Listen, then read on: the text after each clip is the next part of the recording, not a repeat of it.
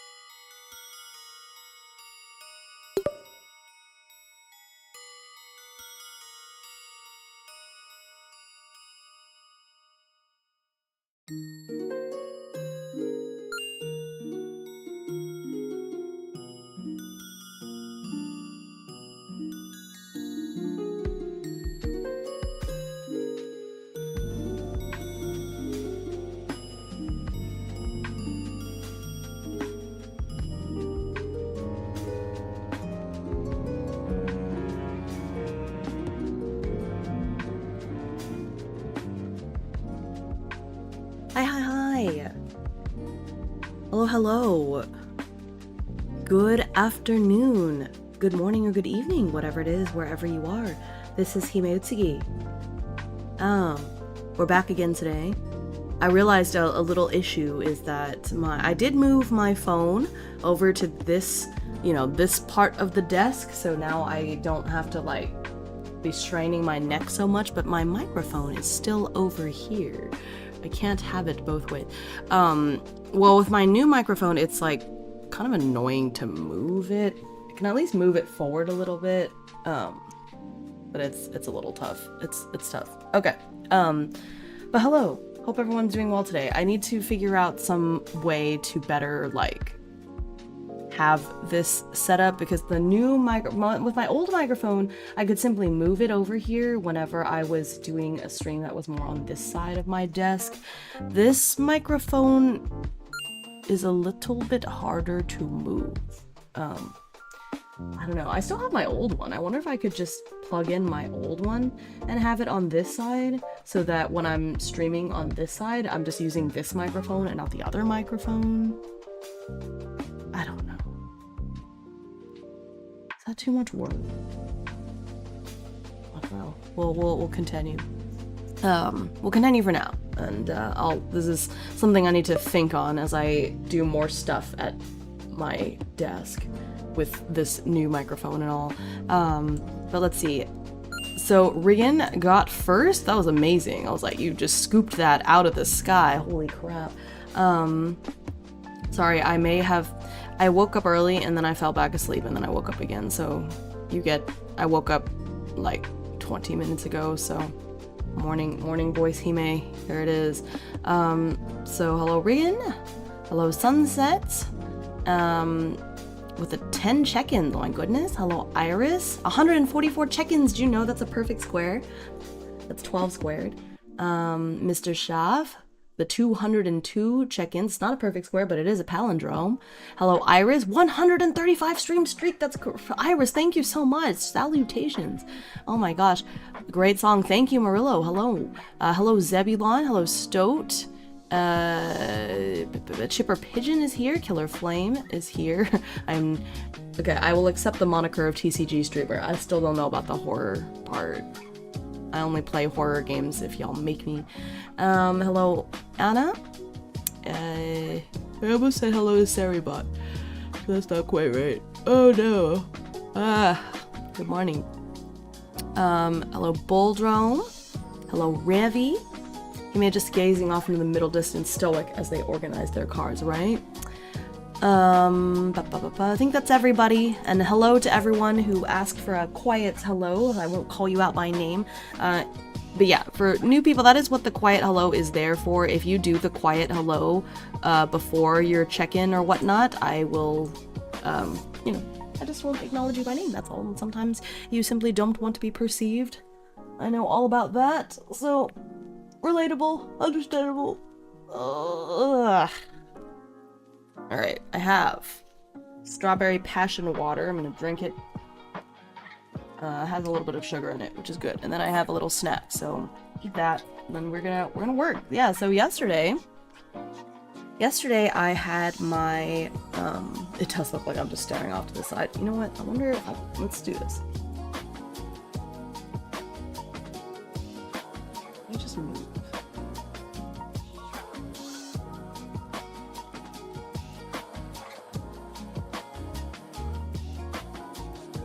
Gonna move my phone there. Now I don't have to. There we go. I think this works. This is the best. Okay, so I just have my phone aimed more towards the middle.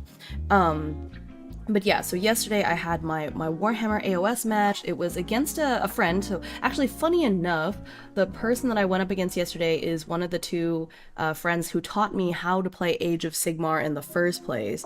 So I knew it was gonna be rough.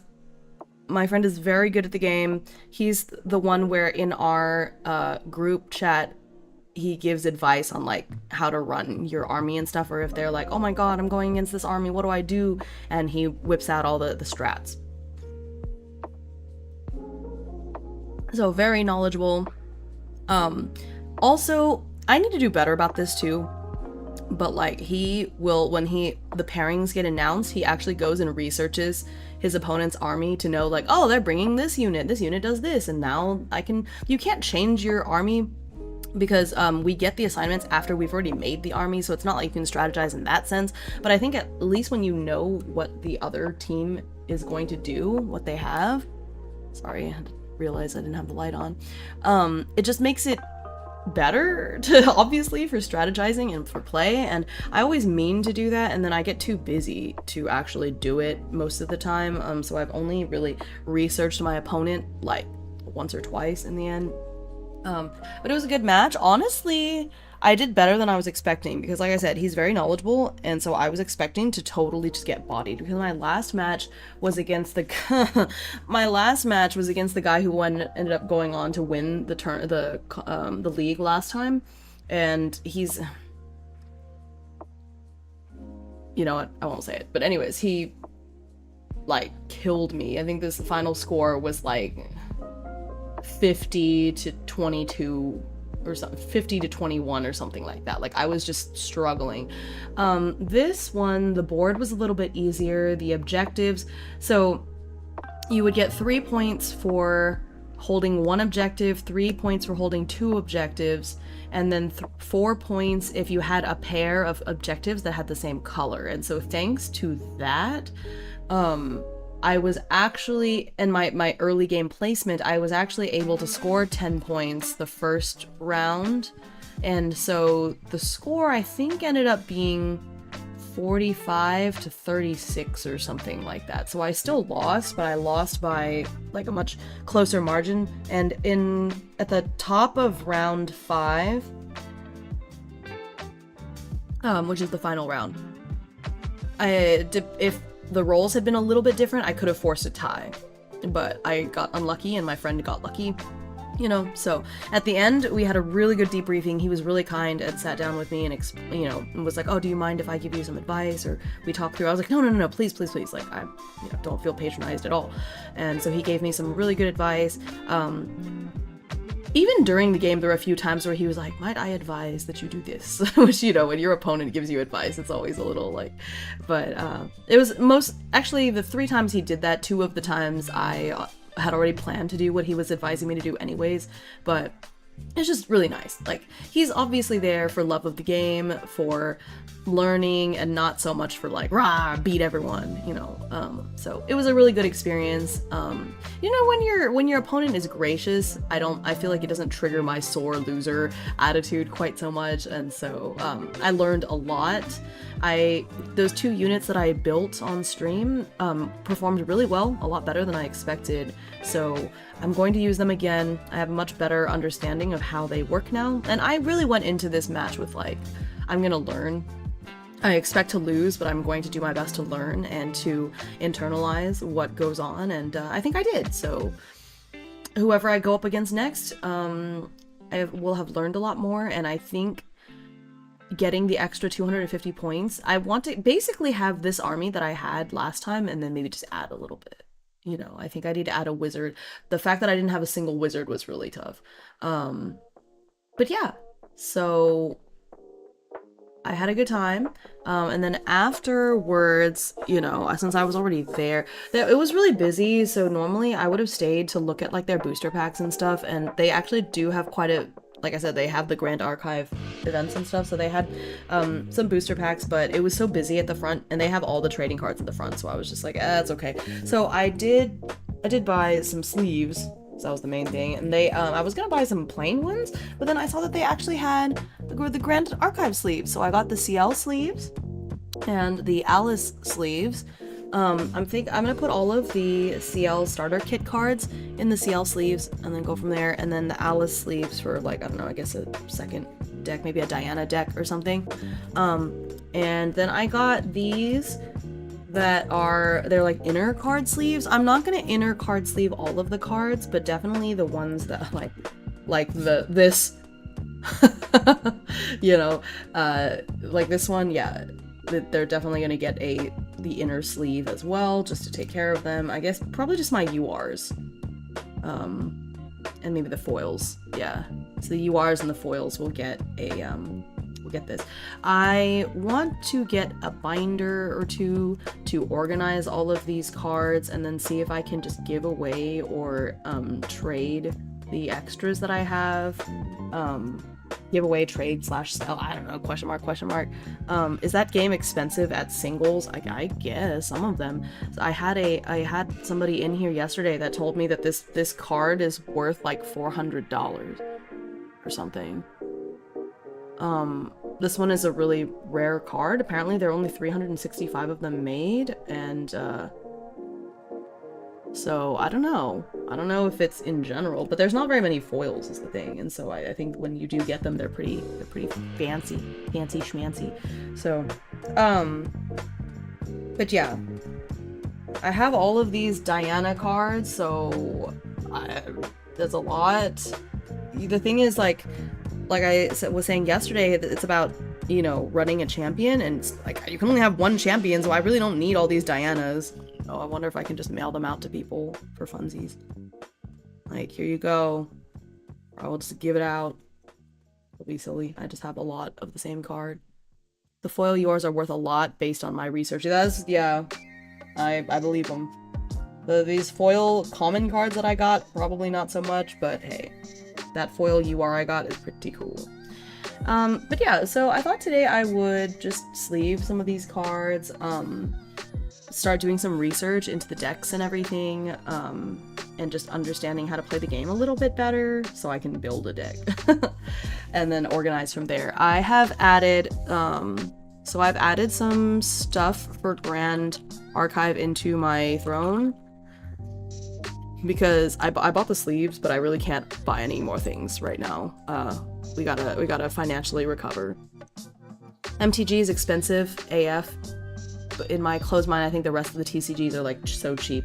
What about Pokemon? Another yeah, Pokemon. There's some of those Pokemon cards that get into the thousands. Like, what do you mean? I don't know. I think Pokemon and Magic are, like, at the top right now.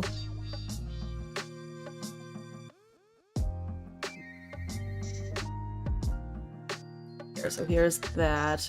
Oh, actually, I wanted to... So I have a section of my throne that's specifically for Grand Archive now.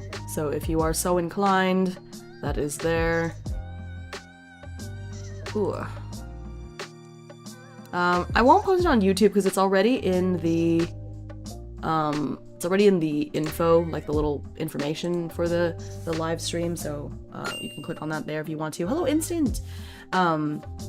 But yeah, I found these card binders on Amazon that are said to be like really good, and so I put a couple of them in there, so if you feel so inclined. One of my local game shop actually has the Merlin box, recollection box on sale. So instead of like $100 and whatever dollars, I think it's only 80, or is it 60, 80? I don't remember. So I'm thinking about it, but again, I don't know, money right now is a little, I think the husband will actually kill me. So, I can't, but I will be looking at it and hopefully nobody else buys it. Oh yeah, it's $60. It went from 120 to 60, so it's literally 50% off. Yeah, I suppose I only play Magic and would like to play more, then I see my wallet and nope. Which I really appreciate you buying me gift subs and stuff, even though the state of your wallet is what it is and you gotta afford your Magic cards and everything. Appreciate you.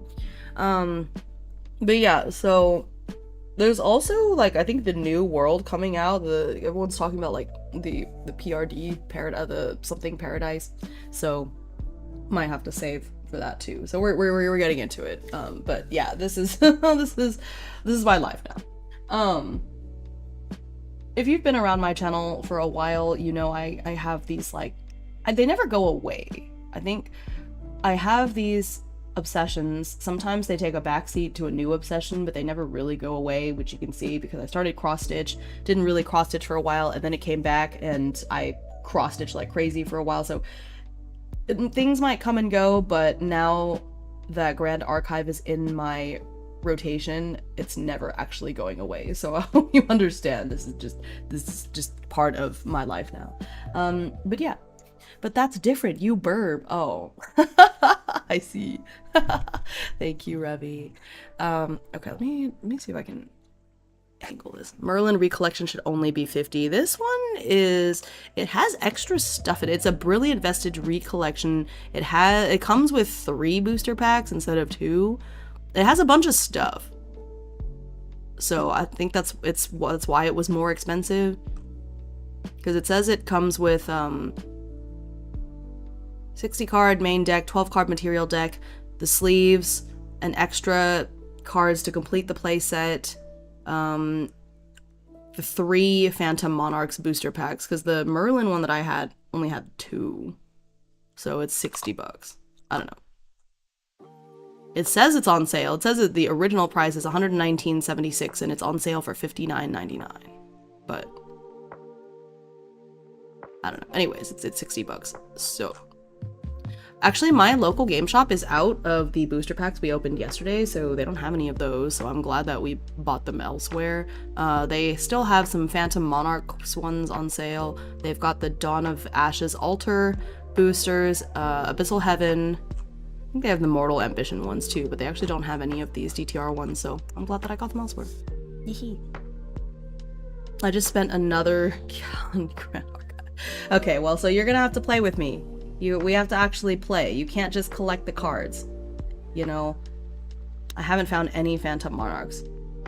Original MSRP is 50. You can find some deals online for 40 to 45. That's fair. You know, but then but with this, I don't have to pay for shipping. And I get to support my local shop, which is nice. Because if I find it for 40 to 45 online, but then I have to pay $50 for shipping, then it ends up being the same anyway.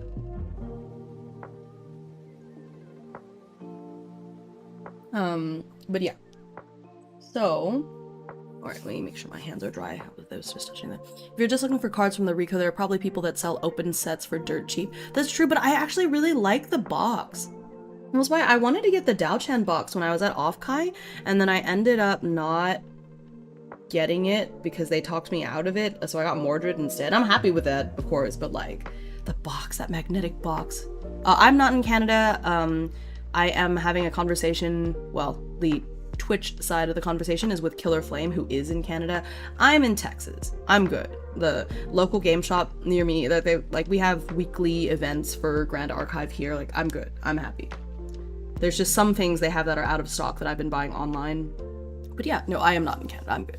Dao-chan box, so nice. Yes, yes, yes. Always support your LGS, even if some of them skyrocket their prices. They usually don't. And my LGS actually does crazy stuff, like a couple times a year they do like buy two, get one free on the whole store and stuff like that. Like, they're really good. Yeah, Mordred's value for money is great with the staples in there. Yeah, that's exactly what the staff told me, and that's why I ended up getting it. Are you in Dallas, Houston? Yes, I live in the Dallas area, I'll say. The Dallas Metroplex. I live somewhere in there. And I have pretty easy access to Houston. My brother lives in Houston, so I'm there pretty often. I may get Grand Archive. Do it! Join me. Let's see. Texas, my condolences. Ooh, nice, there's an Ascent in December in Dallas. Oh no, don't tell me that. Okay, that's good to know. I'm gonna work on it. You guys. this is the beginning. Listen, I was born in Texas. I'm gonna die in Texas. Texas, my beloved. Whenever I go on and about Texas, like, only part of it is a bit. In my zone, some LGS got some beefs between them about the price. Oh gosh. I think my main LGS is it's a drive. It's not near me, but it's the one that I compete at and everything. The stars at night are big and bright, deep in the heart of Texas. Don't trigger me like that. Also, hi Silver! Oh my gosh, 20 stream streak! Thank you. That's good to know that there's an Ascent in December. I don't know what I only vaguely understand what an Ascent is, but I'll make a note of it. My LGSs don't price gouge, but I get elevated pricing because of, yeah, that's true. It's the Canadian debuff. I'm so sorry. Well, you just gotta come visit, Killer Flame. Come visit. Come visit Texas and I'll take you around. It'll be fun. Okay. So first thing is I'm gonna take the looking glass out of this Mordred sleeve, and I shouldn't have sleeved it. That's why I didn't sleeve the other ones. I was like, I'm not leaving it in this Mordred sleeve. That doesn't make any sense. So hang on, let me open these two boxes and then do that. I plan to. Good. Okay. Ascent is the biggest open entry event. Around once a season per region. North American Ascents have been 300 to 400 players recently. Oh, nice! Yeah, my local game shop does a weekly Grand Archive thing where you pay $8, you get to play 3 matches, and for each match you win, you get a booster pack. Well, I think that was pretty neat. I don't think I am good enough yet to get there, but we'll. Sadly, 27 Offkai is at the worst time of year for me, but I'll figure out other visiting things. Yeah, I hate that they moved Offkai to April. I hate it. And it's so funny because there's like 2 camps, right? There's one camp, well, 3 camps. There's one camp that's like, yay, it's been moved to the spring. It's gonna be cool and nice and yippee. And then there's the camp that's like, no, they moved it to sooner. So it's only like 9 months away. So it's harder for me to save. And then there's my camp of people who are like, I work in education / taxes. This is the worst time of year. Why did you do this? Yeah, that's where I'm at. That April is the month we do state testing. So, I mean, I think I'll still go, but the thing is that I won't be able to go for as long as I did before. Like, I took a whole week off. I definitely can't do that this time. So I think it'll be I'll go Thursday, I might be able to take the Thursday and the Thursday through Monday off, like Thursday, Friday, Monday, because the good thing is that it's state testing. Kids have already learned everything, so it's not too bad. It's just, I'm just gonna be really anxious the whole time. But I think I'll be able to fly in Thursday morning and leave like Sunday night, maybe. It's gonna suck. Yeah, I literally can't live in April. Yeah, I don't know why they did that. Okay, I'm sure they had a good reason. I'm sure they didn't want to do that, so I'm sure it has something to do with like the whatchamacallit, you know, the convention center scheduling and all that. Like, I'm sure there's a perfectly legitimate reason, and I don't begrudge them that. I'm sure they didn't go out of their way to be like, oh, let's put the convention at a completely different time than usual and screw everybody over. Like, I'm sure that is not what their thought process was. It just sucks for me. That's all. It just really sucks for me. That's all. Sad. Oh, you know what? I did this wrong. I was supposed to load this from the top so that it would be sealed. I'm stupid. Alright.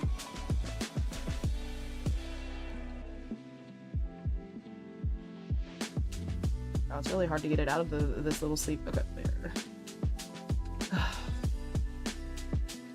Let me turn this a little. There. Oh, you're gonna see a little bit of my leg. You went to Off-Kai, you saw my legs anyways. Okay.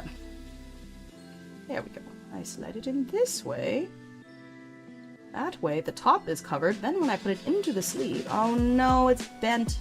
Not the card, but the sleeve is bent. Do I care? Yes, I care. Damn it.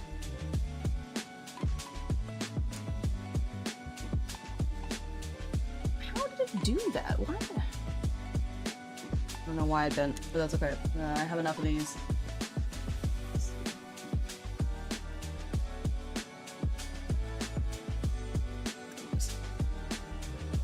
Now I need to find other reasons to visit my friends in the States. It's called vacation. It's called DF Dallas has the best restaurants. Or come in December for the Ascent. Come in December for the Grand Archive Ascent. You join me. Be really nice. Oh, there we go. See, there, it would be really nice if it coincided with winter break.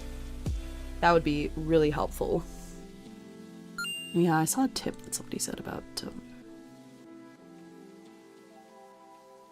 Oh, hi Renovo. How are you?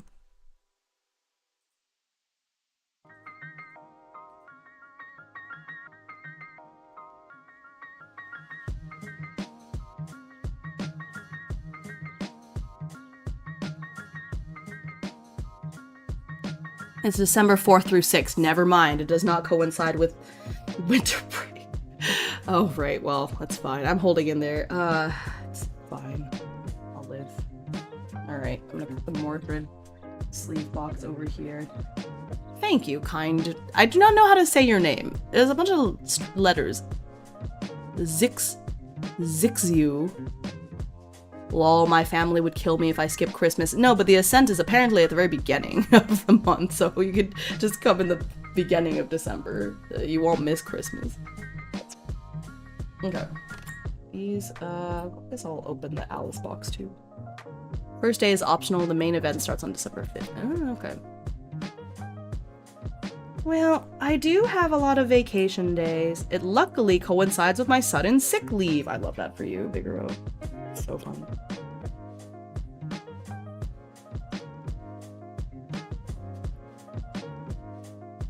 Okay.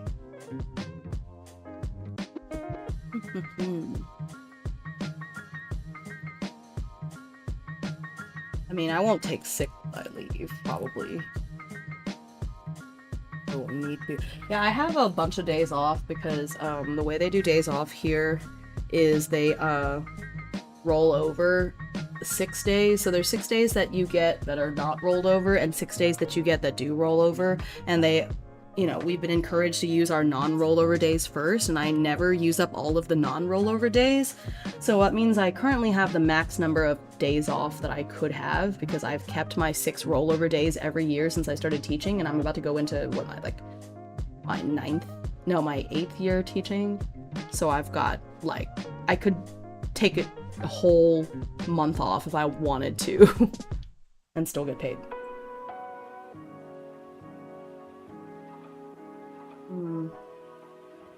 Let's see. I want to read CL's little info on the back of his box. CL had always been timid in nature, and misfortune always seemed to find him.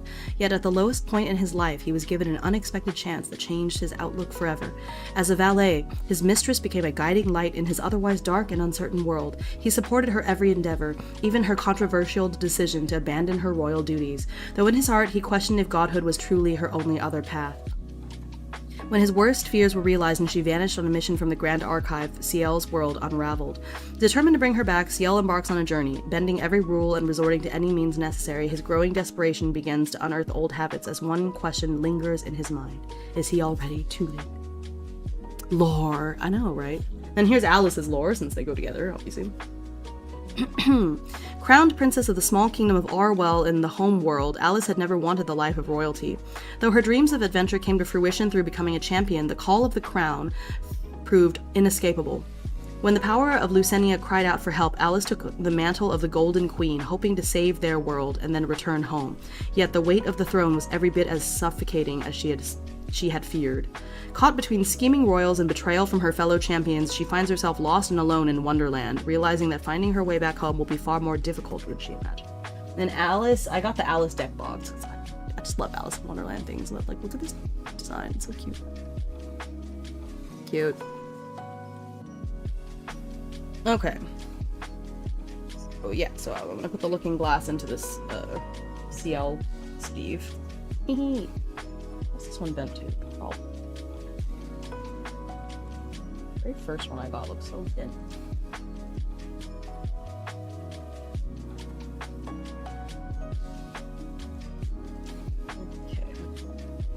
Okay. So now this one will be nice and protected in there.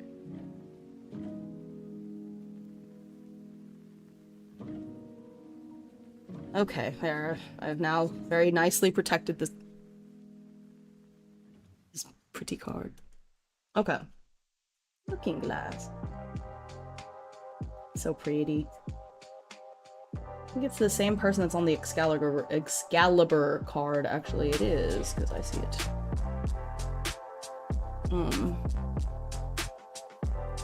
Yeah. Okay. Yeah, so my UR.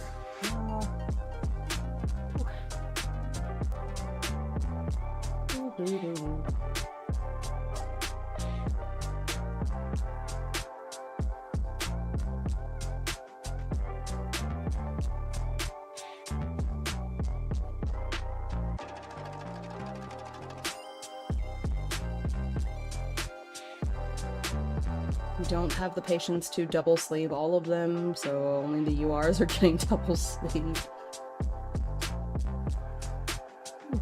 Do you know the homeworld GA lore? Kind of important for understanding a lot of the champions. Only a very little bit. I am extremely new. I just bought most of this stuff I bought last week, and then I had a very nice staff member named Ava.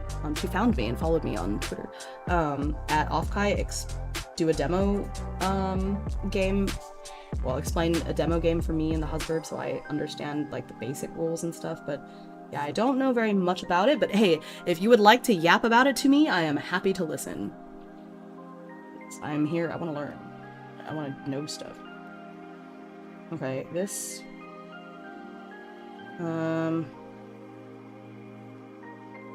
well, I had put this card, this is an SR card, I'd put this in the Mordred sleeve because it came from the, I think it came from that special, the supporters pack. But I guess it should, I got a bunch of her cards from this pack, so I should probably put her in a CL sleeve too. This is just an SR, I'm not really sure why I put it in the sleeve to begin. Okay. Mordred sleeve. was the only sleeve that I had at the time, so anything I felt like I needed to protect, I did.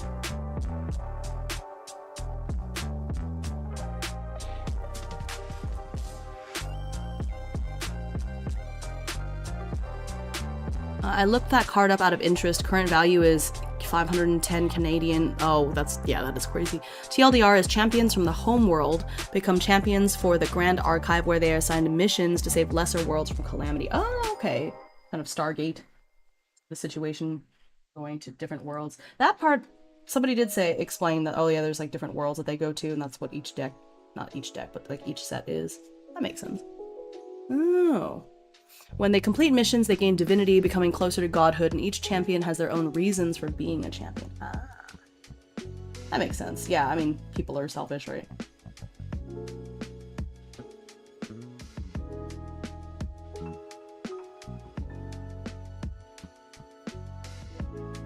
I feel like this is probably gonna go in an Alice deck rather than the Merlin, or not Merlin, the CL deck, but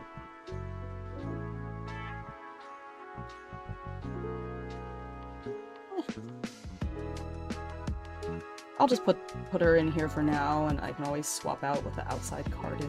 Outside sleeve is.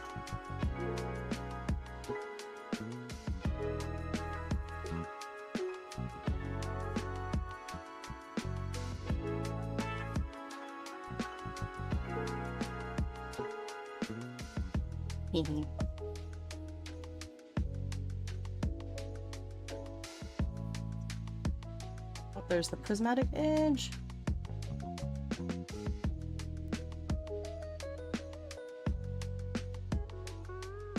I think this one probably should stay in the Mordred sleeve. I do need to double sleeve it anyway, so it's still custom. Oh yeah, this is the other really fancy card I got, the armament. Eee. Cheshire Cat goes in the same deck as your Looking Glass. Yeah! I put her in this sleeve there.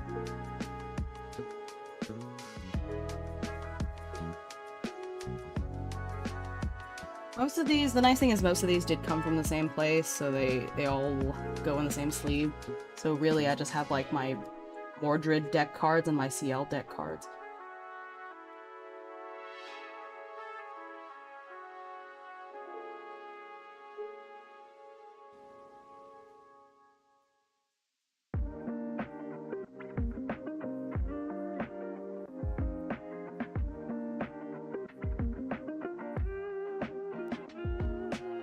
It's more used for allies now after the recent bans. Oh, okay.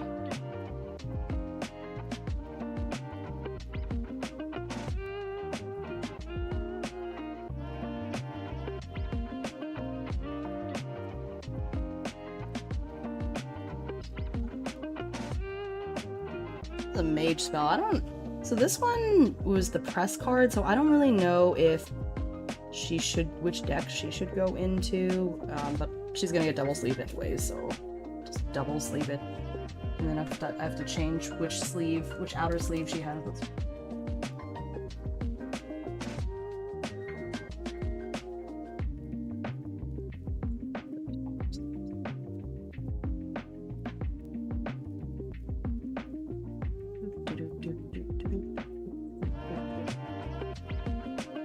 Still really happy that I pulled the foil.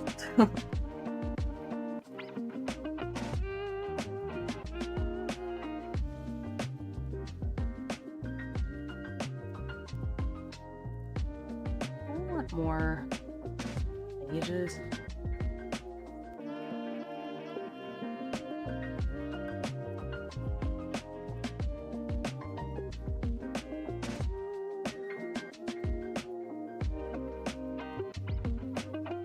Honestly, with what you have, you could probably start building a CL Water Allies deck. Oh, okay.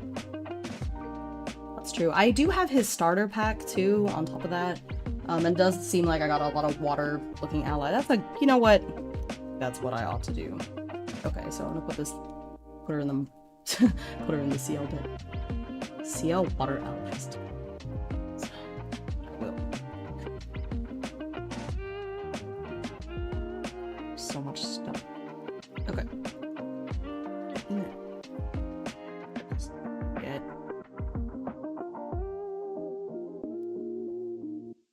B.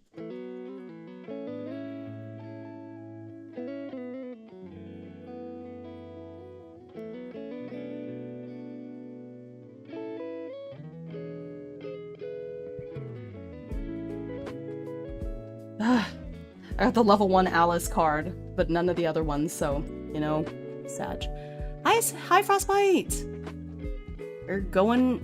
I'm doing really well. What about you? You're doing well as well. Here, well, I'll put Alice inside of an Alice sleeve.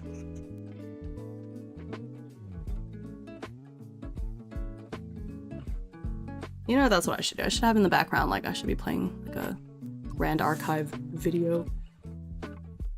Oh, hold on. Just have it on in the background. You guys can hear it. I'm doing okay. Sleepy. Understandable. Same.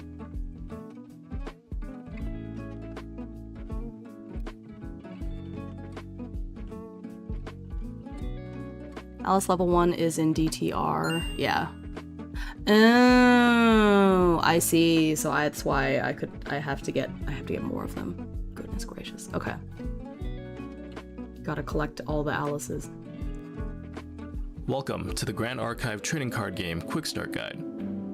Grand Archive is an anime trading card game where players duel to defeat their opposing champions before losing their own. Let's get started. Here are 2 champion cards. A champion is defeated when they accrue an amount of damage counters equal to or greater than their life stat. When a champion is defeated and you are the player with the last champion standing, you win the game. We'll talk about how these champions get on the field in the first place later. As you can see, we have 2 decks. One is called the Material deck and the other is the main deck. The Material deck consists of champion and regalia cards. These cards originate from the homeworld and will aid you in your duel. You may look at these cards at any time. The main deck consists of cards that you will draw into your hand during regular play. These consist of various different card types. We'll go over a few of them in this video.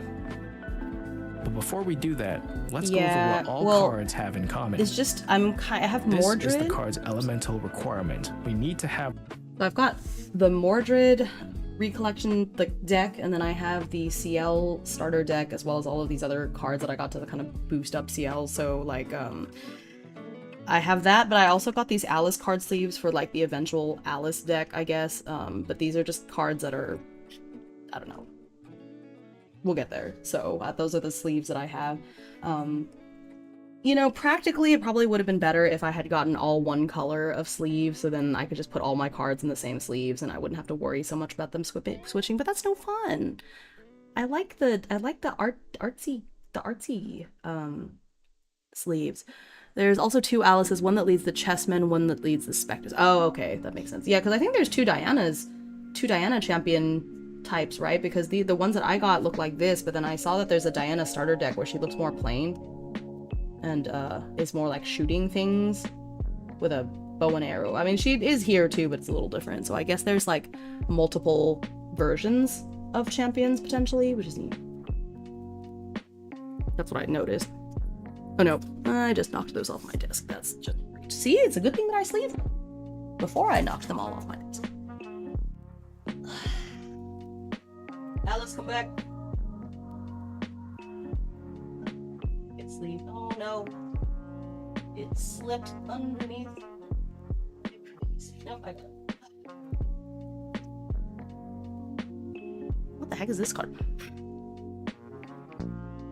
Oh, this is not even, oh, this is from the, whatchamacallit, the demo deck that we were given, so I don't even know how that got there. Okay. We're back. We're good.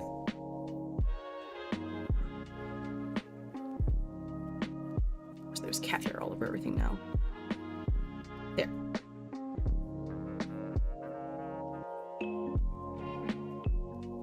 Okay.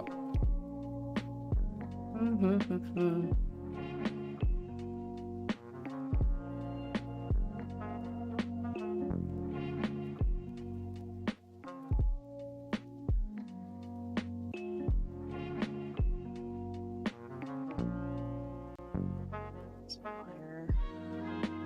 Poison dagger.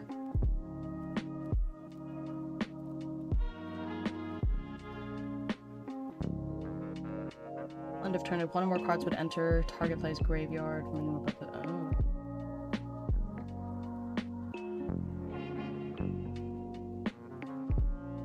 Great, these are like fire things.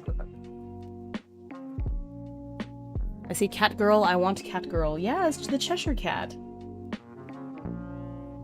Shit. It's the cat girl. Merlin came to Underland, created the Looking Glass with Excalibur, and split the world into two, so everything has a distortion version of itself. Yes, I did notice those distortions. Oh, let me finish the... Hi, Taro! This element enabled before being allowed to activate this card. This card requires the normal element, which is enabled for all players at the start of the game. Here is the card's reserve cost, indicated by the yellow circle. It's basically the card's activation cost. To pay for this cost, we must place that many cards from our hand face down into the memory zone. But remember, we can only do this if we have the required element enabled. The cards you reserve into memory aren't lost forever. You'll get them back during your next turn. So if I want to do a Water Allies deck, then I have to have the Spirit of Water as my level 0, right? Because CL by himself is at level 3 becomes an Umbra type, so if I want to use these water cards, as long as it's currently your main phase spirit and that ally is awake. Being awake means that the card is in portrait orientation, while being rested means that the card is in landscape orientation.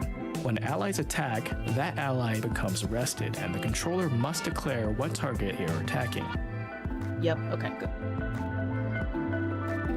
If the target is an opposing ally, that ally has an opportunity to retaliate if they are awake. Doing so rests that ally. When an ally attacks into a retaliating defender, they both deal damage to each other. If you're going allies, it's probably going to be just a level 1 deck. Only if they are retaliating. Allies die if the damage they take in a single turn is equal to or greater than their life stat. Keep in mind that allies can attack the turn they enter the field, but doing so makes them rested, not being able to retaliate during the opponent's turn. Action cards are cards that have one-time effects. They are great for providing boosts in tempo advantage and are common in many deck types. These cards have a speed stat. If the action card says slow, that means it may only be activated during your main phase, and only if there are no other card effects being resolved. However, if the card says fast, it can be played in response to other effects. It can also be played during any phase and even on another player's turn. Attack cards allow your champion to attack, similar to an ally. Activating an attack card requires your champion to be awake. It becomes and I wish I could afford one of those deck boxes. It was really, This attack deals damage to the target equal to the attack card's attack stat and can be retaliated against as well.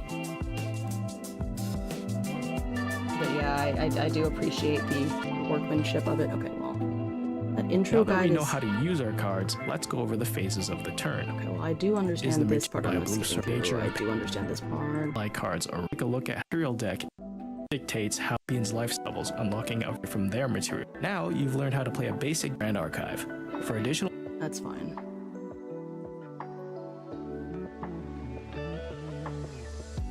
Okay, well the CL primer deck seems to be a fire deck because all the other cards in here are fire cards and you start off with a...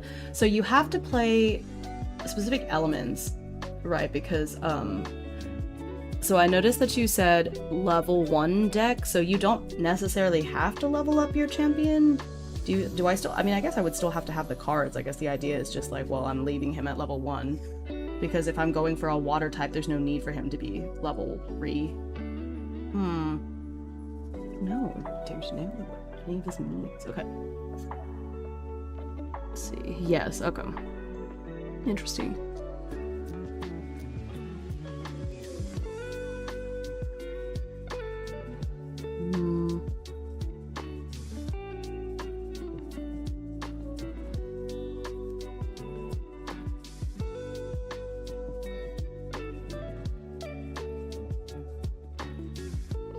Okay, I see.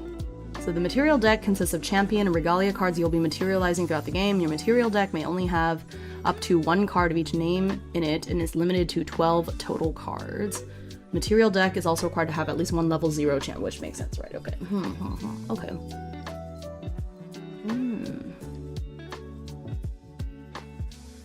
Your material deck is hidden to other players. You may look at its contents at any time.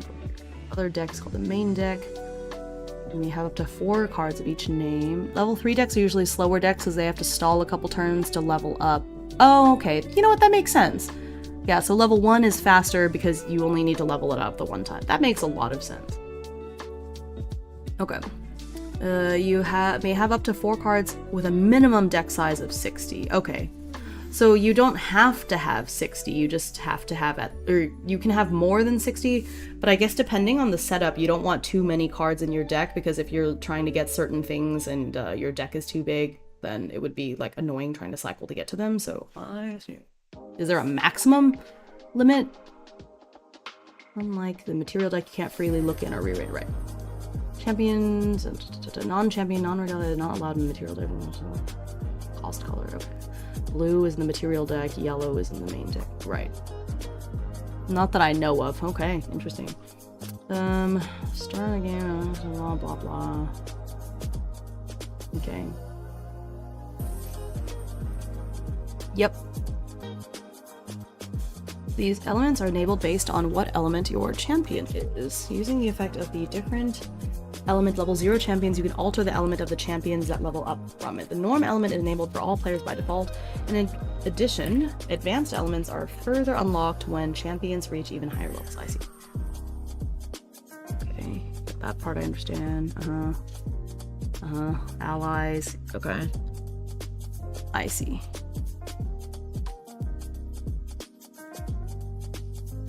Okay, weapons. Weapons are for the champion.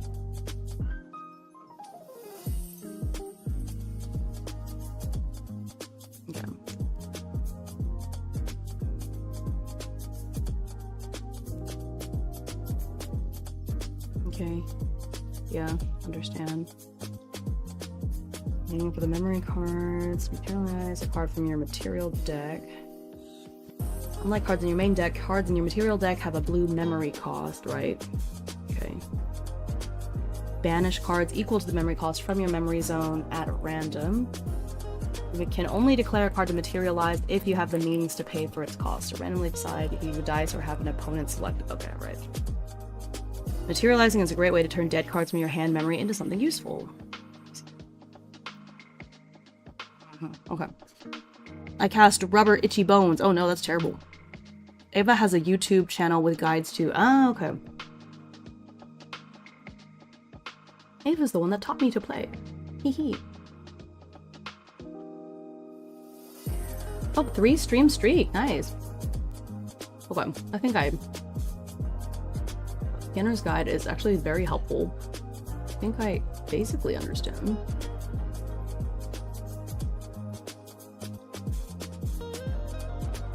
Okay. Nice. Alright. Okay. I think I understand. Okay, I'm having a quick snack. Let me eat so I don't get another crash like yesterday. I'll think about it. Okay. But an allies deck would be really fun because I just have like a bunch of people coming out to help when they hit them and not CL. Ha ha ha.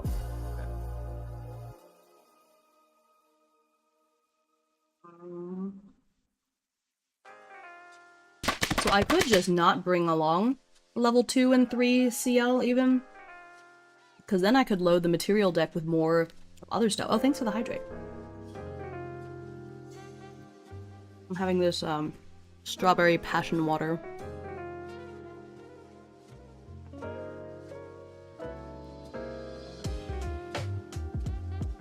Okay.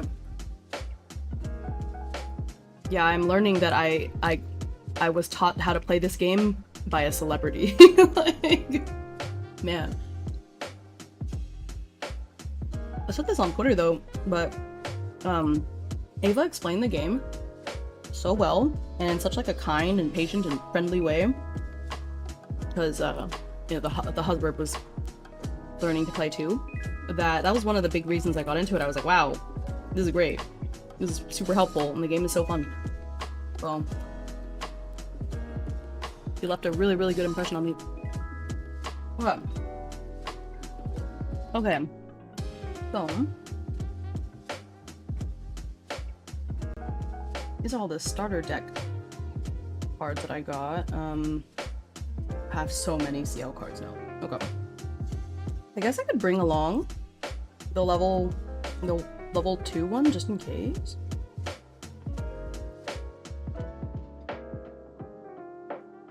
I don't see a point in the level 3 one, especially if I'm not going to bring any Umbra cards, so I can ignore that one, but I think I could at least bring a level 2. Who knows? Ava Play Stuffs her channel. She has a great video going over the effect stack if you're new. Ooh, okay. Alright, let's find that.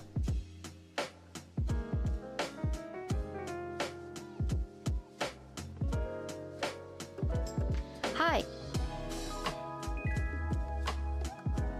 Meanwhile, me going through trial by fire with a starter deck into locals. Oh my god.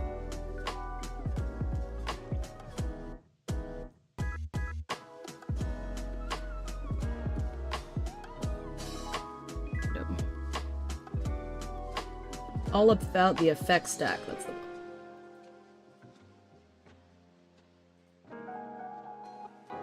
Hello, I am Eva, and welcome to this Eva. mechanics breakdown video for Grand Archive TCG, the wonderful anime-style trading card game with Western game design. In this video, I wanted to talk about the effect stack, which is one of the more complex aspects of the game if you're not used to it from other games such as Magic the Gathering. I personally have still been struggling with the complexities of it, and so I figured, what better way to improve my understanding of a thing than to do research, write and read a long script, then visualize it all by animating a whole video about it. Thank you to my friends and especially our favorite judge, Andrew, for checking over this video and answering my obnoxious questions. You guys make these resources possible. So what is the effect stack? Okay. The stack, for short, is the invisible zone shared by all players where cards and certain abilities go to be resolved. And it dictates in what order certain events happen and when you can respond to things. In this game, there can be a lot of interaction. You can play cards that prevent damage taken, someone can activate a card and then you can negate that card entirely as if it didn't happen, you can deal damage at fast speed, the list goes on. But I like to do a whole bunch of research into a thing when we get into it for the first time, so here we are. Depending on the order that unit can die or not. We use the stack to determine exactly how things play out. Just like an ogre, the effect stack is made up of layers. For certain actions, when you do them, they become a layer in the effect stack. Each new action adds a layer at the top of the stack. It always goes to the top. And each of these layers waits for its turn to resolve. When a layer resolves, that basically means all players have agreed to let its effects go live. That card or ability will happen, is the essence of it. Keep watching as we'll dive more into detail about resolution later. First, let's go over what kinds of things go and become layers on this effect stack. Number 1, card activations. Typically, these are cards that you play from your hand, though there are exceptions. I was peeping the Alchemical Revolution set cards and they're so cool. I need to get this game. Yes, please do. We can play together. Number 3, activated abilities. Many cards have abilities that you can choose to pay some sort of cost to activate whenever you have opportunity to. Look, Bulldrome. It's a bullfrog. Merlin Memory Thief. This is the alternate art that I got in the supporter pack. Like, look at him. He has no. Why does he look so dapper? And banish it. If that card has floating memory, put a level counter on Merlin. Bubble of Abundance. The cost is to banish it. Then the effect. Each player draws a card. And lastly, number 4, there's also triggered abilities. These abilities happen automatically when their condition is fulfilled. Some examples are on enter, on death, on kill, and when cards say something like when, or whenever, or at. Take Airship Captain. Whenever a domain enters the field under your control, deal 2 damage to target champion. So when a new domain hits your field, that deal 2 damage effect will trigger and automatically add itself to the stack.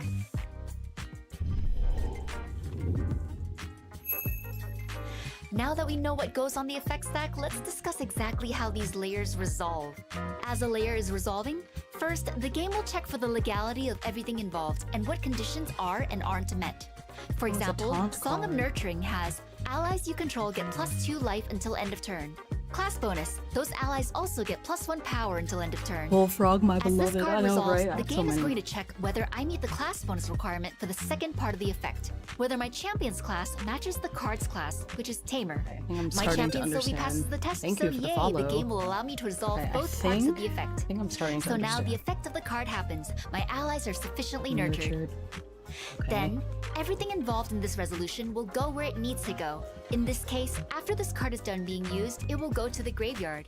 If I were activating an ally, that would then enter my field. If I were playing a damage spell that kills an ally, both that spell and the dead ally are sent to the graveyard. And that layer that resolved disappears from the stack. So you can almost think of the stack as a temporary holding place until things are approved to go to their final destination.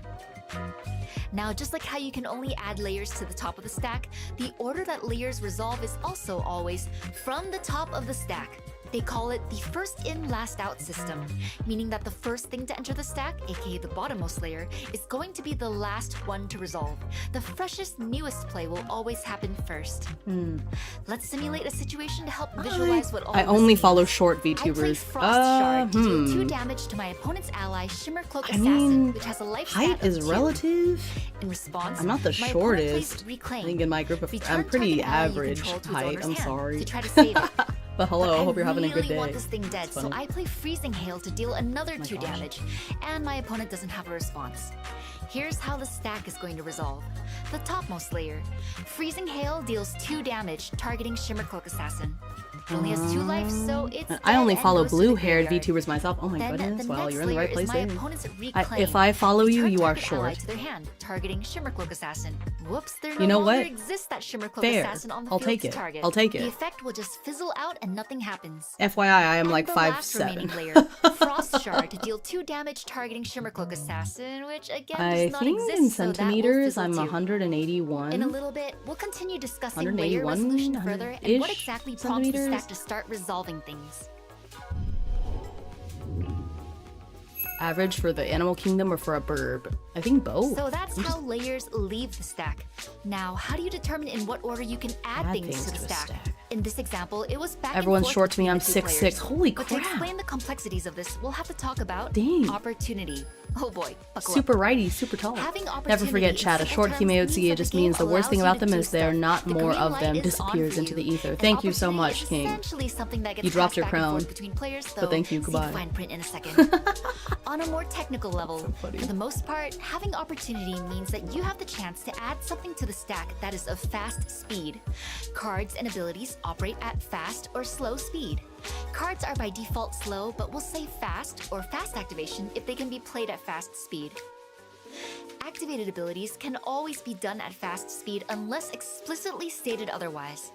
If a card or ability has slow speed, that means those can only be played during your own turn's main phase and when the effect stack is empty, so you won't be able to use those to respond to other things. But fast stuff can go on the stack when there's other layers on it already. There are certain times during the phases of each player's turn that will naturally grant opportunity. Oh, she was But for the trying to purpose of explain video, this we're to not me at the covering that in end. detail, so Oh here's my a gosh, list the if you 7 wanna stream pause and read streak. it. Wow. 181. Wow. Sorry, next time I will take a Things on ladder lists. to talk to you. As for who gets opportunity when, here Week are of some streak. rules. Number 1, the player that. whose turn it is, aka the turn player, always gets opportunity first.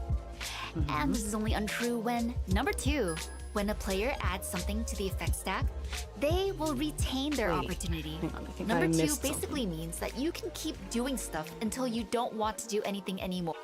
Is the invisible zone shared by all players where cards and certain abilities go to be resolved. Okay. Effect stack. Number 1, card activations. Typically, these are cards that you play from your hand, though there are exceptions. There's also triggered abilities. Right, These check whether I meet the class bonus requirement for the second part of the effect. Wait, I'll go back to this. I missed this part. Now that we know what goes on the effect stack, let's discuss exactly how these layers resolve. As a layer is resolving, first, the game will check for the legality of everything involved and what conditions are and aren't met. For example, Song of Nurturing has allies you control get +2 life until end of turn. Class bonus, those allies also get +1 power until end of turn. As this card resolves, the game is going to check whether I meet the class bonus Beautiful requirement cat for the lady. second part of the effect, whether my champion's class matches the card's class, which is Tamer.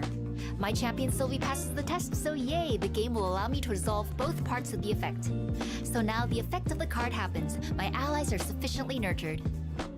Then, everything involved in that's this nice. resolution You will just- go where it I needs just to need go. water In this cards. case, after this card is done being used, it will go to the graveyard. If I were activating an ally, that would then enter my field. If I were playing a damage spell that kills an ally, both that spell and the dead ally are sent to the graveyard. And that layer that resolved disappears from the stack. So you can almost think of the stack as a temporary holding place until things are approved to go to their final destination. Now, just like how you can only add layers to the top of the stack, the order that layers resolve is also always from the top of the stack. They call it the first in, last out system. First in, last out, meaning yeah. that the first thing to enter the stack, aka the bottommost layer, is going to be the last one to resolve. The freshest, newest play will always happen first. Let's simulate a situation to help visualize what all this means. Is there anything I play in the Frost starter deck Shard that to I... deal 2 damage You know, I to might my just opponent's leave the ally, starter deck Shimmercloak Assassin, alone. which has a life stat of 2. In response, my Because opponent I plays think I got Reclaim. most everything in it Return target anyways. ally you control to its owner's hand to try to save it. But I really want this thing dead, so I play Freezing Hail to deal another 2 damage, and my opponent doesn't have a response. Here's how the stack is going to resolve. The topmost layer. Freezing Hail deals 2 damage, targeting Shimmercloak Assassin. It only has 2 life, so it's dead and goes to the graveyard. Then the next layer is my opponent's Reclaim. Return target ally to their hand, targeting Shimmercloak Assassin. Whoops, there no longer exists that Shimmercloak Assassin on the field to target. The effect will just fizzle out and nothing happens. And the last remaining layer, Frost Shard, to deal 2 damage targeting Shimmercloak Assassin, which again does not exist, so that will fizzle too. In a little bit, we'll continue discussing layer resolution further and what exactly prompts the stack to start resolving things.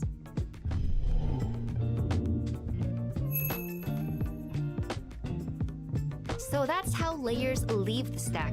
Now, how do you determine in what order you can add things to the stack? In this example, it was back and forth between the 2 players. But to explain the complexities of this, we'll have to talk about opportunity. Oh boy, buckle up. Having opportunity in simple terms means that the game allows you to do stuff. The green light is on for you. And opportunity is essentially something that gets passed back and forth between players, though see the fine print in a second.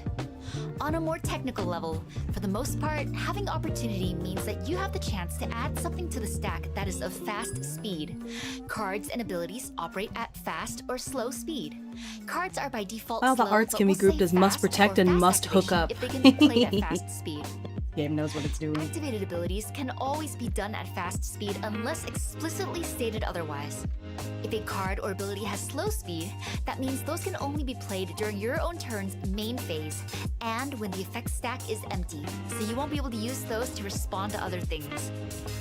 But fast stuff can go on the stack when there's other layers on it already. There are certain times during the phases of each player's turn that will naturally grant opportunity. But for the purpose of this video, we're not covering that in detail, so here's a list if you want to pause and read It it. doesn't matter Wow. if the action, Wow. like, Things on the list. so the action being a mage spell As or for a who cleric gets spell or opportunity whatnot, when, does that here really are some matter? rules. Number 1, the player whose turn it is, aka the turn player, always gets opportunity first. And this is only untrue when Oh, I see. number This 2, Excalibur card when the is, player adds something to the effect stack. It's a they Merlin will card. I see. retain That's their Merlin. opportunity. I see Number now. 2 basically means that you can keep doing So it's a stuff unique until weapon. you don't want to I'm do gonna anything take it anymore. out of this. We usually call it holding opportunity when you do multiple things in a row before passing the ball to your opponent. When you're happy with your moves, you'll pass opportunity on to the other I player. already put it Then in the they special can do sleeves something anyways. and pass opportunity I think the back to you. champions have class tags and they Now, have when to does the share game it. know when to start resolving layers on the stack? Well, it's when there's been a full cycle of all players Only the passing +1 is a class opportunity bonus. without Oh, okay, doing I gotcha. anything. So I could still Say use you play it. a card, It just it goes on wouldn't. the stack, There's just the then class because bonus you added something to part. the stack, you will gain opportunity again. But you don't want to do anything else and pass on opportunity to your opponent. Then, if your opponent chooses not to do anything either and passes opportunity as well, that's a whole cycle of nothingness. So like this is a cleric skill, this is the a point where mage the spell, stack but I will can still interpret use that them. It as doesn't everyone being matter. super happy with the topmost layer and will go ahead and resolve it. This process will repeat until every layer has resolved.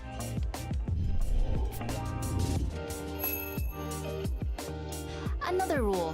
You The generally champions do have cannot class change the tags, so order like of CL layers is in the a effect guardian, so that does stack. affect However, some things. if you have multiple but things hit the stack at the exact same time, you can choose to order them how you like. To be precise, so like the technically turn player's speaking, I triggers can will use go to this the bottom even of in the stack. CL deck, Then but their opponents Merlin above. gets a bonus, so it And just seems each like a player will waste order to their have own it triggers if however it's they not like. gonna, Let's come up with a do its best situation damage with or a bunch whatever. of triggers that will happen simultaneously. It's my turn, and we'll pretend I attack using a hypothetical weapon with the ability On hit, glimpse 1. Glimpse is a keyword that... Okay, I think I understand. Pause that for now. Okay.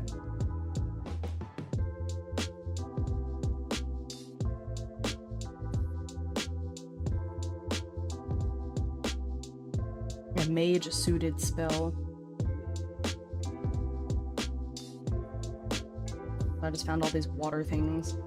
I don't know if any of them are actually good for what I have in mind. Okay.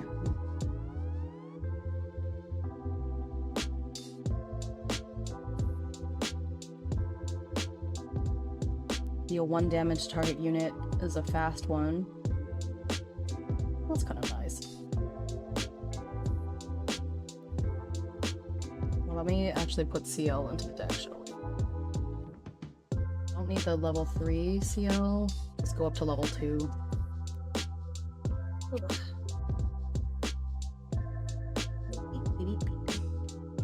Spirit of water.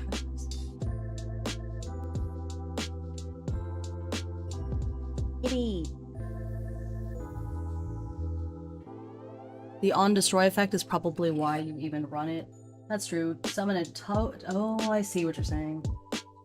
Yeah, summon a token copy of a non-distortion regalia you control with memory cost 0 becomes a distortion in addition to its other type. Ah. That's true. I'll think about it. I'll put it off to the side and I'll think about it. Need to better understand all this distortion stuff too.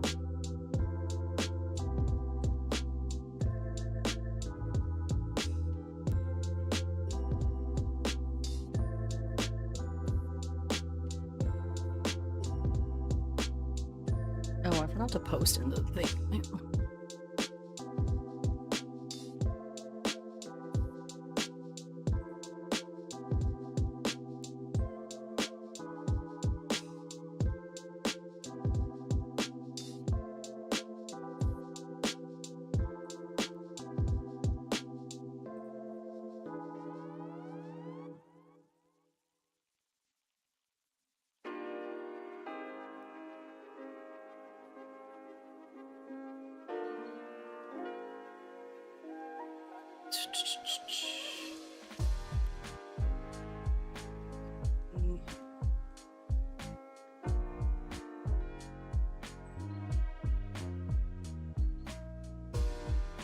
Okay.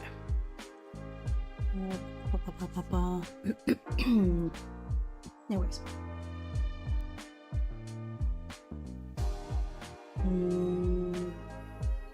Oh, because this goes in the material deck, so let me... There.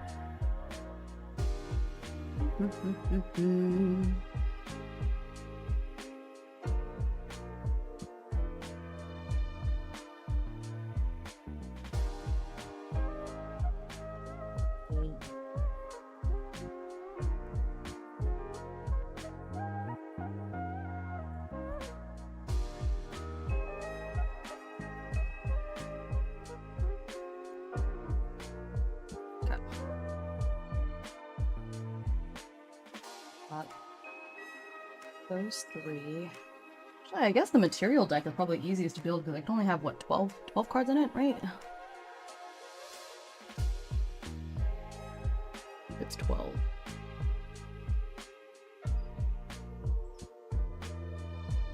Material deck, 12 cards, okay.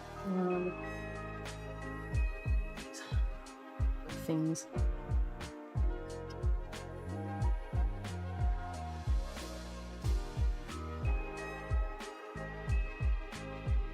Reflections. Search your deck for a non-advanced element, non-distortion domain card. On field and shuffle your deck. Oh.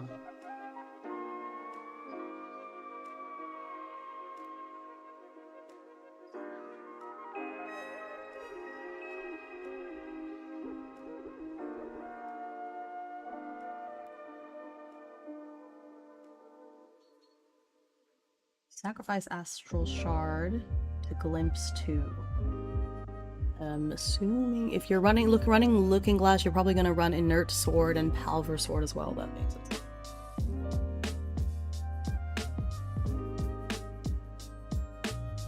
I have them in here somewhere. familiar.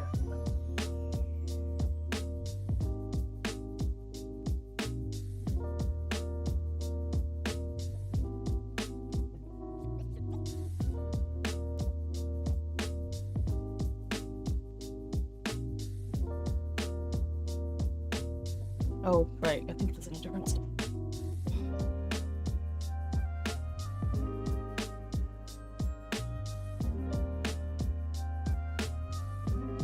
the spirits.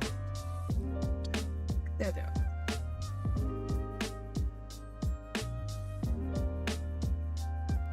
Yeah, inert is in detail. Yeah, I should have it. Sounds familiar.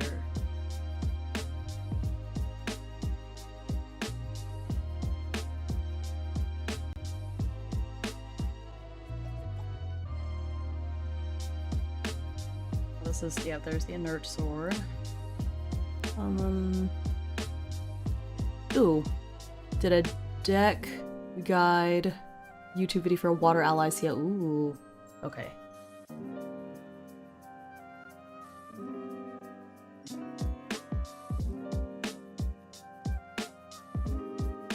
Get a Palver sword. That doesn't sound familiar. I did not. Satch. About that one. Oh, see, but this one is an Astra type.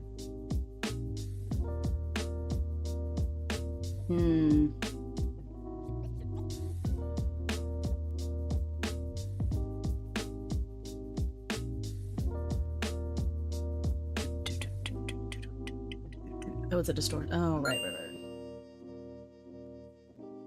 Yeah, right, because this says that I can ignore the elemental requirements of distortion cards. That's right. Oh, hi, Fallen Rain.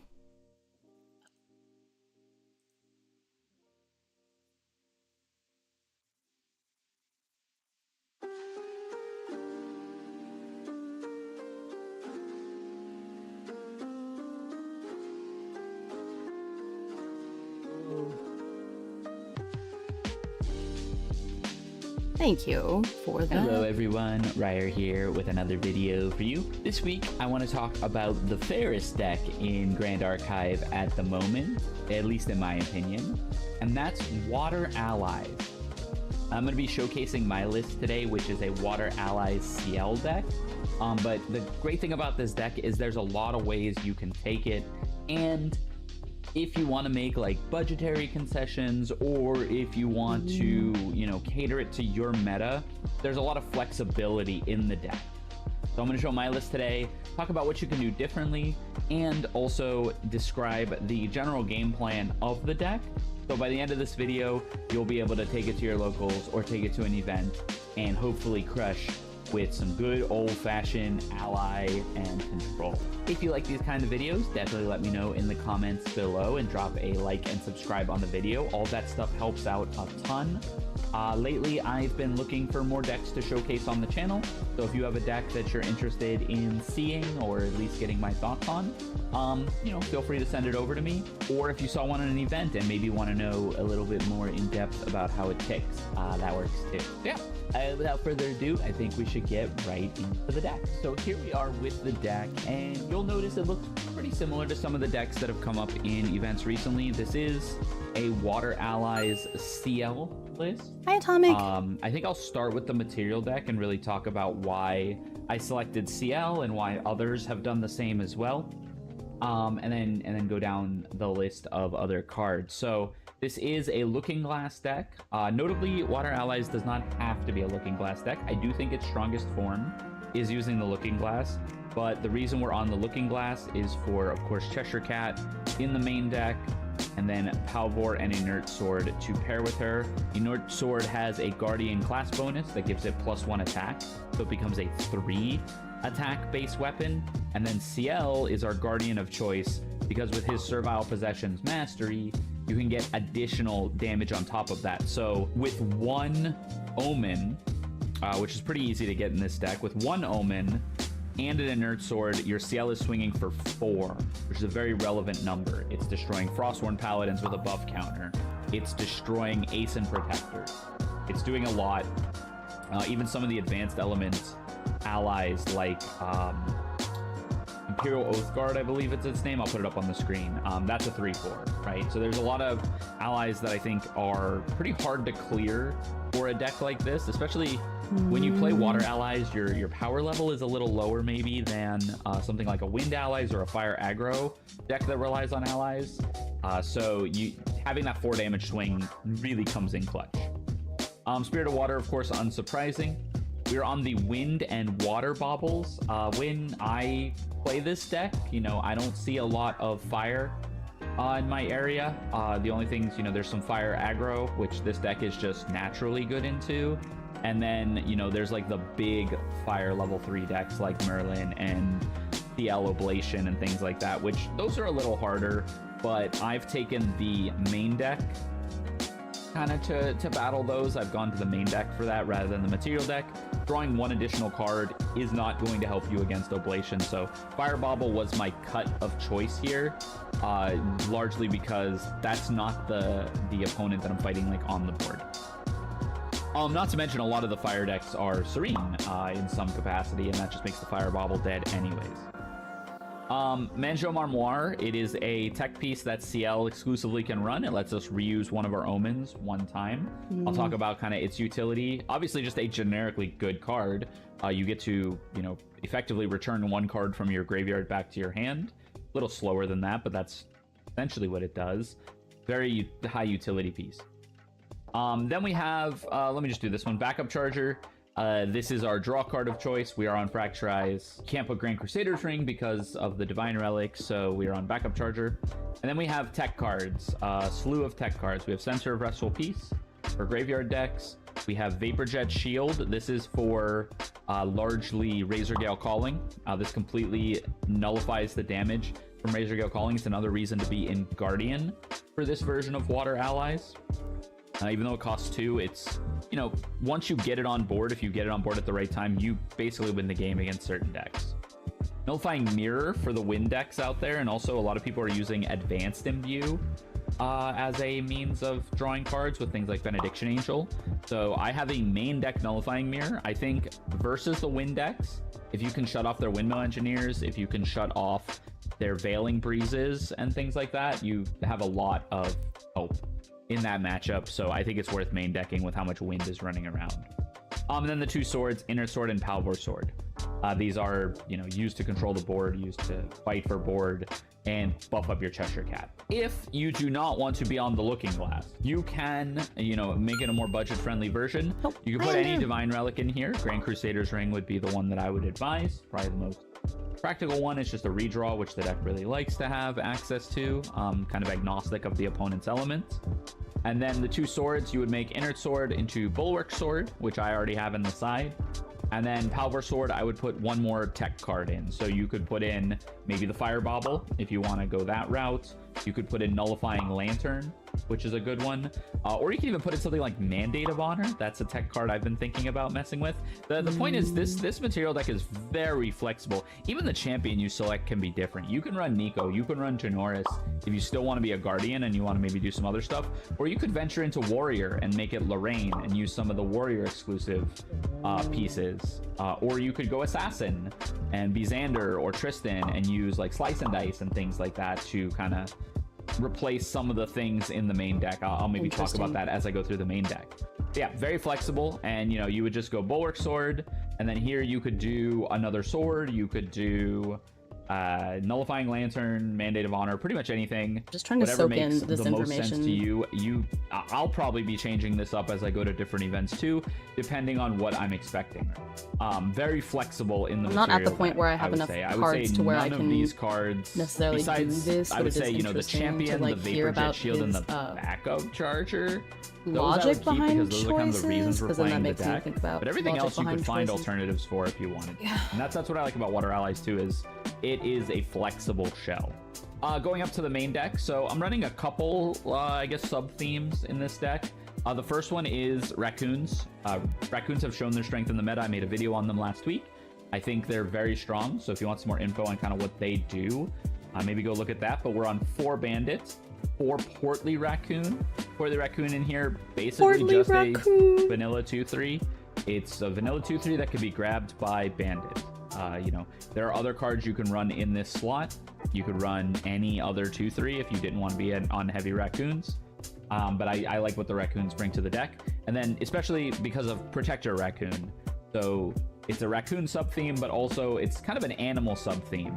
We have Fluffy Shopkeep, we have Thronekeeper Bullfrog, and we have Cheshire Cat, all of which are animals in addition to the raccoons, of course. So this can prevent 2 damage on a lot of those and help, you know, Thronekeeper Bullfrog can basically be a 6 life taunt.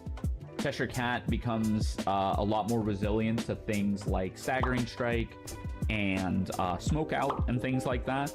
So she becomes a lot harder to kill, and this has fast activation. So it's almost like a 2-drop reactive spell that you can hold up. You know, if you don't want to be on the raccoons, I think you can be on basically anything that, you know, kind of controls the board, maybe even just upping numbers of some of the other stuff I have in the deck. But yeah, you definitely don't have to be on raccoons. Fluffy Shopkeep, because we're on the baubles a lot of times, and some very specific tech cards, a lot of times certain cards will be dead in the matchup. So with Fluffy, you pretty much always, you know, if you're against fire, you can just get rid of the 2 baubles because they're not doing anything. This card does. If you're against water, you can get rid of the wind bauble and the nullifying. As I'm hearing the meta of this game looks so blurred, like all of this works, put what you like. If you're against wind, you can get rid of water. Currently playing a Xander variant this set for locals. So it turns out to be a pretty clean way to redraw a card, and Bandit and Fluffy are the 2 allies in this deck that redraw a card when you play them and allow you to make bigger plays on your following turn. So they're great turn 1 plays, or they're great plays on a turn where you're trying to go a little slower to set up for a bigger turn next turn. Oh, I have a Fluffy Shopkeep. Alright, hang on, I gotta see. And understand what the heck this card does.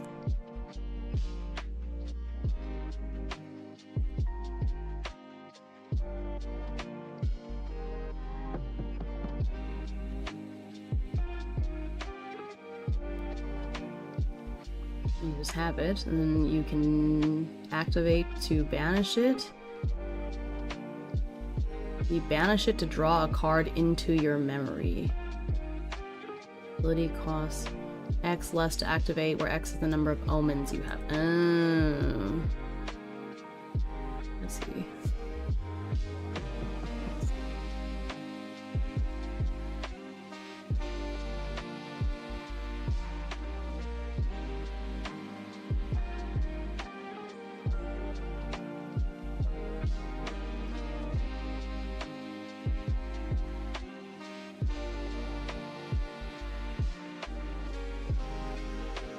I think I will not have it.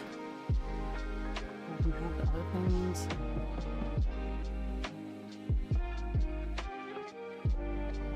I already have 6, and then if I have that, that's 12, and that's my material deck. So let's go back for now. Okay. But yeah, my material deck's probably not the best, but it's the best I can do with the cards that I have.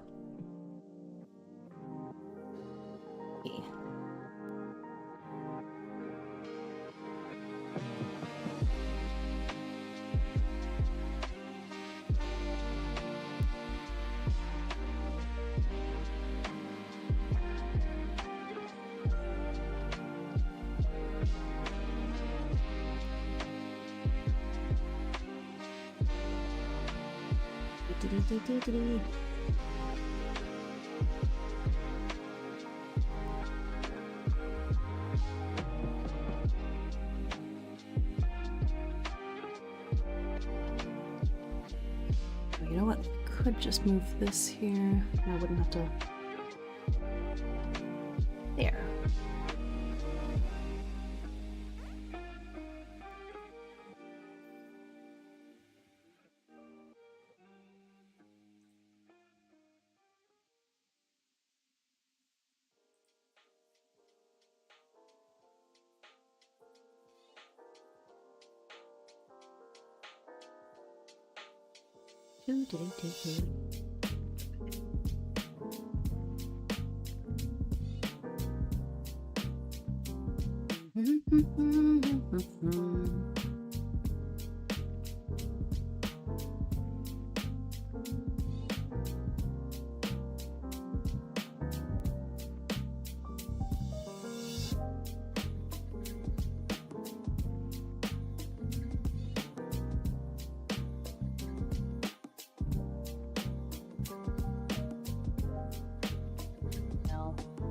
don't know how well Cheshire is gonna do because I only have the one distortion weapon. I need to put more distortion weapons in here.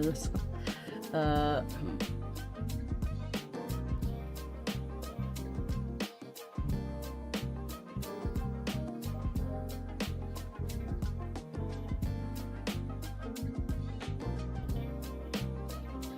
just don't have that many right now.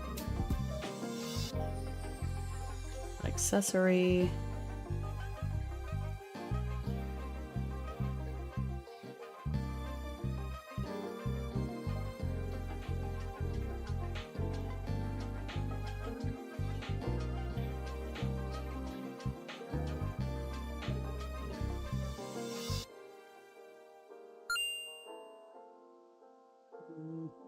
The warrior distortion sword, it's only worth 1. Hi, Fred!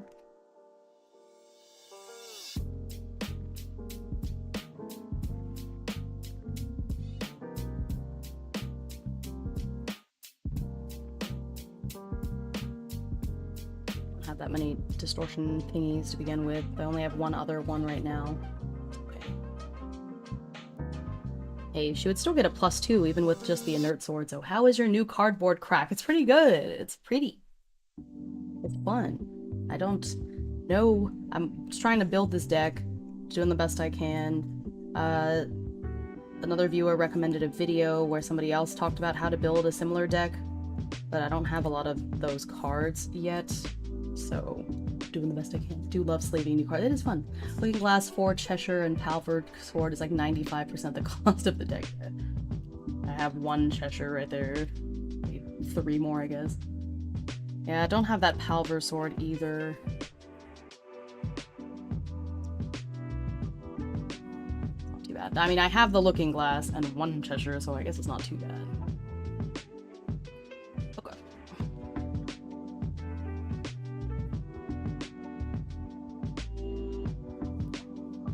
Alright.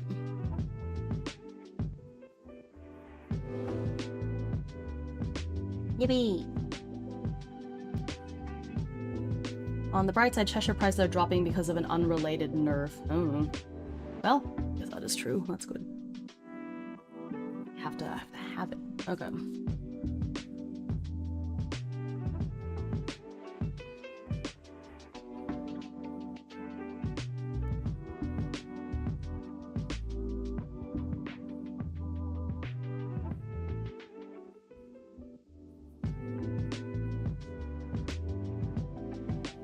Okay. Nice nails, thank you. By the way, the 4 Frostworn Paladins from your Mordred Rico will be good for water allies. Okay, well, hey. That is good to know. Hold on. This other box that I put down here. Yippee! That's true, I didn't even think about that. There.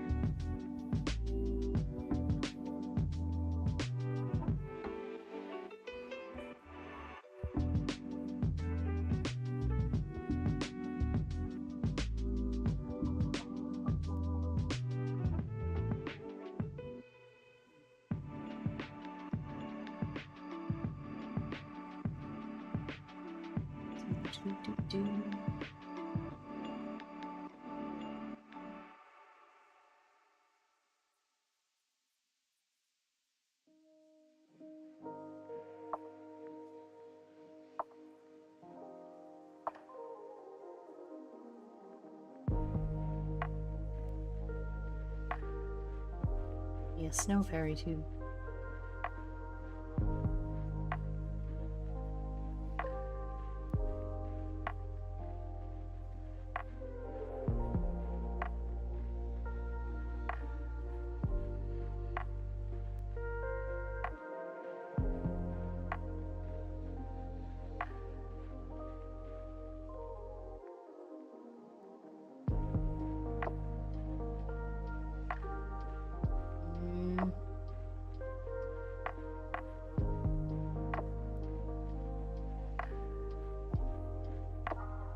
Just trying to get an idea of what cards may work for this just by looking through the effects and things. And your Snow White Aquifer Seneschal that you pulled also good. Oh, okay. Yeah, that's true. She is water type. Right here.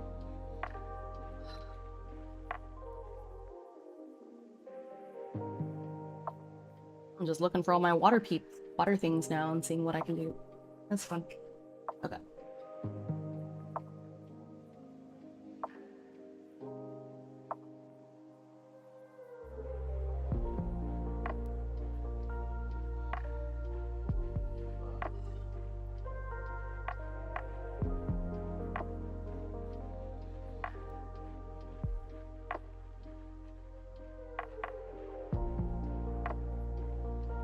Let's see. Portrait.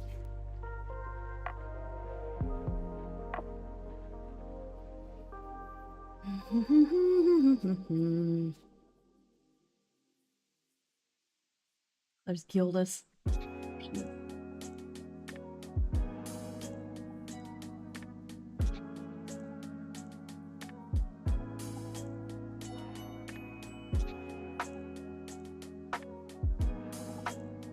Stretching streams. I have so many of those.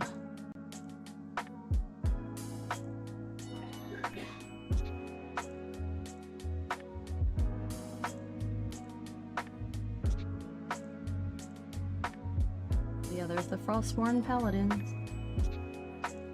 Whenever your champion is attacked while this ally is awake, you may redirect. Oh yeah, that's the same as this one. Nice. Maybe.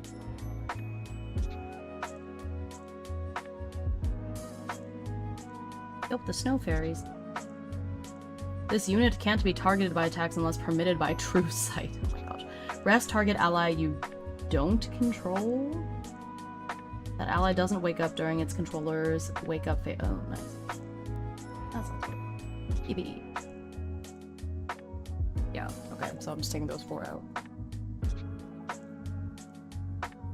I'll just make a note.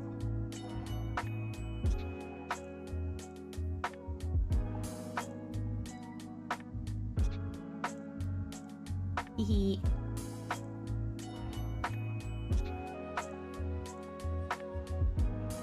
There's a combo that's pretty disgusting where you turn Snow White the current turn and freezing hail the second turn to lock opponents leveling. Oh, that sounds... Yikes.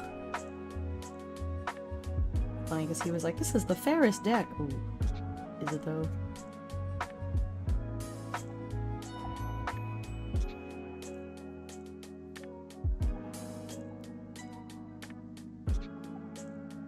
Oh my gosh, Frostbind. Negate target card activation unless its controller pays 2 more. Banish the oh man. That's fun.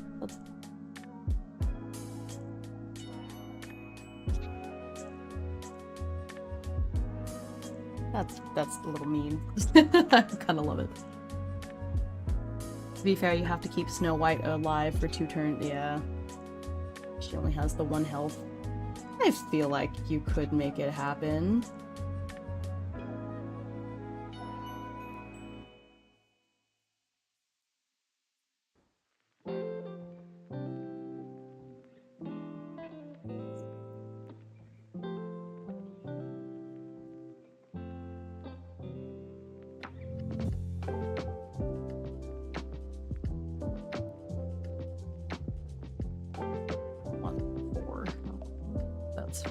Okay. Eek.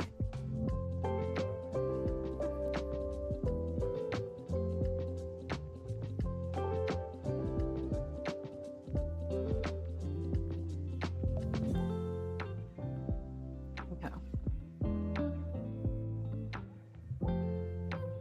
Maybe.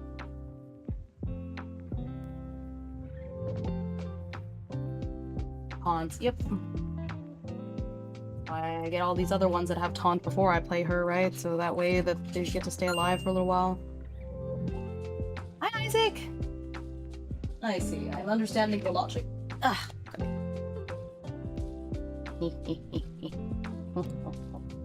Yeah, because the snow fairies... I have this dewy slime that also has, Oh, well, no, this just prevents my champion from getting hit, I see, but the... Paladins also. I have something else that had taunt that I saw too.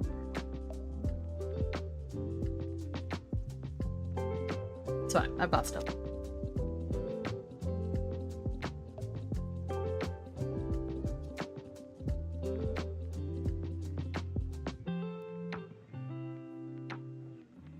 for saying hi for a sec or two. Hope you're doing well today, Isaac.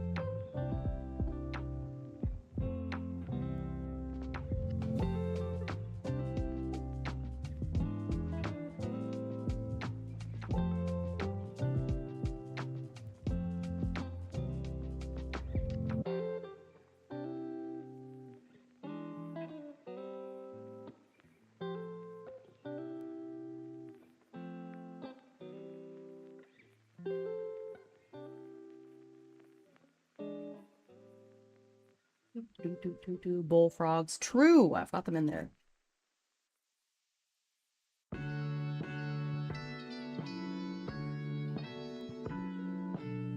Let's set them aside somewhere. There we go. There they are.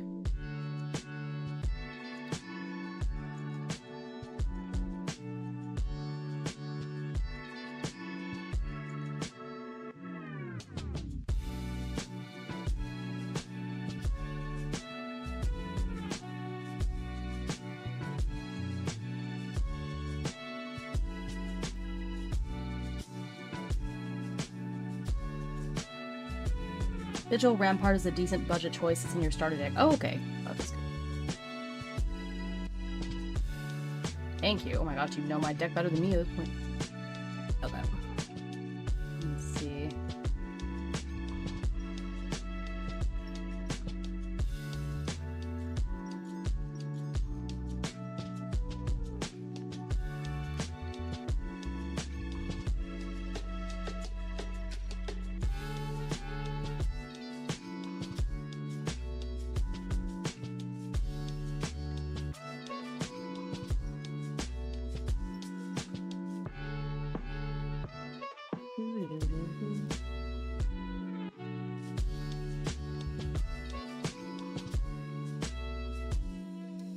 Heavy swing probably good too. Yeah. I have some of these other attacks and things. I'm learning. So many of these dredging streams cards, so this one is a special.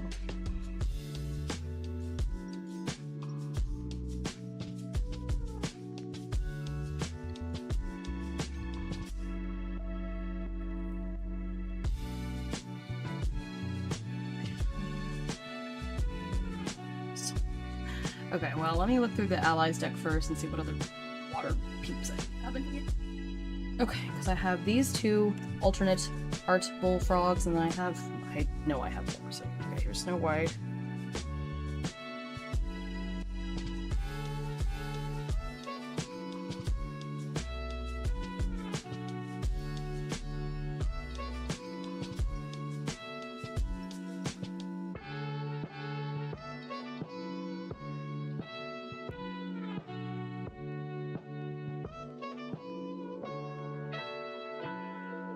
Suited object you control with different observed constants.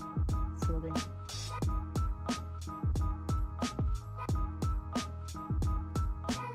Okay.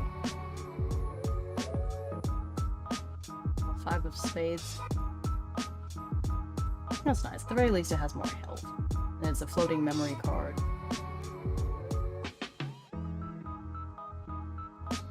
Now this one has Taunt, the little languid toad troll.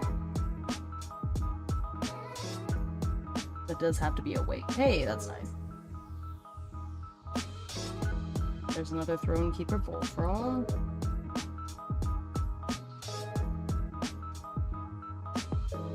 Plays out as of now because of RDO. Most of the water unique allies you need for the deck are pretty cheap. That is good.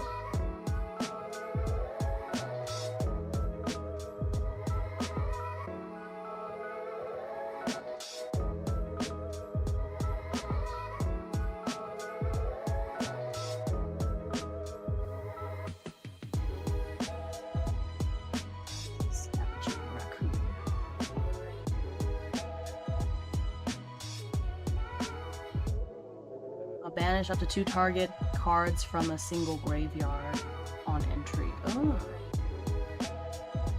That's kind of interesting. You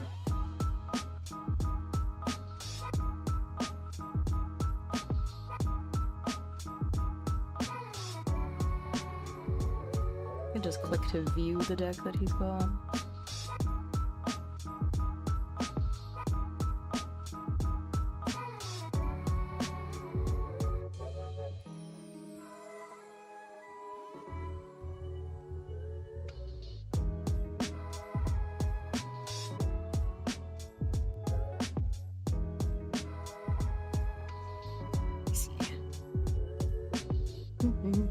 biggest cheap upgrades for Nia, for Juying. Okay.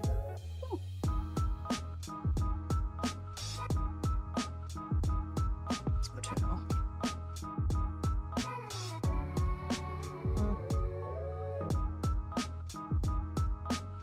On attack, look at the top card of your deck. You may put it into your graveyard. I guess you don't have to. Water type. That's okay.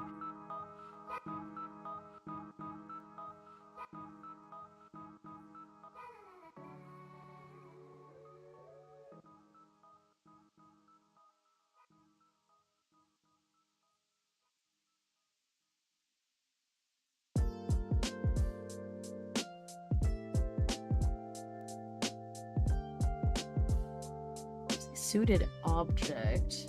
Do the allies count as objects? A suited ally? If I remember correctly, in the demo deck, there are some 2/3 allies you can run as budget. No, that's true.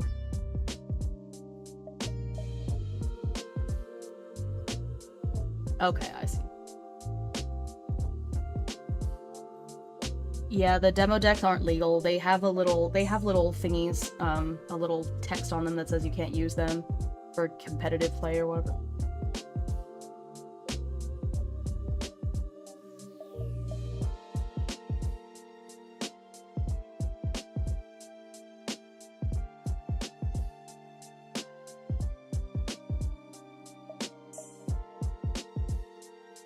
Target suited ally you control gets +2 health till the end of the turn.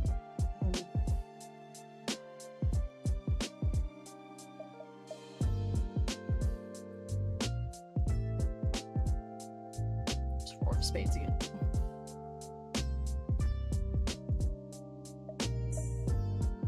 There's the other Throne Keeper Bullfrog. Now I have a 4.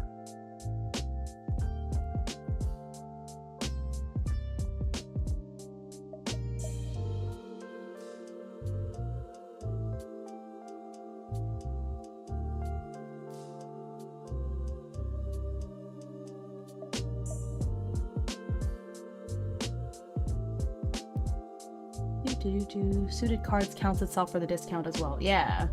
I'm trying to... So it's one... Oh yeah, the 2 of spades. I'll just set them all aside. I may not end up using them all, but I'll just set all the suited cards aside for now. There's so many. This set doesn't even fit in my hand, all the allies I got yesterday, so I'm just trying to go through. You know what? I should just split this in half and then just go through half at a time. That'd be smart, wouldn't it? That would be pretty smart.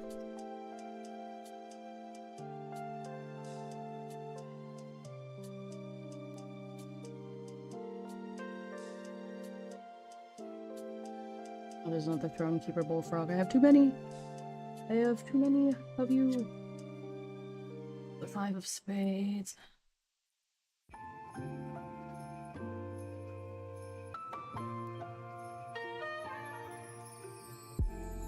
There's the fluffy shopkeep.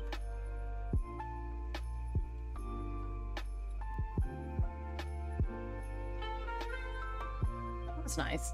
So you can sacrifice her. Prevent the next 4 non-combat damage. Oh, that's very specific. Okay.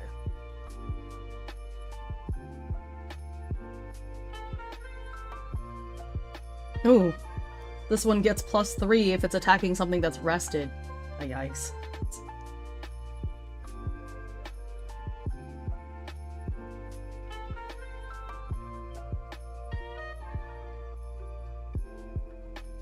Warrior Spectre. It's a floating memory card. Ephemerate. You may activate this card from your graveyard by paying this cost. Ally cards played this way become ephemeral as they enter the field. Not kind of fun. Nope, here's the Ace of Spades. Get in there.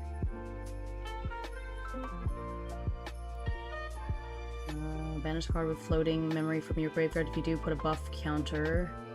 I can prevent some damage to the footman. There's 2 of spades again. There's a deadly opportunist again. There's 4 of spades. I think that's the 3rd 4 of spades.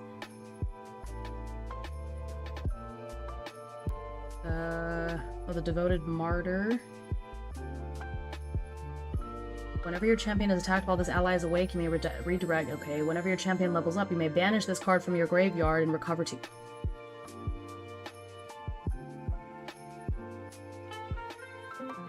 A rivulet adjutant. Oh, it has taunt. And I can put an omen. Oh, omen counter.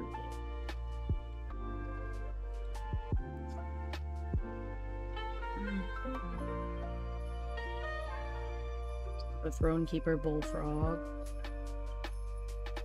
2 of spades, another deadly opportunist. I think that's the third one. Okay. Sunken Battle Priest. Other ephemeral allies you get +1. You can banish. That'd be kind of fun. Ephemeral people.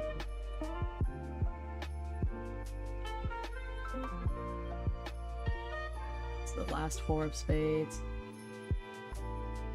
The Devoted Martyr. Ooh, there's the Aquifer Seneschal. Aha! Taunt! Yay. There's another Toad Troll. Is this the 4th one? Maybe? I'll check. Nice. Okay. I'm gonna check this really quick because I feel like I saw another Martyr in here and I didn't take it out. I'm just doing my own way. It may not be super competitive right now, but I'll do the best with what I got. I saw another one. God. Oh, there it is. Yay. There's another 2 of spades. Nope. Dang. Of course, if I have too many of these, when do I even get Snow White if I keep drawing all these other cards? That Pride's Vanguard is a really strong budget, right? Okay.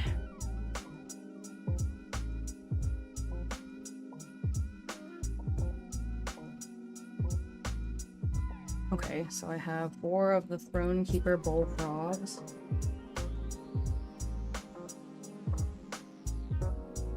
And it's a floating memory card, which is nice. Oh, I already had 2. So,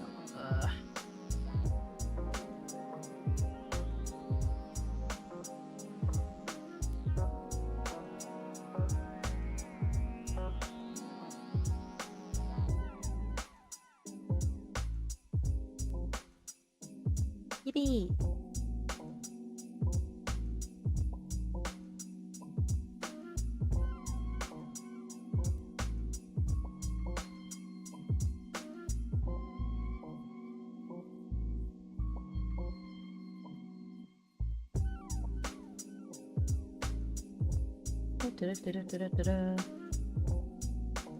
Just put the 60 cutest cards into the deck and you can't lose. What do you think the Bullfrog is going in for? Look at this little dude. Hi, Generic. Hope you're doing well.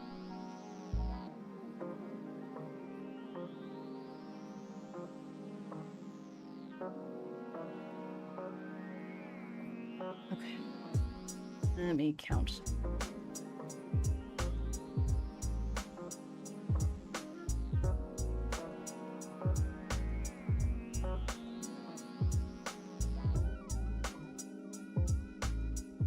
Yeah, I only have 4. Okay. And here's Snow White.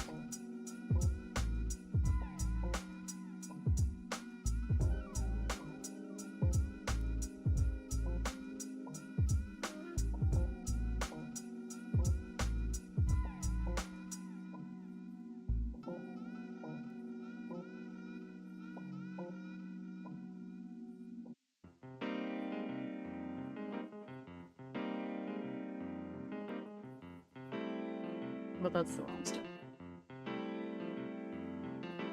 Pick Frog, my goat. Wait.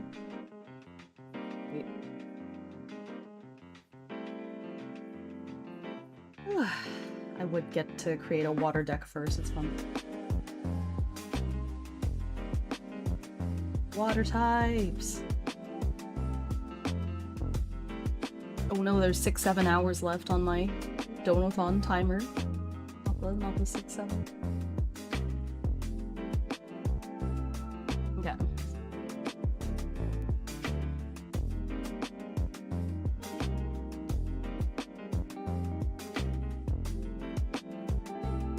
She's so cute. Devoted Martyr, so cute.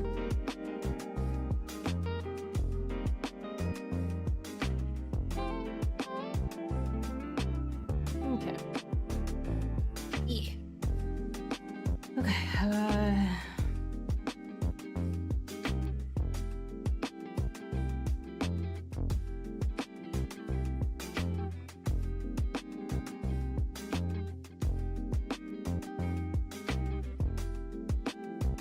what I took out, oh yeah, heavy swing is in here.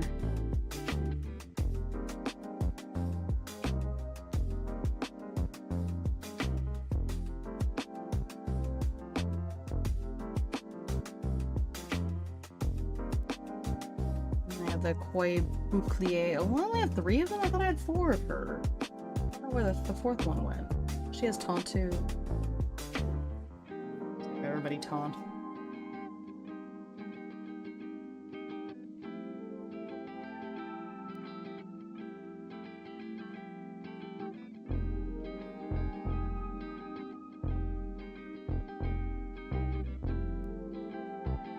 Overpowering defense.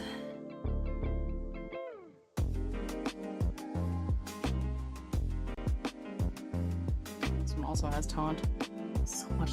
I have so many characters that have taunt, actually.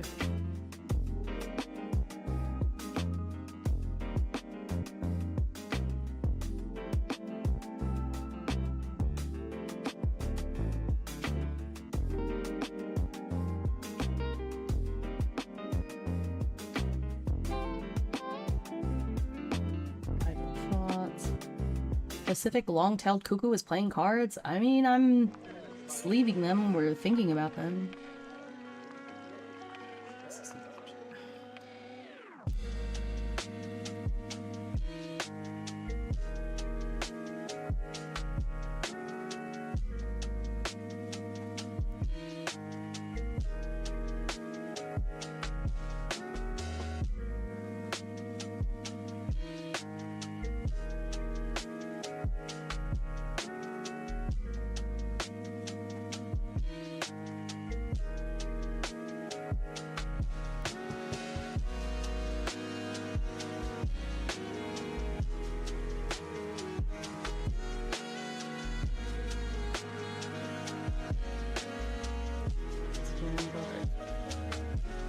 Vanguard is a really strong budget pick. That's true. I have so many of those.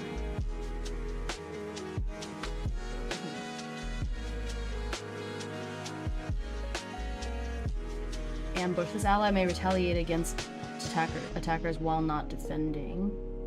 As long as this ally is retaliating, it's +2. This is nice, actually. Huh. That's true. You know what? Let's put him in there too. I have several. I think I have 4. Pretty sure I have 4. I feel like I got him a lot.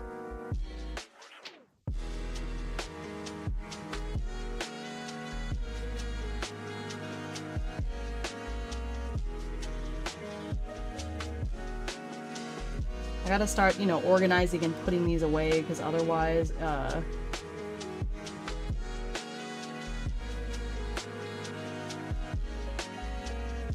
it's just gonna be on my desk forever. Let's, you know, gotta start putting this stuff away.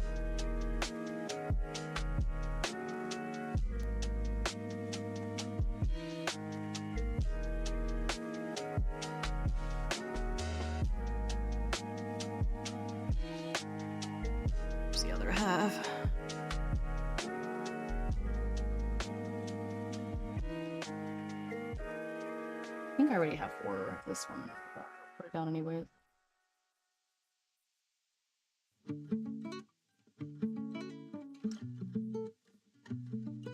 What was that one? Oh, there's a 3 of hearts and 2 of hearts. Oh, nice.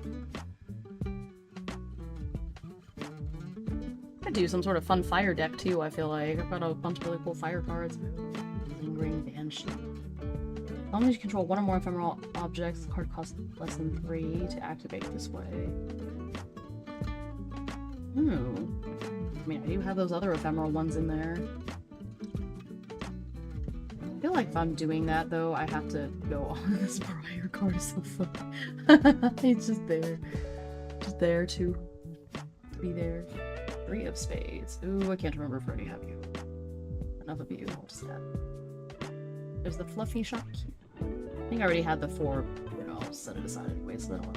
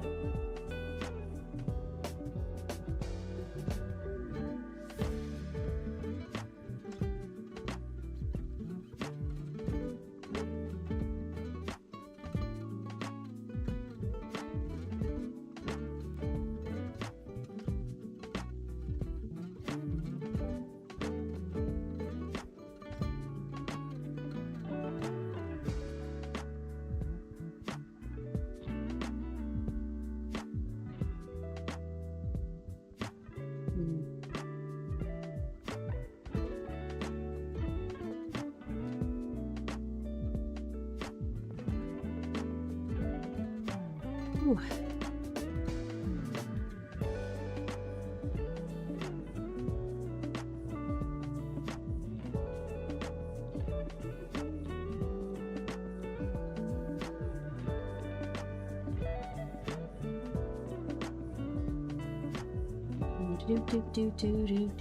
Okay. Some more of these actions away.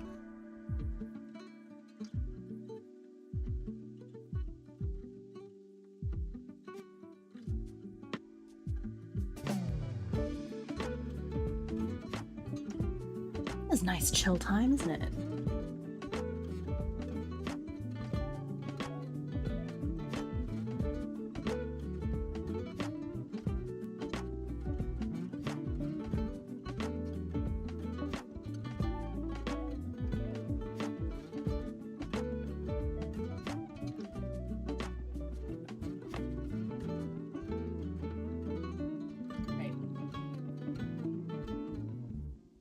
Freeze things. Just, you know, this unit does not wake up. Bye. Sleep.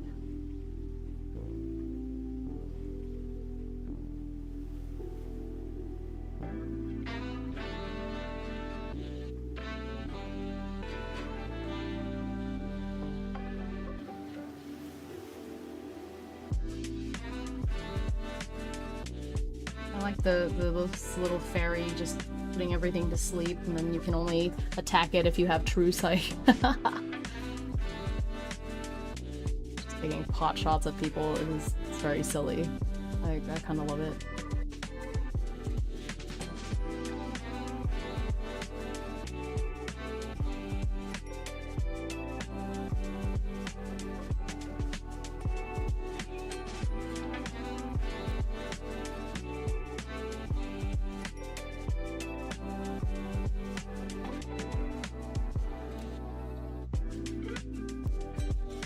The wind fairy is even worse, really.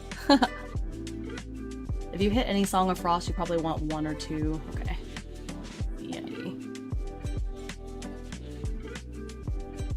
I haven't opened that many things. Most of the stuff I opened was from DTR, so I don't have that much variety right now.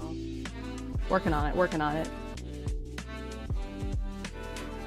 I won't be a new baby forever.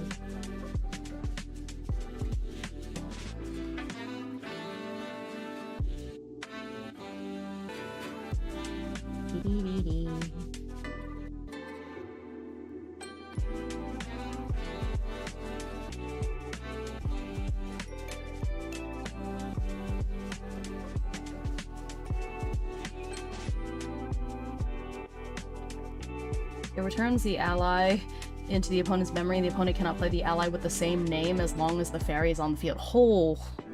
Okay, that is annoying. I love that.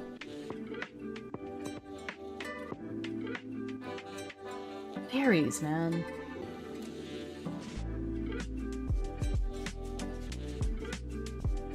My one dewy slime is so cute. Song of Frost is in DTR. Okay, so I might have it in here somewhere.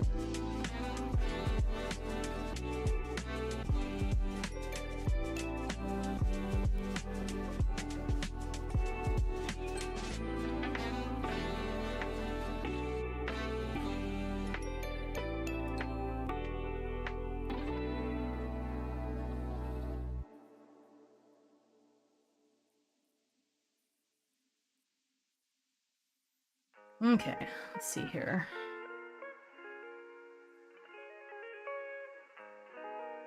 Get the Opportunist. Here's the 5 of spades. 2 of spades. 4 of spades. Buffy Shopkeep. Right away, because I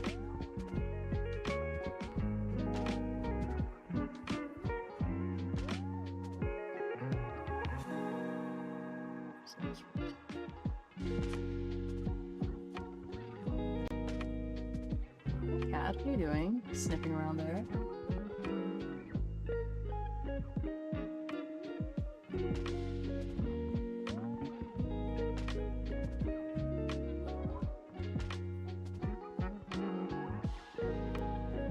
There's the 4 Prides and Vanguards.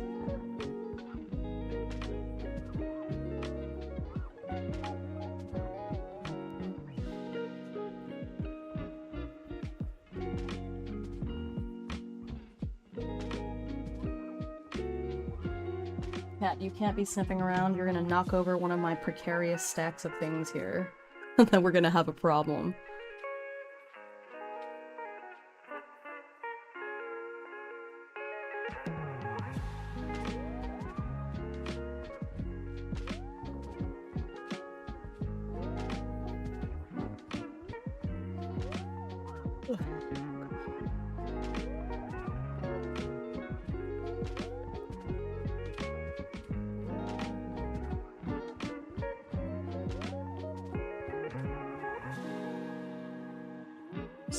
Knocked over my box of sleeves.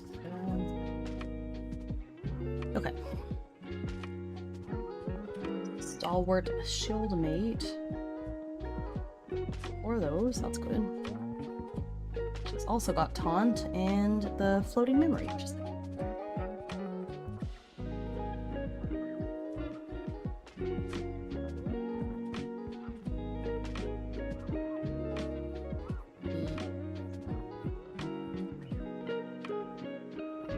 It's probably not the best cards. As I get more cards, I can swap these out over time, but I'm making the deck that I can make with what I've got, which is okay.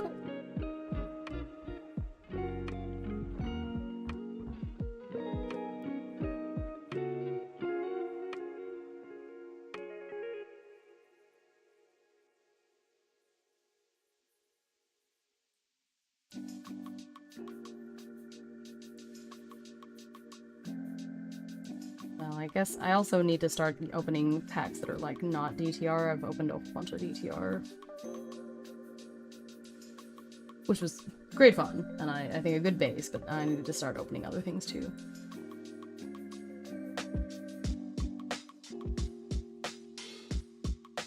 Honestly, you won't need that many floats as you're not going to level 3. True. You know what? That's true. I didn't think about that.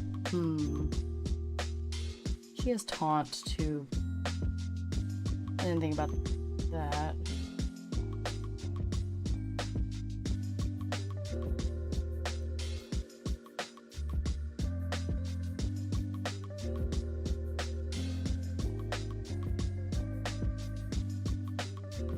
So I probably don't need this one then.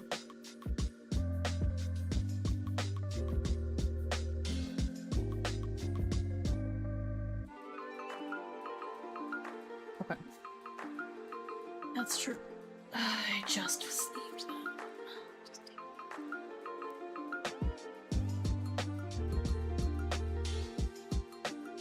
I didn't think about that. She does have Taunt, but I have a lot of other things with Taunt at this point that I think is okay. Well, but she only costs 2 to play, so maybe it wouldn't be that bad. Okay, I just won't put 4. I'll just have 2 of them. Do that. They don't take up so much space. Oh, I don't think I need her so much. Yeah, okay, it's fine, it's fine. I think it's okay. I have so many with taunt. Yeah.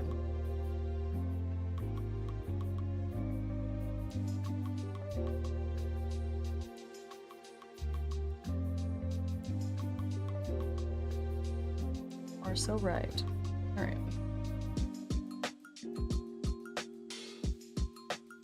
Idle Thoughts is nice because it lets me look at the top 4 cards of the deck, so that helps me cycle through them a little bit more. They only cost 1.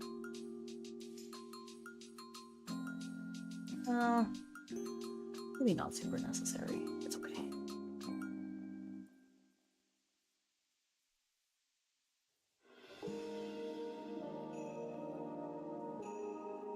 I'm trying to think of efficiency at this point. Okay, Martial Guard.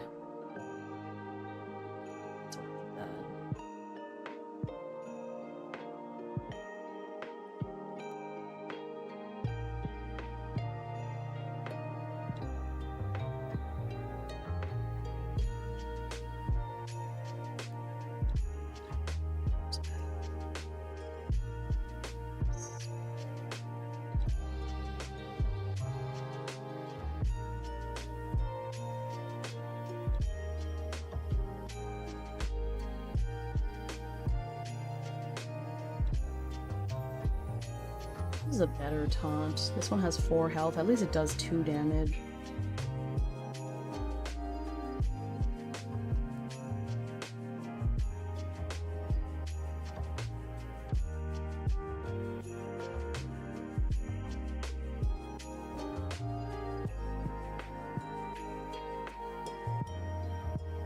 This one for Owen.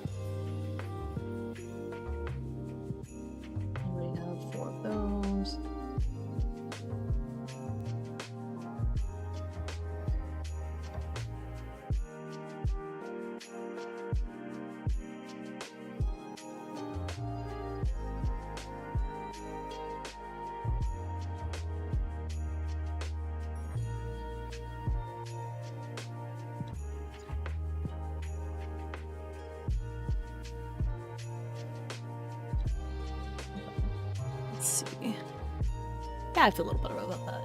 You're going down 1 card influence if you have nothing to spend on floating. Ah, okay. Idle is quite bad in general. If you're the ally player, you're basically doing DPS check against other level 3 decks. You're going down 1 card influence. Okay. That's true. Okay. Idle. Okay.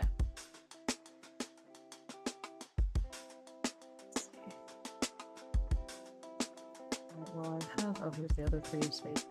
I don't think I need this. Well, control 1 or more. Cost 3 less to ephemerate. Warrior Spectre.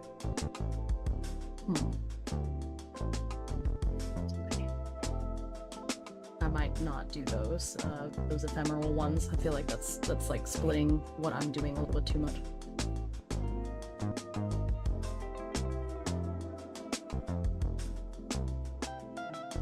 I don't think I need this one either. Well, it gets 3 up as long as it's attacking a rested ally. That is nice. Especially if I'm putting things to sleep.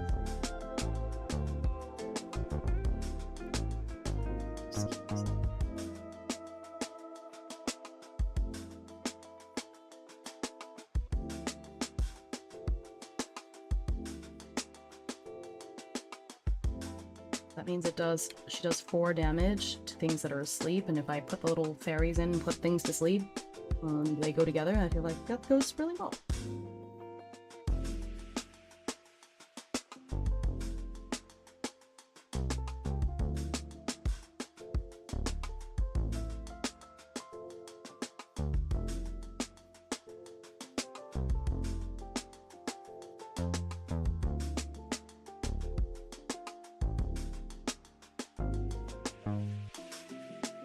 Okay, now I've got all these guys I have to sword with. Spades. 5, 2.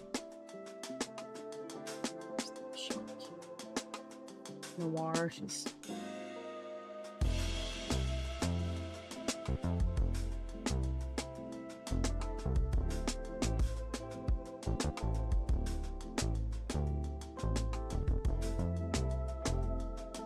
Just buff her up. The more suited people are around.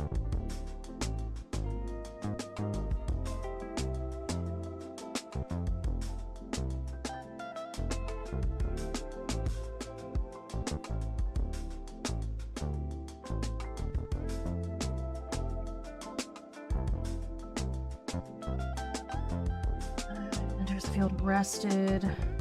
Does have taunt on enter. If you have 3 or more omens, you can wake him up. If you have 6 or more, then he gets buffed. He does have 3 damage. Okay.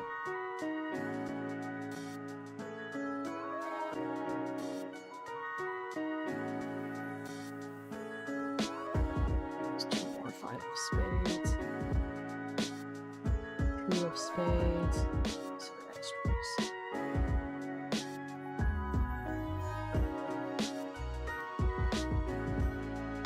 One fluffy is generally good here. Okay, I think I already have 1.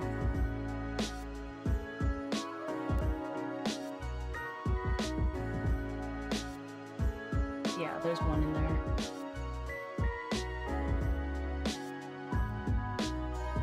I really don't need this domain.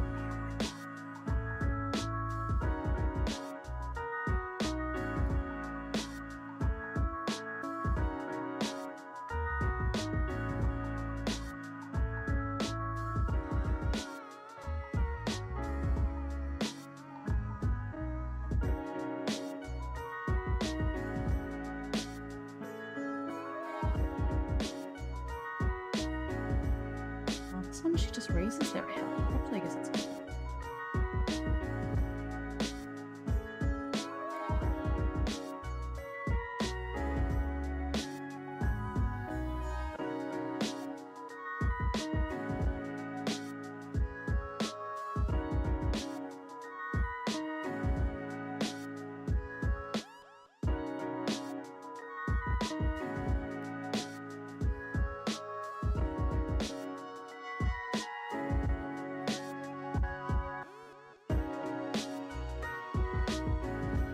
I don't know if I need this many 4 of spades. She costs 4 to activate. It's a good idea to have so many.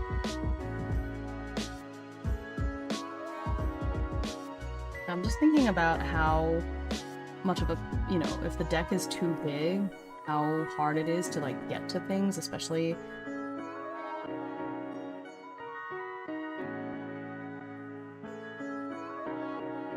Some of these I think it's good to have 4 of, but some of these I don't think. She's card neutral when you activate it.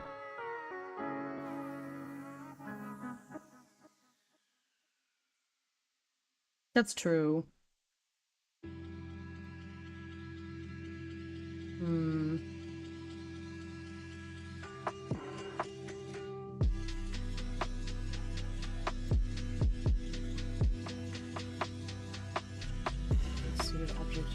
Yeah, okay, yeah.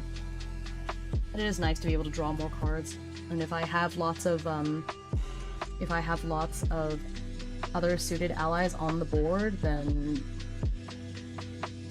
I just get to keep drawing cards. Let's see. Oh, activate this ability only once.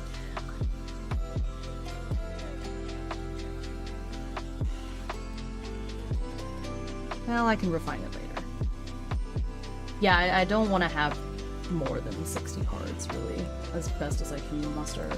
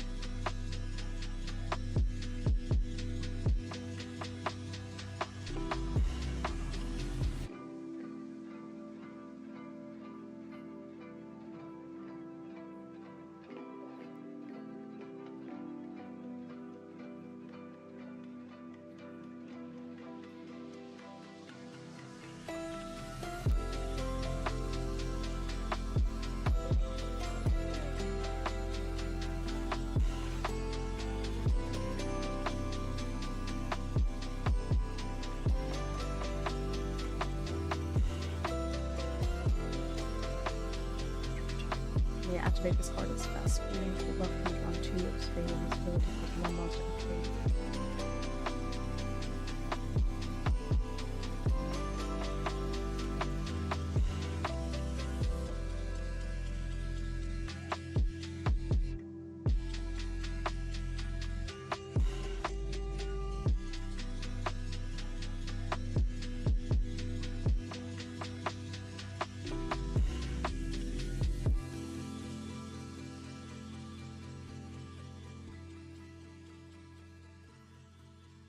Viper, how are you doing?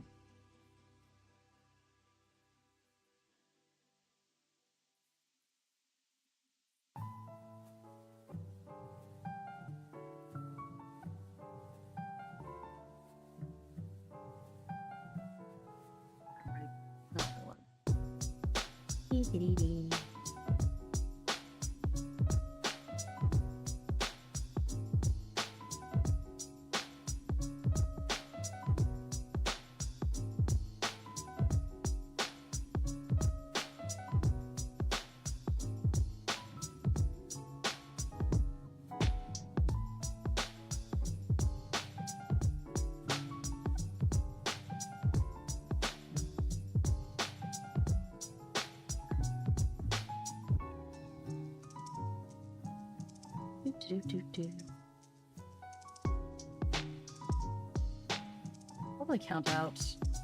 Okay, sleeves. Then I'll know when I hit 60 if I have 40 sleeves left.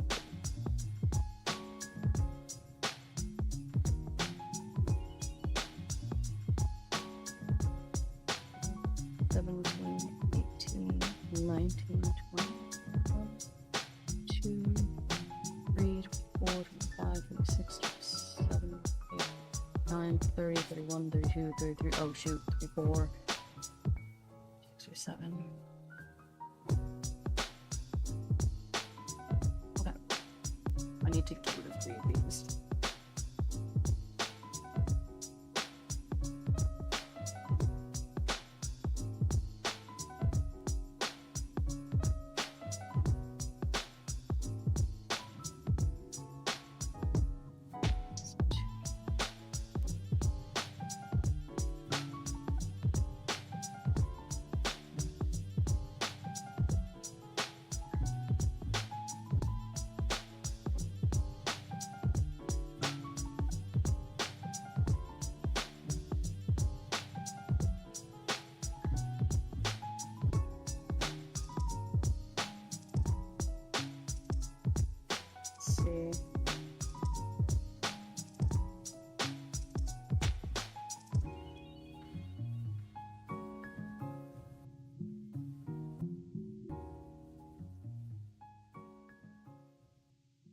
Get rid of 1 of my bullfrogs.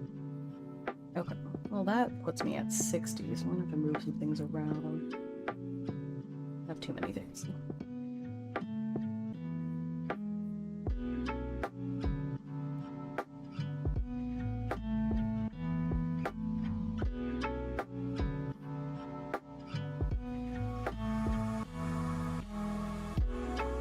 I will count one more time, but I believe I get rid of those, and that puts me at 60 sleeves that I've used.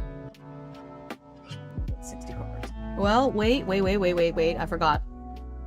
That includes the 12 from the materials deck. Okay, so that's okay.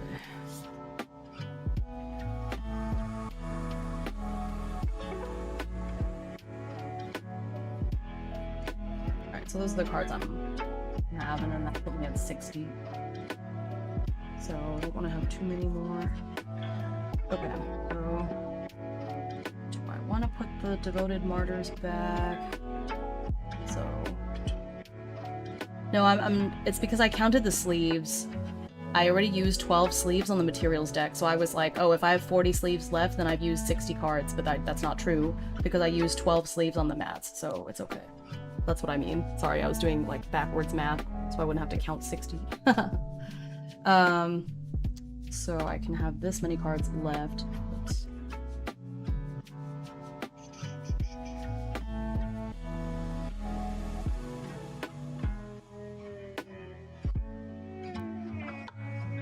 It's fine. This one I'll keep. I'll get rid of the devoted martyrs. So I just realized that her class bonus doesn't work anyways because he's not a cleric. So it's just a taunt. It's just an intercept, so I don't need that. Okay. I'm back.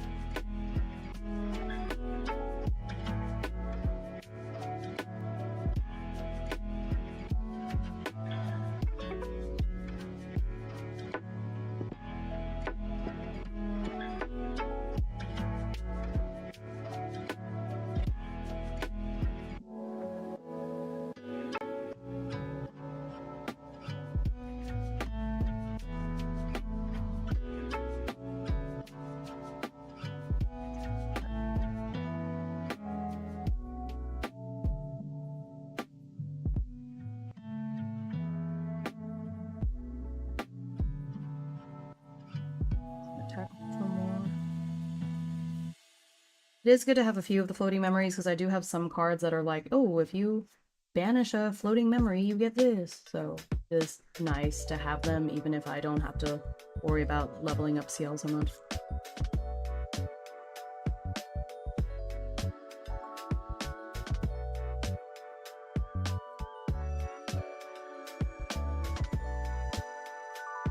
Darkness, welcome in.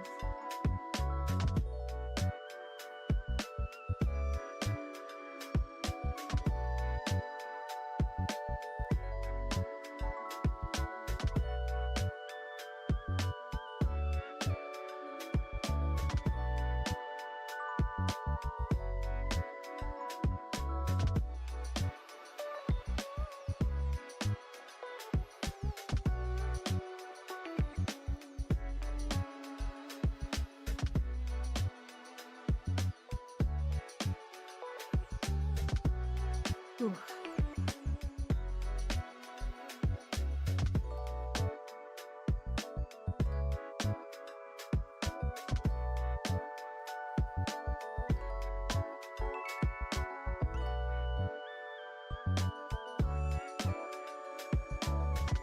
Oh, I have one too many freezing hail cards. My bad. I forgot this is also a freezing hail card.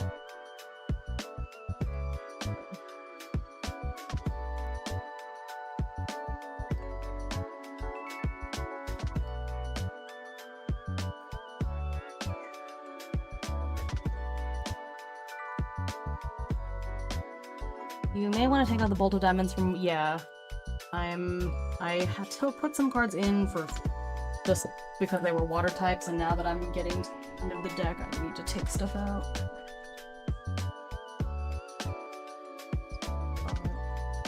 These 4 freezing hails.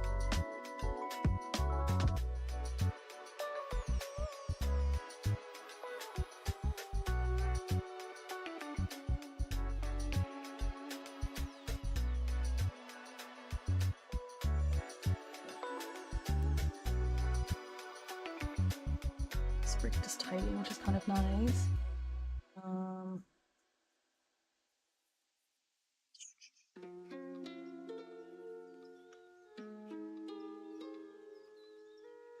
Oh, yeah, I don't have any chessmen, so this card is actually not going to be useful either.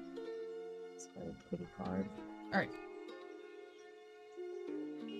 It's a pretty card though. So I'll put that there. YouTube.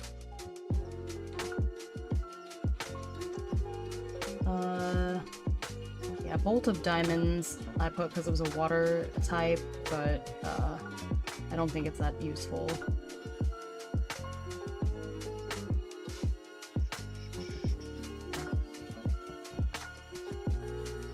It's a pretty card though. I'm stopping by to be less stressed as multiple of my accounts have gotten hacked. Twitch seems fine. Don't follow any suspicious links for me, just be safe. Oh gosh, okay, thanks for letting us know.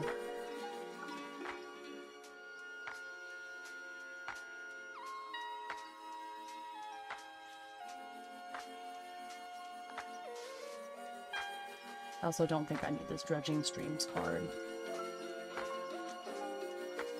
Okay.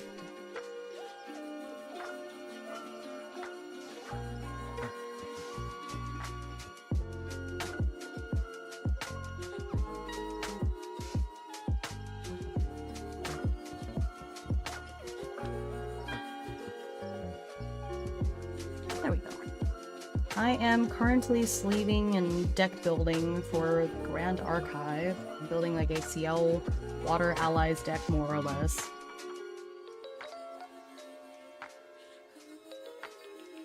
I don't have the best cards to make like a super good deck for it, but at least I'm building something that I can play with. Bolts are mainly used in niche water, so yeah, that makes sense. I just put it in at the very beginning because I was like, oh, it's a water type, but now that I'm like actually putting the deck together, I should, You bringing this deck to locals? I have no idea. Maybe. I don't know. I guess I'll try. I haven't fully, like, I've only played a demo game so far, so... I'm at the stage where I'm just trying to learn more about the game. I don't know enough to know, like, what's strong, what's not strong. So I might, once I get a little more familiar with it, so probably not this week, but next week I'll play in that, like, local game match event, you know? It's just not an official thing. I've got a couple of months or whatever before the December thing. So this is just me learning. And I think building the deck is like learning as I'm going to. You open any sea sprite divers from SP? I didn't see any of those. No, sad. Sad.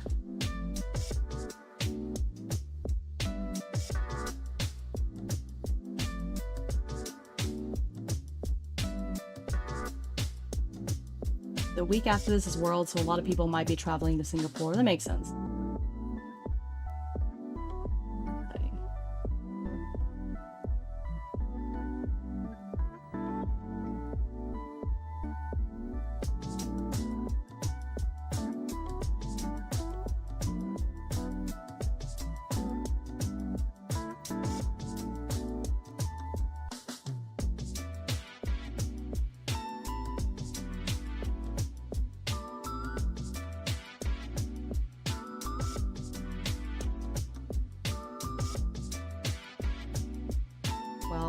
Put these in for now, and then when I go through the action deck, if I see more stuff that I prefer, I can swap things out. So I'm not super de-duper concerned. I'm just learning.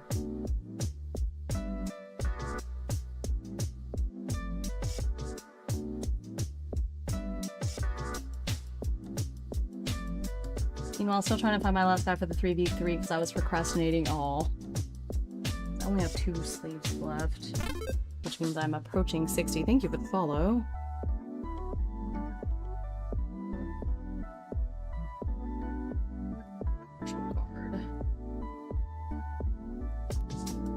Next time, target unit would be dealt damage this turn. Prevent 2. That's nice of them. Hi, Hime. I'm an agile. Oh no! Oh no, I'm so sorry!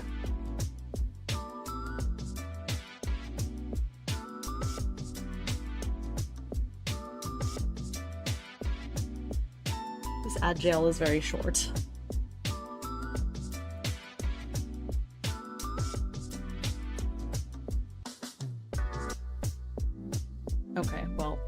that's 60, but I will, let's just go through these actions and I can swap stuff out.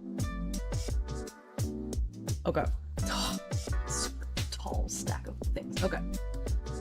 I'll go through this in thirds. I have small hands, okay? I know it's hard to tell with this setup, but I have very small hands, so like this is...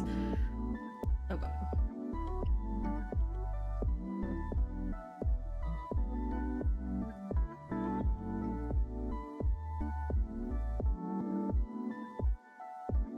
Recover X, where X is the amount of omens you have. Oh, that's actually...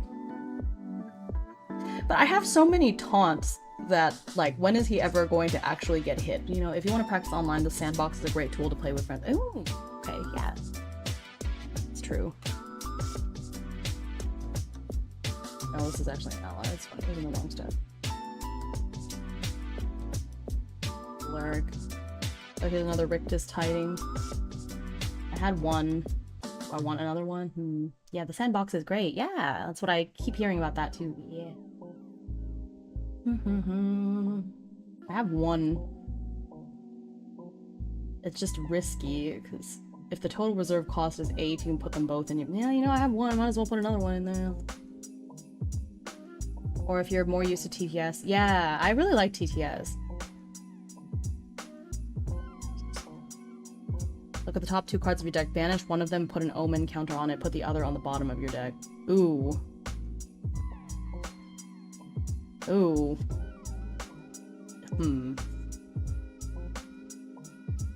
Rictus is funny. It's Gamba. We do like to Gamba here. Reckoning's Wake. Okay. La la.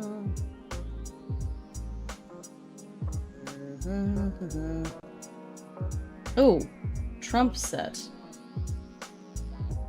Change the target of an attack to a suited ally you control. If you do, that ally... Okay. That's neat.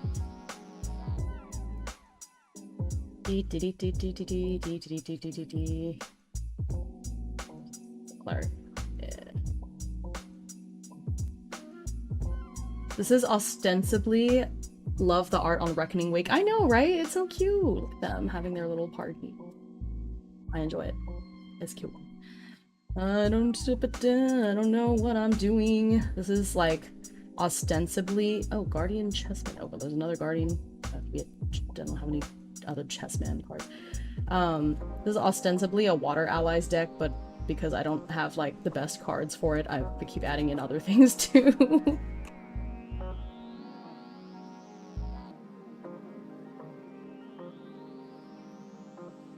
Just like move. Oh, here's the Song of Frost. You may banish a card with a floating memory from your graveyard rather than pay this reserve card. That's good, because I have a lot of those. If a unit is attacking, end the combat phase. So is it just kind of like, oh, you're attacking me? No, you're not. That's funny. Orb watching. Oh my gosh, 3 stream streak. Look at that. Reckoning's Wake is probably good enough just to enable your Frost Storms. I think I only have one.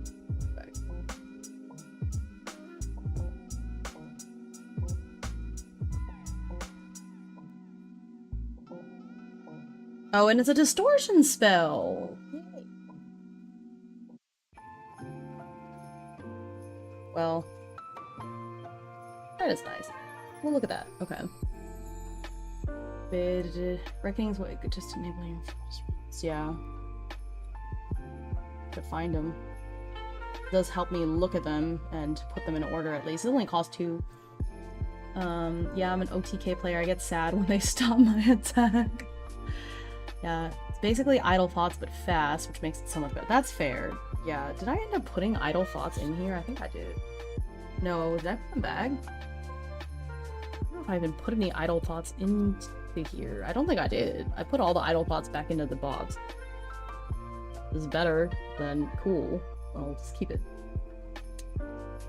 Want Idle Thoughts? Ugh. I think I put all the Idle Thoughts back into the box. I did. I should have some. See this? Oh, it's a slow card. I'll put 2. Maybe.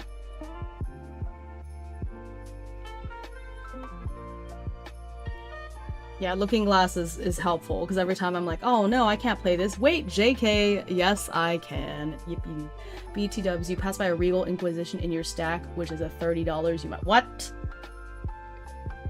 Where? What do you mean? Oh. Oh, really? Oh, it's an SR. Okay, cool. $30.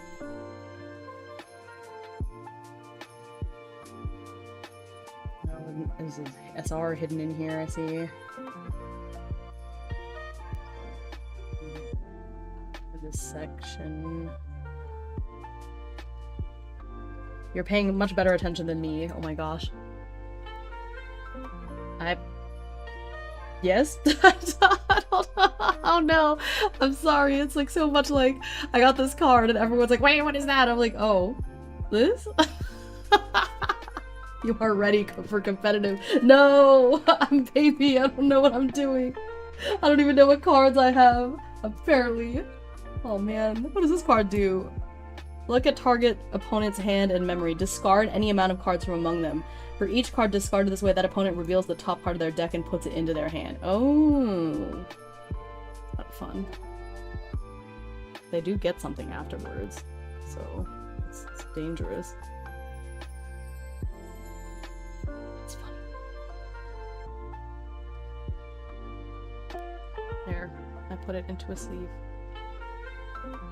It's nice and protected. I see. It takes away their best cards and replaces them with worse cards. But what if I take their best cards and they get even better cards? Because it's a gamble, right? Regal's kind of gamba, but you know exactly what your opponent has if you're going for the win. That's also true.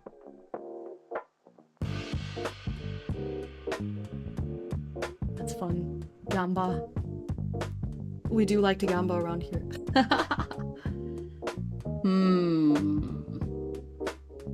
That happens too, yeah. Or you just make them deck out.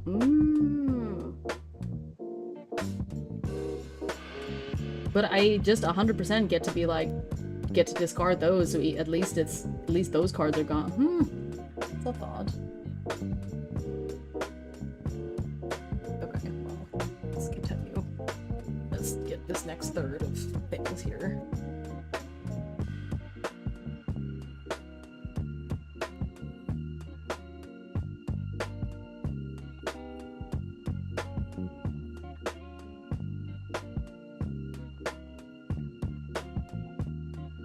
Ooh.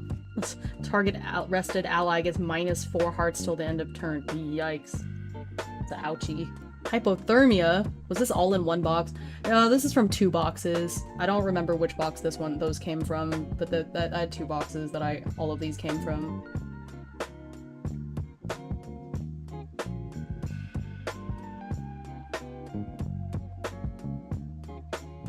I feel like this is nice with that other card that I have that has her deal extra damage to rested allies, but I think I only have 1. Let's put it there for now.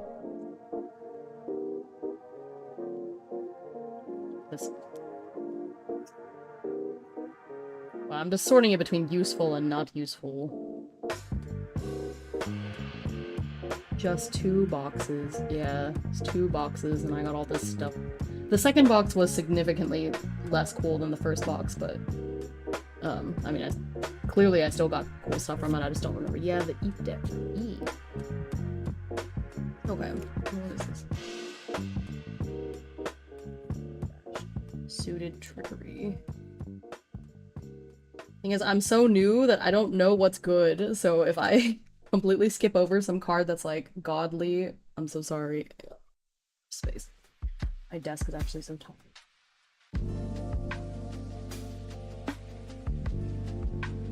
The ones that yeah. I am putting stuff to sleep. I got the snow fairies.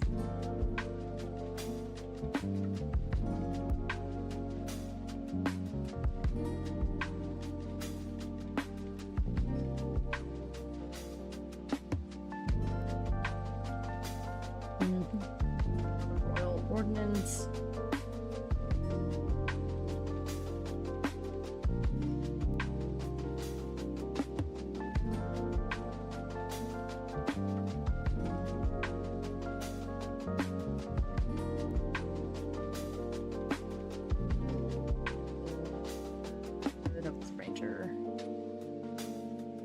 I have so many Diana cards that at this point I feel like I could make a Diana something. Have you played other TCGs prior? Only when I was a kid. I played Pokemon when I was a kid, so I have some knowledge. But I play a lot of board games, and so I feel like I understand the base, like the general idea. The DTR boxes, I paid, so the ones that I bought were on sale, so they were $76 each, but then I only paid, okay, so I had put them on Throne, and there was some strange, like, I put one box on Throne, and then it went on sale, so, my friend and community member, Killer Flame, bought it off of Throne, but because of the exchange rates and the fact that it went on sale, I was able to afford a box and a half, so I just paid the half for the other box. So I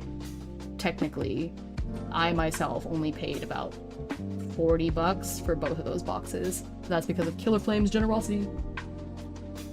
But yeah, the store that I bought them from has them on sale right now. I think it's $76 each.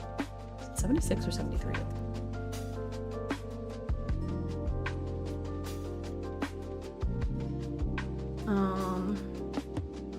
76. But I can only buy 2 of them per order anyways, so I only got 2. Yeah. Oh, that's crazy. Yeah.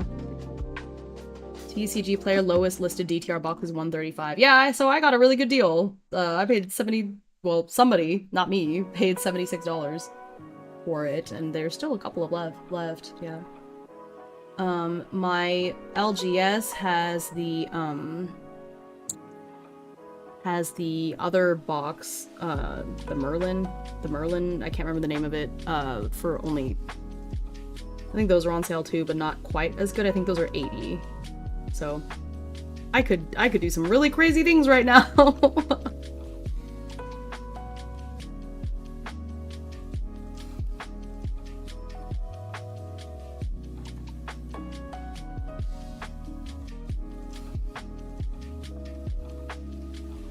Ooh. May activate this card without paying its reserve cost. Just skip your next draw phase. If this target would be that could be good. I don't think I need it. Exorcism. Oh, there's another Reckoning's Wake. Let's do both.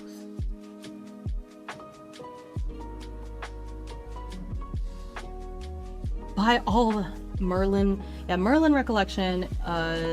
They have it for $60. The one that I was thinking about. What is it? Let me go find it.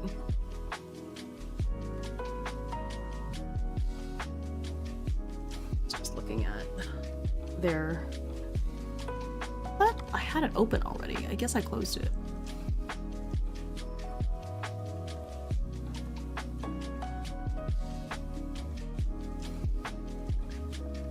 Yeah, so I can pay $60 for the Merlin Recollection. Otherwise, they have the Phantom Monarch boosters, and the box is on sale. Ish. It's $108 for the box. It's not as good as the other one, but still, a little bit counts. You know, they have the Abyssal Heaven box on sale, slight sale as well. Even the Dawn of Ashes.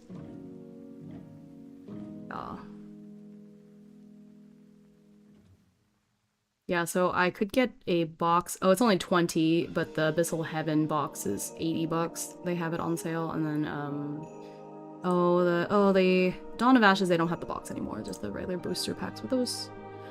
But yeah, so the Phantom Monarch, slightly on sale. Let's save $10. Money. Yo, that's usually hard to find. Yeah, it's the Dawn of Ashes, Alter Edition. So I could just get the booster packs for those. So they still have those, it looks like.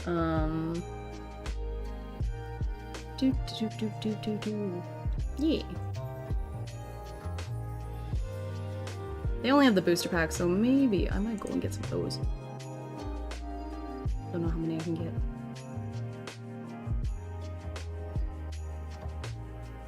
Oh wait, never mind. I think they're... Oh, no, yeah. I can get the booster pack. They still have those. Don't know how many. Oh, their pricing is so weird. PTM market price is 91. They listed for 108. DTR is almost 50%. That is weird. If you want DOA, it's better to get RDO instead. It has most of the relevant stuff reprinted. Ah, okay. Next set is also coming up. Yeah, I saw that. That's just after my birthday. Ah, man, dangerous. Dangerous things. Goodness. Okay. Okay. But yeah, we've gotta financially recover from off-Kai, so this isn't like the best time.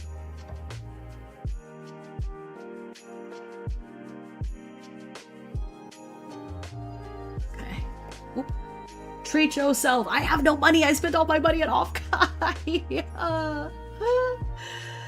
Man, okay. Okay. Possibly useful.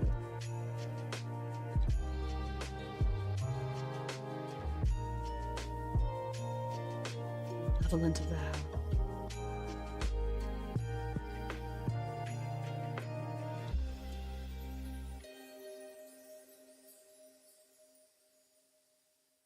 Butler's augury.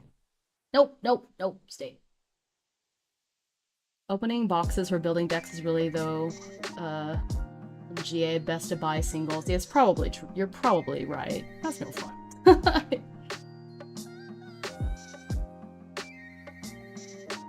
Okay. Everybody likes to see the, like, oh my gosh, what are you gonna get? The gotcha. Ooh. Plus, if I get cool stuff that I don't need, I can, like, sell it or get rid of it. Oh, here's another Song of Frost. EB!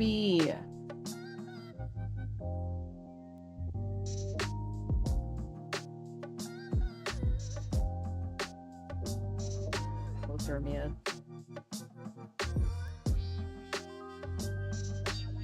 Much easier if you have people to trade with at locals. True!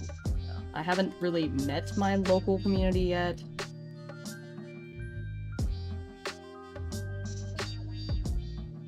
The top two... Oh, Lure the Abyss.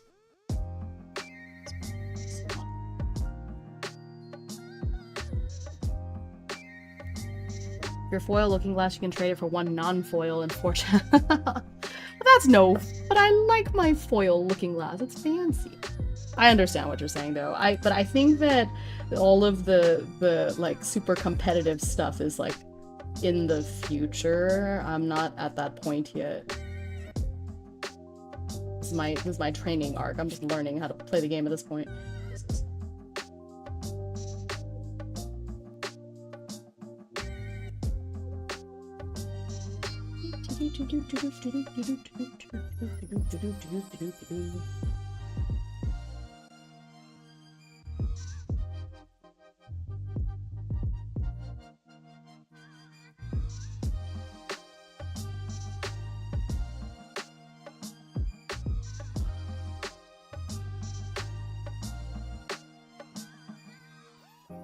No. Yeah. Okay.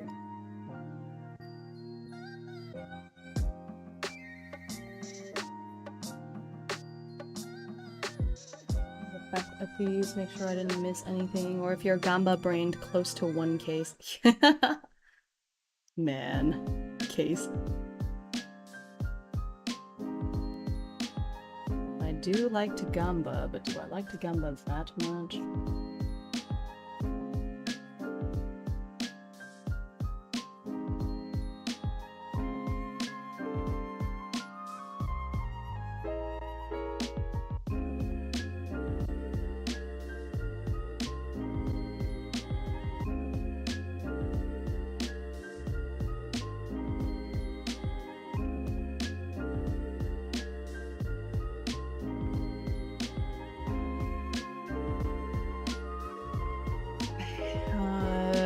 That's a lot. Okay, let's see.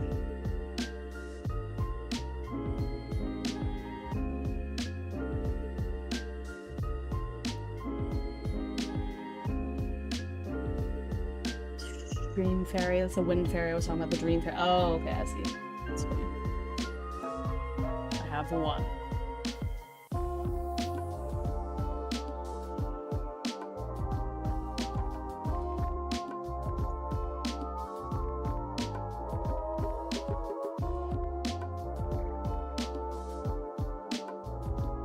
I had another. There it is.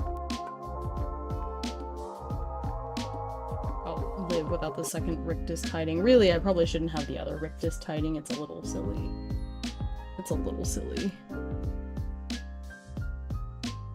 By the way, your deck can't play that Regal because it's exalted. Wait, which one? Oh, this one? What does that mean?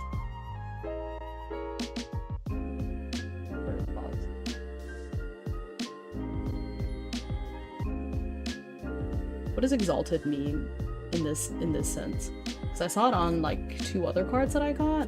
The EX on the element. Ah, okay, I see.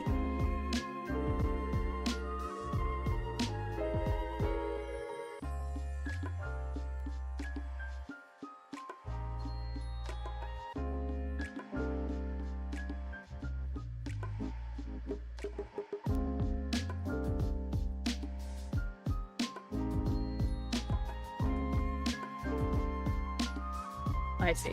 Okay. Right. So you have to have the level 3 E. Okay, I see. I gotcha.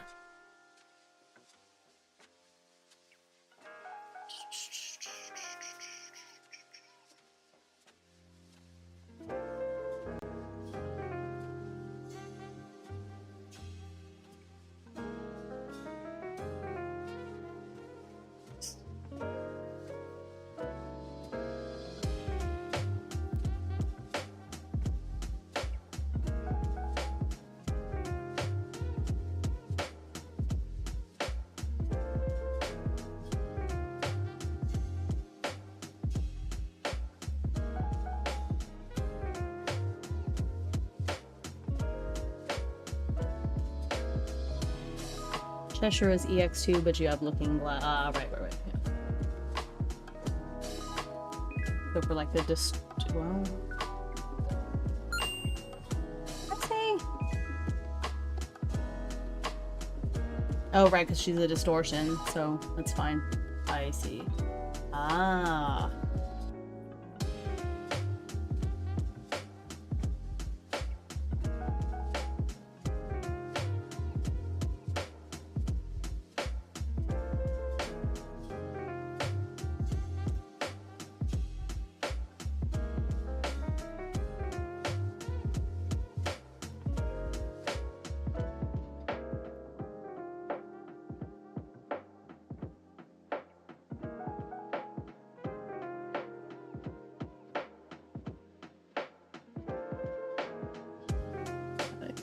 I'll be okay without these.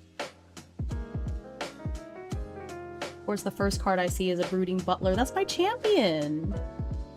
That's my champion! You're gonna see a lot of him. I need that.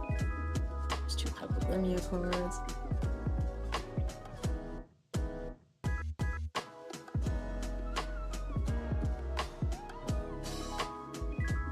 Okay, well, so I need to put these in, so I need to swap out some of these allies. I have too many. Yeah, I bet he is! 2, 4, 6, 8, 10.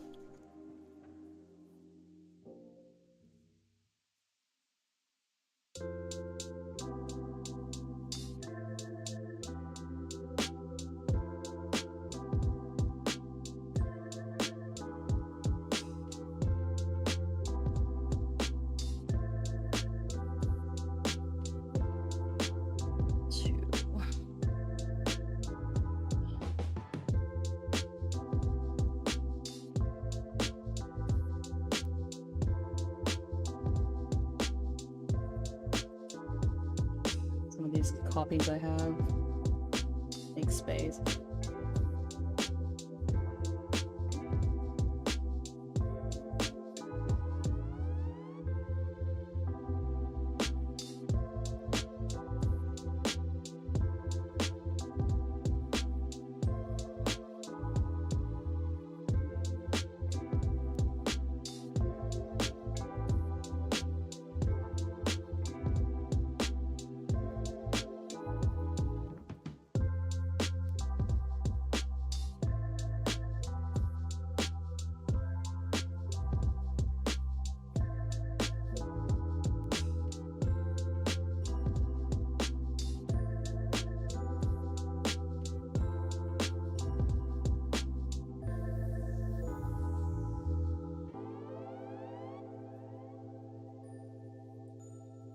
one of the bullfrogs.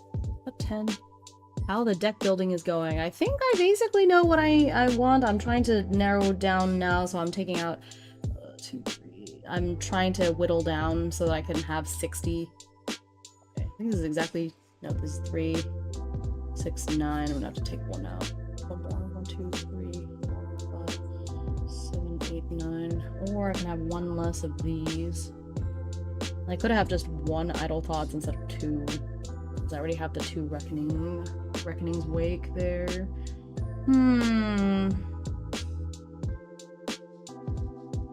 I remove one of these? No, I already whittled these down. I guess it's okay to go over by a little bit. I'd have 61 cards in my deck instead of 60. That's okay. I'll live. Okay, we'll do it. So I'm gonna remove some of these extras, because I feel like the 5, well, these 2 I really don't need because they cost too much to activate unless I'm level 2, and I feel like that's just gonna be a little too difficult. I don't know, it's tough because they're more useful later in the game. And then having taunt is pretty good, but I think for the cost, it's just not worth it. It's tough. But she's in the starter deck for a reason, right? It's like a decent card. I just don't... I have too many things. I mean, I feel like the goal is to get CL to level 2, so eventually they'll be useful. It's just space. Thank you for the follow.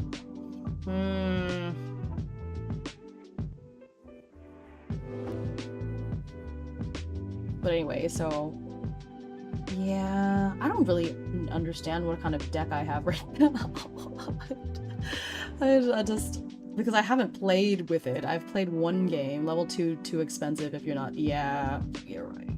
Okay, so I'll just take these out. Bye. Bye. Hi. My most ally decks don't run level 2. You know, that makes sense. Hello. Welcome in. I am deck building, kind of. It's probably not the most efficient way to do it, but I'm just doing the best with what I've got. Anyway, I had 4 5s of spades and 4 2s of spades, and I took 2 of them out, 2 each out, because they're okay, but no, I don't know. 5 of spades is good though. Ally budget hot pot. Yeah, that's exactly what this is. Ally budget hot pot. Do I want 4 of each of them? 2 of spades isn't that strong. Maybe I can keep the 5 of spades and get rid of 2 of the 2 of spades. Hello! Welcome in.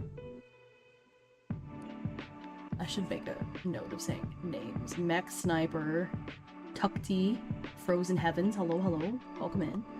Level 2 champions are like the worst champion cards. They're kind of just the mandatory stepping stone to level 3. You know, that's fair. Yeah.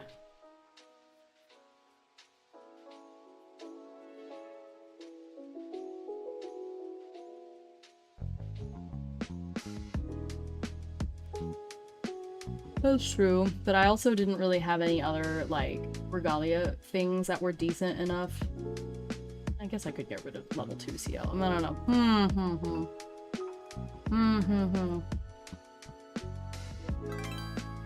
Zachary Art is rating with 7 frogos. Thank you for the raid, Zach! I hope your stream went well. What were you doing? Thank you so much. A portal in the veil appears. Oh goodness, yeah, get something to eat. For those who don't know me, my name is Himeutsugi. You just call me Hime. I'm a non-binary parrot VTuber. My normal bread and butter is TTRPGs, specifically solo TTRPGs. But while I was at Offkai, I got into Grand Archive, played a demo game, really enjoyed it.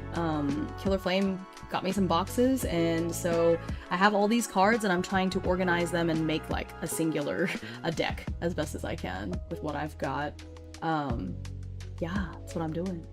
So it's as Airstrike said, is the ally budget hot pot is what I'm doing right now. Is I'm taking this hot pot of random stuff that I got and trying to assemble a sort of water allies deck. Okay, this may sound weird, but you could just run level 3 anyways from the amount of floating cards you're running. It does feel that way, doesn't it?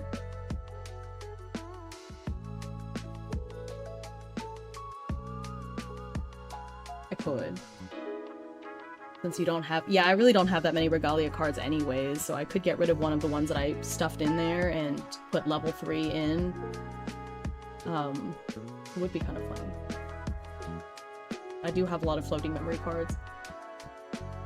If you run level 3, add DJ Scepter of Lumina. I did have it. Hello! The Phantom 3OD. Hello! Yes, I am totally new. No idea what I'm doing. DGs? Wait, what was the DG again? I have- there's very kind people on the YouTube side that are giving me advice. Because I'm baby. I don't know what to do. Okay, okay, wait.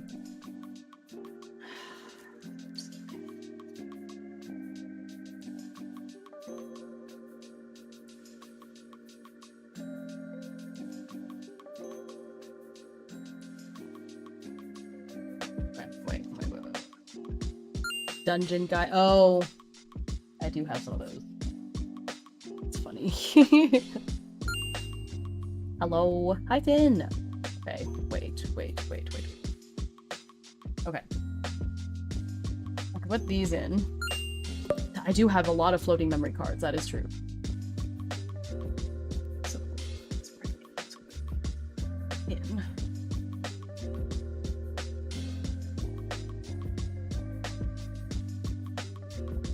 Scepter of Lumina is a proxy as vault card you can print and add to your material. I believe we tread parallel paths, you and I, and yet, quite impossibly, we have met. Let us not make this our only encounter. I feel like I've heard you say that before, and it was our only encounter. I'm Lurk now. Have fun. Thank you. Bye-bye. Yeah, if you have to raid and run, please take care of yourself. Do what you gotta do. If you want to chill for a while, this is what we're doing.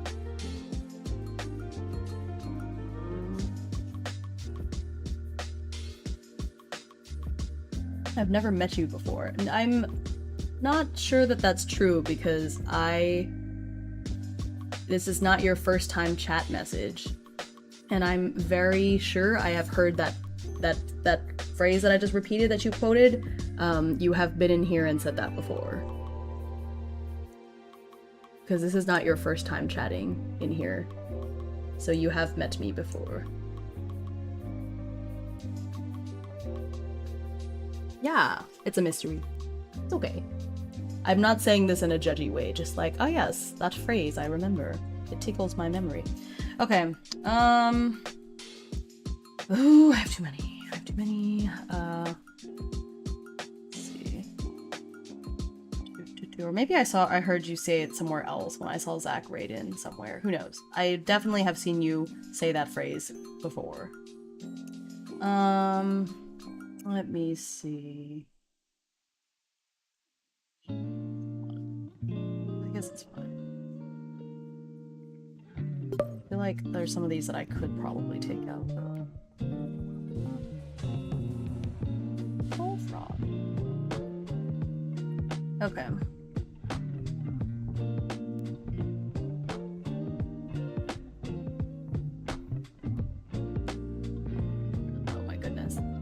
That's true.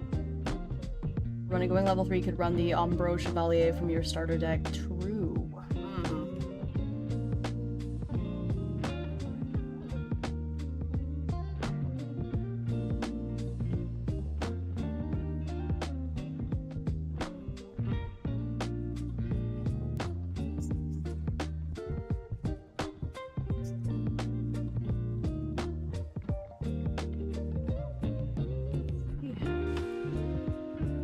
Sorry if I missed. You want to build a water CL? Yeah, it's a water big air quotes water allies CL deck with very large air quotes because I'm doing the best with what I got.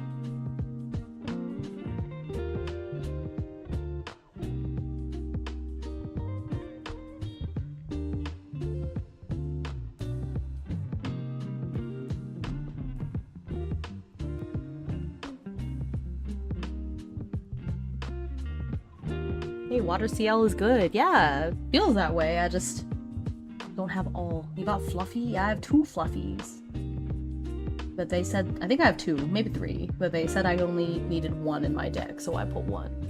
Because I listen. I think I have 2 Fluffies. At least 2. I know I have another one. I don't know if I have a third. I might. Oh, let me look at this deck. Only a rare card.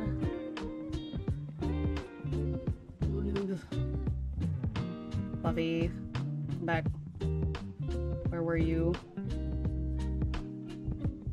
I have so many cards. I should probably set this one aside somewhere. This Mariette. She should not be in this giant stack. Fluffy is good, but mainly for Lorraine, right? So much fluff. I know. It's wonderful. Yeah. Again, the big disclaimer. I'm baby. I don't know anything. I don't know what I don't know. Okay. The hands are so small.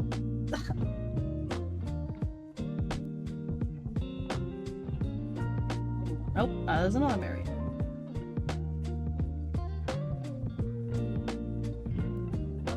Where's the other Fluffy? Where'd she go? It's okay, we got you, Hime. Thank you. That's good. So I'm trying to soak everything in like a sponge. And I just I caught that.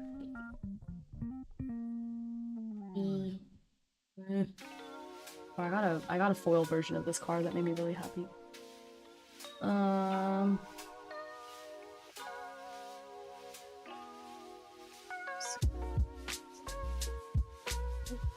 Where's my other Fluffy? You're in here. Where did you go? Where did you come from? Where did you go? Where did you go with your fluffy cotton coat?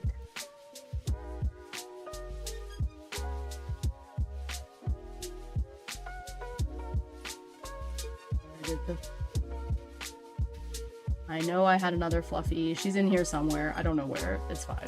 She's somewhere around. There's just so many. There's so many cards. Oh, there she is. There's the second one. Yippee!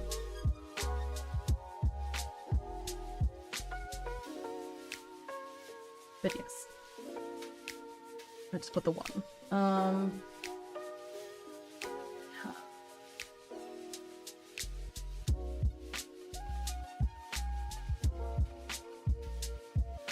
This one is useful. Literally me when I build a new deck. Yeah, just like where are you at? These deadly opportunists, which I think is helpful because she gets more attack when she's hitting things that are rested. And then I have those little sleep fairies that put things to sleep to make them rested. So I don't know. I feel like it's a good combo. And then here's Noir, the Ace of Spades, because I have a bunch of suited allies in here, so she could be really powerful. And then I have about 3 of Spades. So I only have 2 of her. There's a class bonus, right? Yeah. Guardian. I have 4 of Spades. Maybe I only need 2 of her. 2 of Spades. 5 of Spades. It's so cheap to play, it's just kind of nice.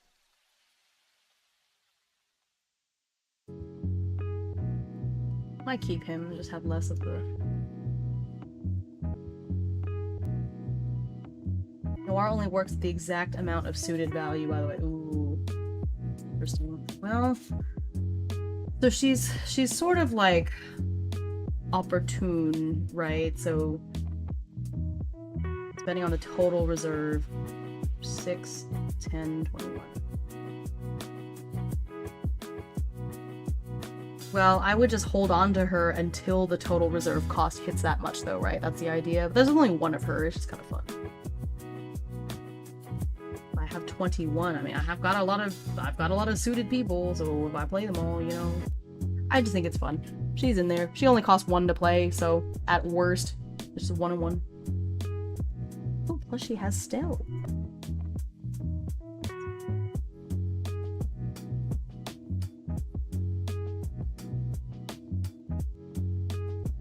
the card history for 2 of spades is like pretty cheap, so I feel like it's good to have him because he's cheap to play. Well, but he also dies easily. He's pretty squishy. So okay, I'll get rid of 2 of him. So I don't want to have too many of any of them. I'll have 2 of each.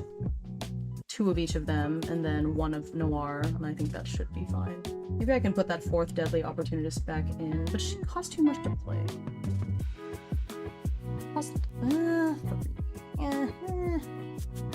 It's fine. I think let's do 4. 7. A full suited deck is really cheap. It's not too bad.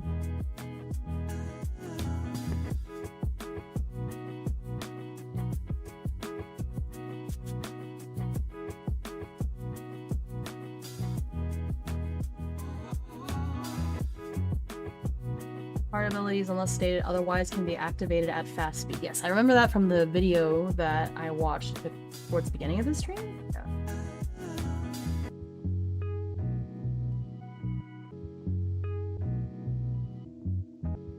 Yeah, I like this hypothermia thing.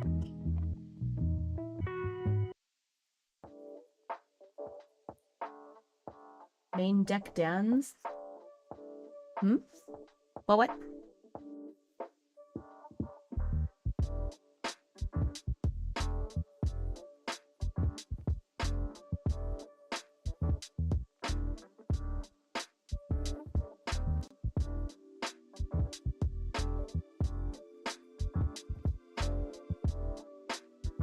Main deck Dan. Oh, did I?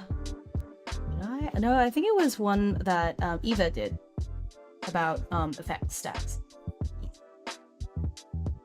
Which Eva is the person who taught me how to play. So she was at Offkai and she did the demonstration for me. It's really sweet.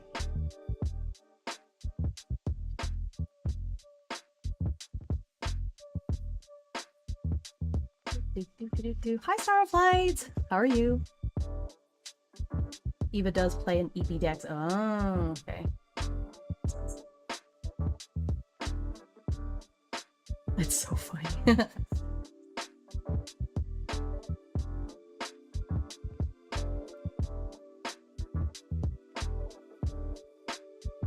gonna do this so I can get some flowing oobly so I can get my call it my omens.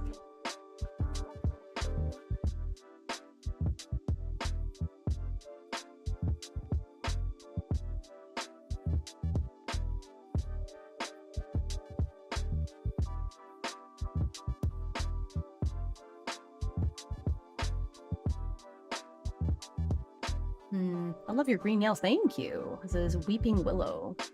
Been slowly listening to all of Talk GA and hearing the development on Eva decks have been fun to see with modern context. Yeah, I think that's the cool thing about watching somebody develop, or just like when you're learning something that, you know, you don't know as much at the beginning.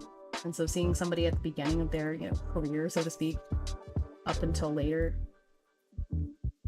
Oh dang, you know what I don't have in here is attacks. These are all actions. Which I guess is fine if I'm going for like an allies deck anyways, but I've got this nice little attack stack here. I don't think I can use any of these here. So maybe that's why I didn't look at them. I don't have very many.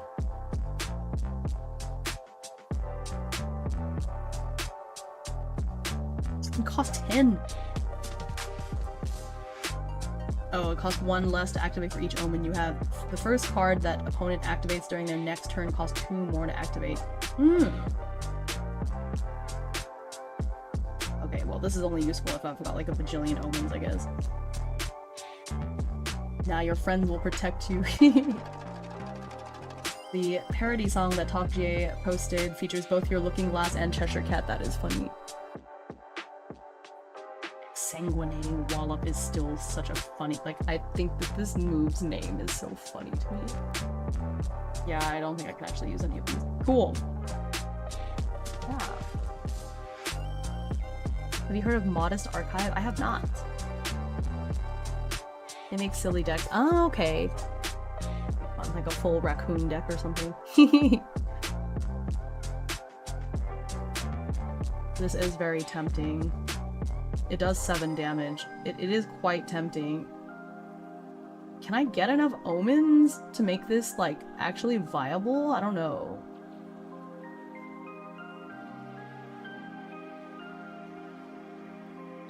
Oh, this, wow, the self-promo. Oh, okay, I see. I understand. Yeah, I don't think that this is gonna work with what I have. I don't... Like, I have enough to make, like, maybe... I think the highest I could probably hit is, like, 4 or so. And that's stretching it, so I don't think that's gonna work. But that's fun. It's fun to know that that's there. Maybe in a different deck. Okay, I have 1 left over. And I don't know if I really want to trade anything else out to make space for this other Idle Thoughts.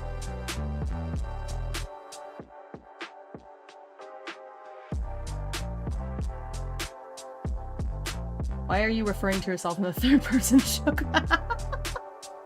Just eat the Idle Thoughts. You're right. It does look pretty delicious. I'm a fountain pen lover around here. See my fountain pens? You really see my cool fountain pens? Look at this one. It's made to look like coffee. It's a rose gold coffee pen. Okay, Mr. There's a 1-cost Umbra CL attack card you can use, and it swaps to any of your attack omens mid-attack, so it cheats out the... Oh, that's fun. Oh. I am a fountain pen enjoyer. What's my other... What's a fancy one here? But this one is retractable.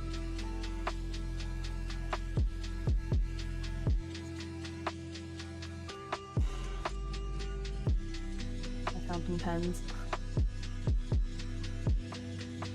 I may have invited / dragged the penguins. I love that.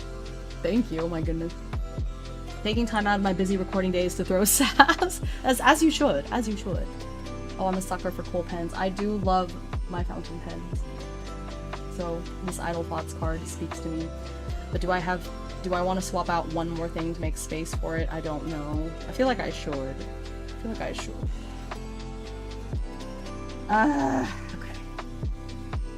Do it! Okay. Or I could just take it, and then I would have, what, 62 cards or whatever? How many cards are in this deck? 6, 8, 10, 11, 12,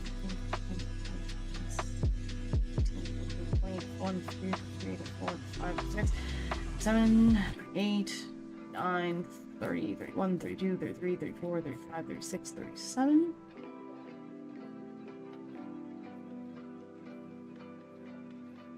8, 39, 40, 41, 42, 43, 44, 45, 46, 47, 48, 49, 50, 51, 52, 53, 54, 55, 56, 57, 58, 59, 60, 61, 62. Oh shoot, I already have 62. No! Okay, wait. Oh no. Hi, Nea!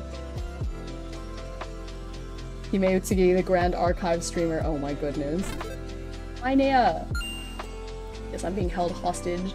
You pulled anything that excites you so far? I think this is just what I'm gonna be known for from now on. About that. About that. Yeah, that is a thick pen. I do love. I do love my pens. I do love my pens in this house. Best place to be held hostage in, but your wallet may not like it, right? Snow White. I did like Snow White, yeah. Yeah. Oh, I think I saw Kuraga. Hi, Kuraga. Oh, yeah, that's pretty good. Brother, show your Oh, yeah. Oh, hi. Where is it? Where is it? Where is it? Here. Got this too. That's very pretty. I was like, oh, it's got funny lines on it. They were like, yeah, like, it's an armament. Like, oh, I don't know what that means, but it's cool. It is cool. He may have used up all their luck for that pull. Yeah, it feels that way. It feels that way a little bit.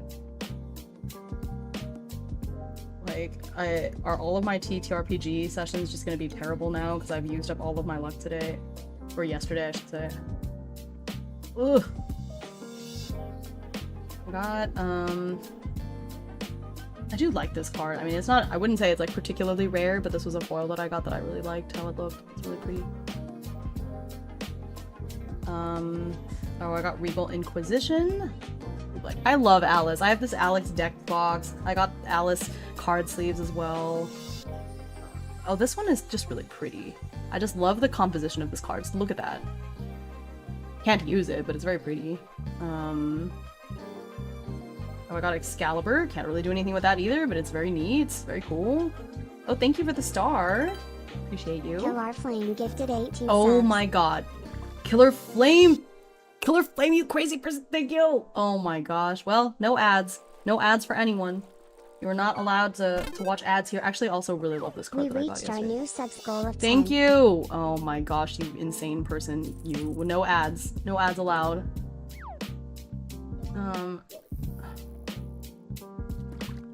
I think I put all of the nice.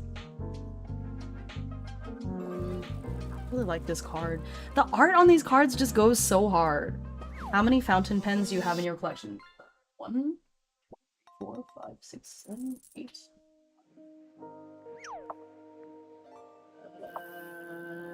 I guess 9? That doesn't sound right.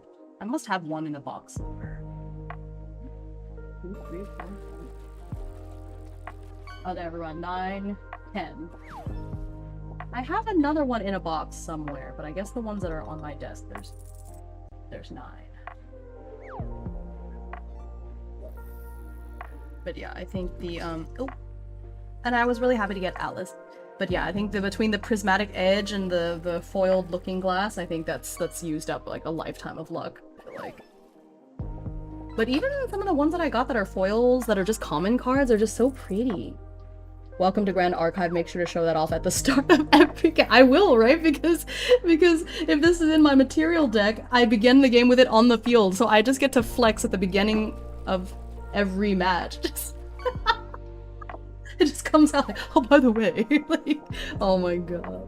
Excalibur isn't used in any competitive decks, but it's still 15 people because $15. Oh my god, 15 people. $15 because people just like the art. Fair. It is very pretty.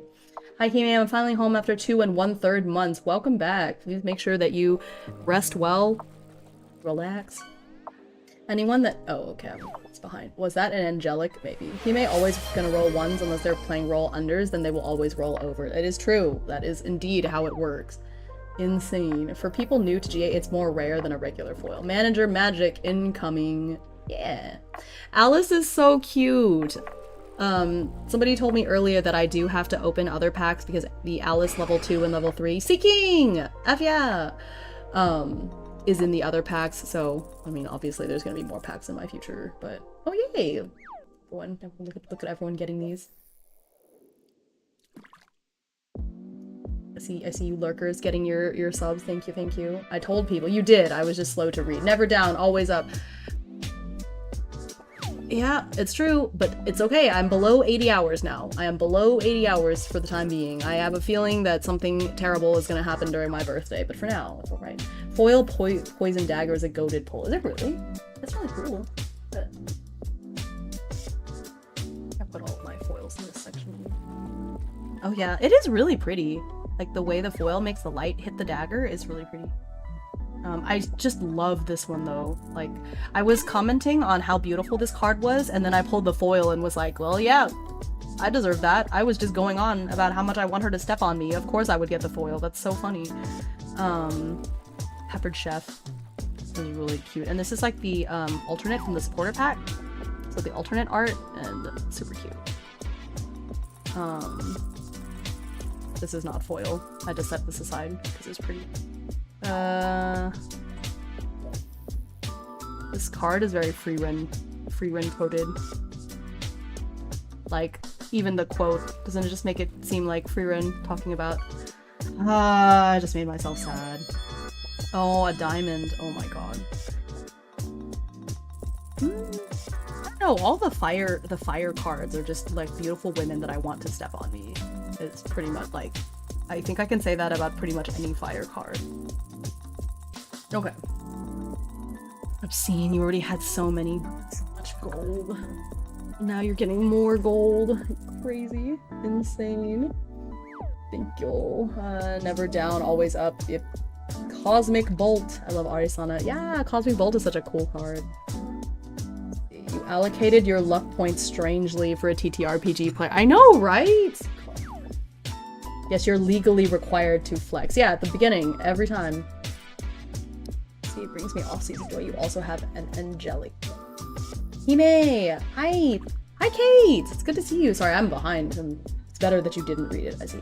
Hime, saying things like below 80 hours is dangerous. Don't you dare. Don't do it. Don't you do it. Thank you for the follows. I need a set of those refractions super pretty. I know, right? We love women. We do. 2 groups, I said. My fishing score is also never down, always up. Yes, you can tell us our short story. Hime allocated their luck points whilst blindfolded. Hurtful, but true. Hurtful, but true. I can't argue with that.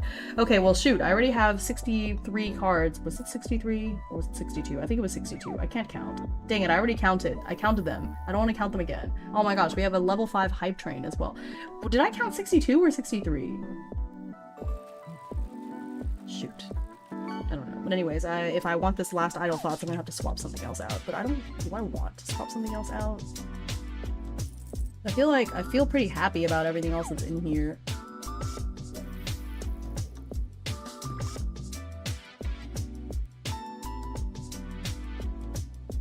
So maybe I just won't.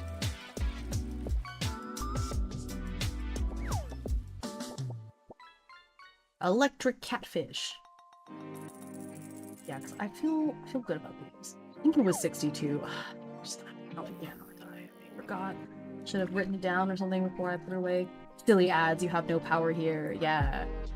No ads for anyone. Look at this random dude I have one of. I just plopped him in there. Pretty strong. Ads who? Yeah. Okay, I have to count again. 1, 2.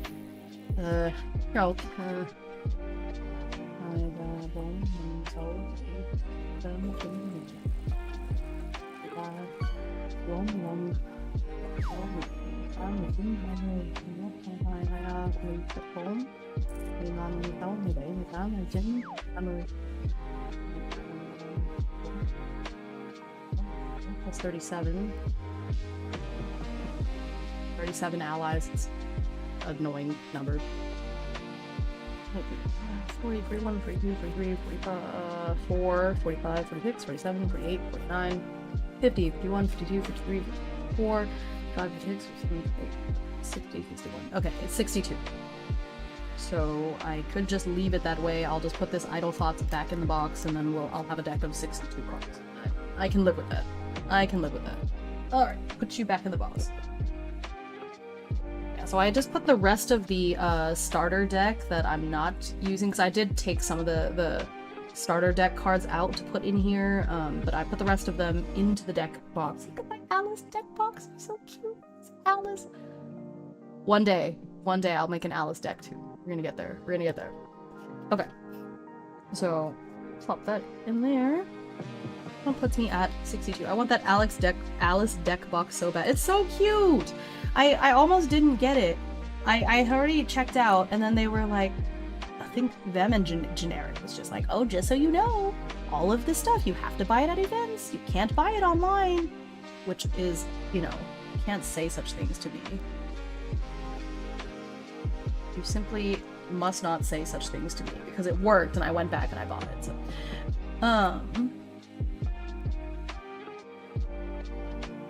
Oh, and since I may as well do my mod duties on occasion, Hime is currently running a donathon. Individual incentives are tracked for each donor and subscriber. Yeah, that is true. Really, to benefit from the individual incentives, though, you do need to be in the Discord, because I make threads for everyone, but yeah.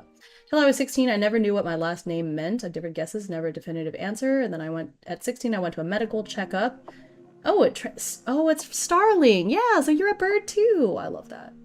Umbra Alice is my favorite champion. I recently bought a fan playmat of her, and it's so pretty. I was so tempted to get a playmat because they were really pretty, but I have so many other playmats from other things that I really couldn't justify the purchase. Donathon. Thank you. Thank you for the biddy. Yeah.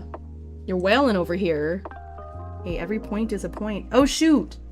I just realized you put me over the last goal, so now I have to play a, Oh, shoot. Okay. So, we met the previous goal, so I have to play a platformer. I think that was it for that. Let me see. Yeah. We do have a lot of fun in my Discord. I have a very cozy community. We have fun in there. Shoot. Let me look at my... I think it was just the one. Let me double check.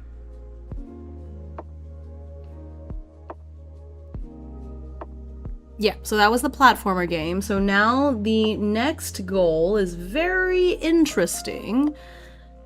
It is very interesting. The next goal, so if we reach 9,600 points, by the way, this is points, so for anyone who is new, this is not dollars. $1 is equal to 2 points. I also, I'll put this in twice. So you can see that. So $1 is equal to 2 points, and then 2 points is equal to 3 minutes added to the timer. So you can see that, and there's the incentives down there at the bottom as well. So yeah, so if we hit the next goal, which is 9,600 points, you guys get to choose what I stream for an entire week. So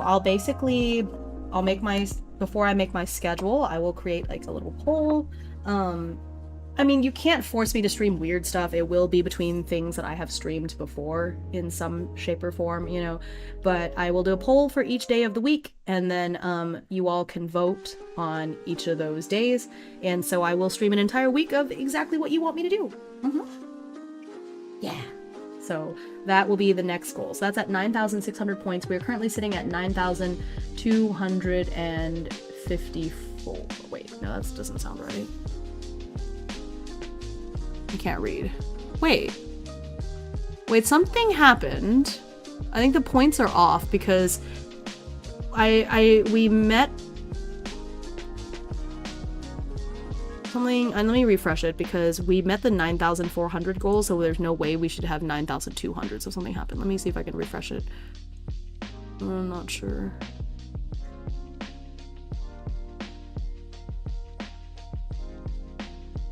Huh. Oh, something weird has happened. Okay. Something very strange has happened because I remember we were at 9,300 and something.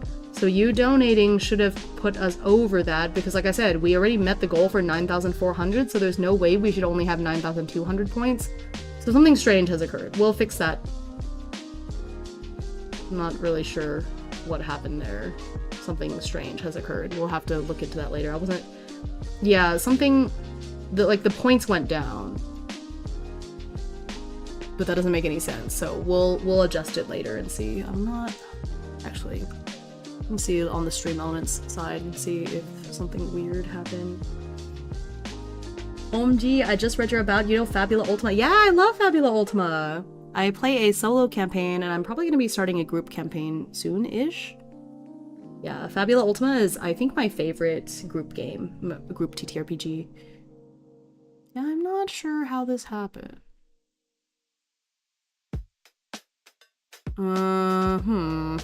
Doesn't make any sense. I think this should be 9,454 if I'm guessing correctly, but I could be wrong. I don't know. That's very strange. Something weird has happened.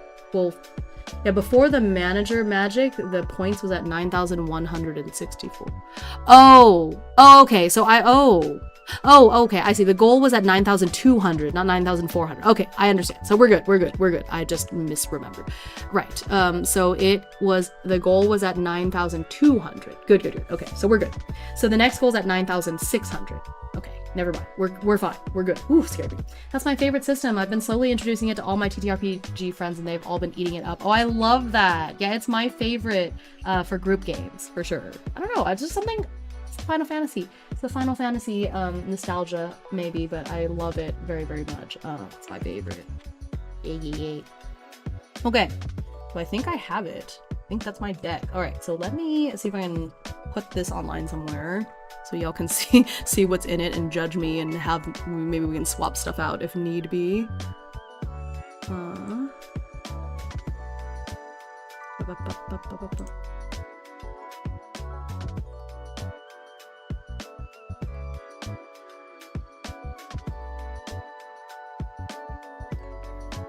love how it feels so rules and flavor heavy. There's rules for everything you could want to do. Yeah, no, I definitely feel that. It is very appreciated.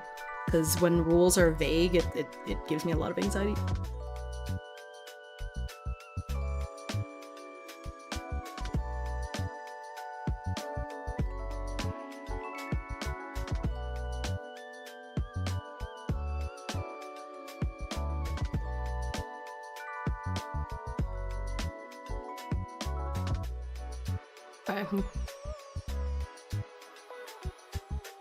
Okay, so let me see if I can do this.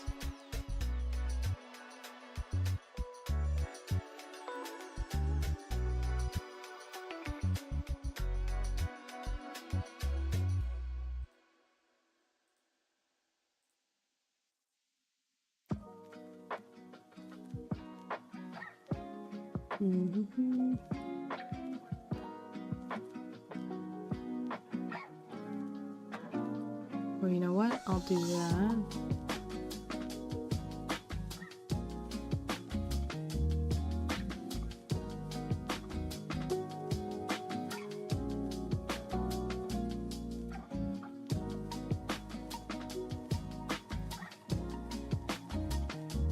Make this work.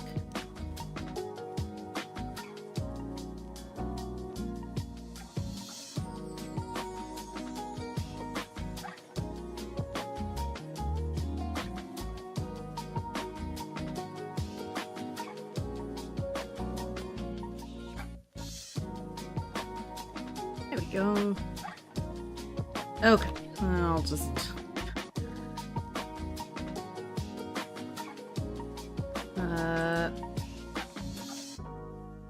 Boop, boop, boop, boop, boop, boop, boop, boop, boop, boop, boop.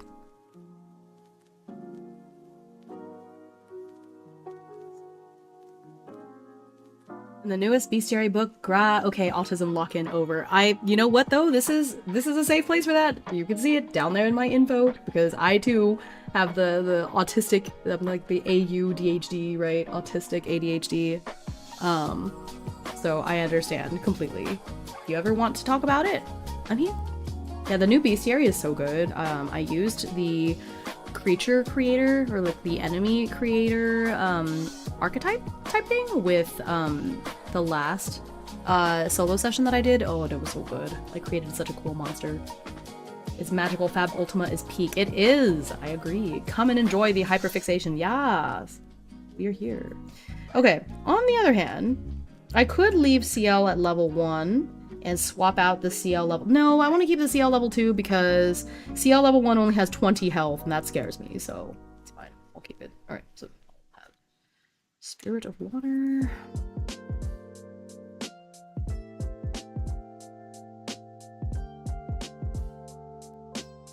Yeah.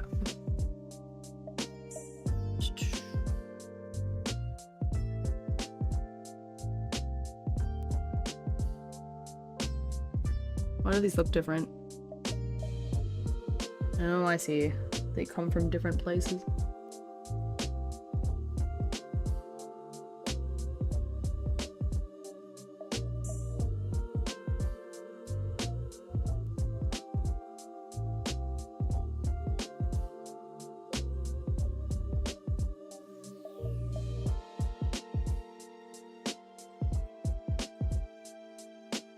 I think that's pretty much all I have.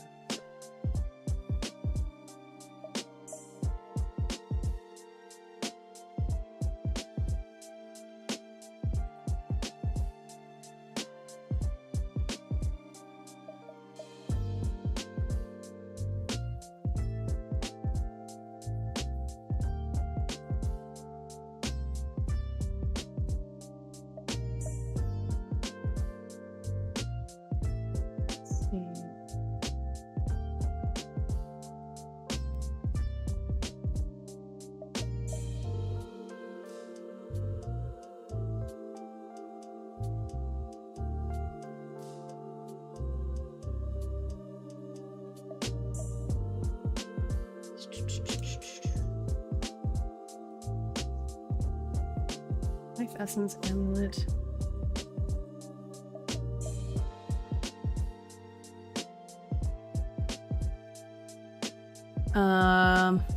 This is a Neurospicy safe zone. Wait, what is this website? This is the Dungeon Guide deck builder? I saw it in a video that I was watching by what's his face? Ryer.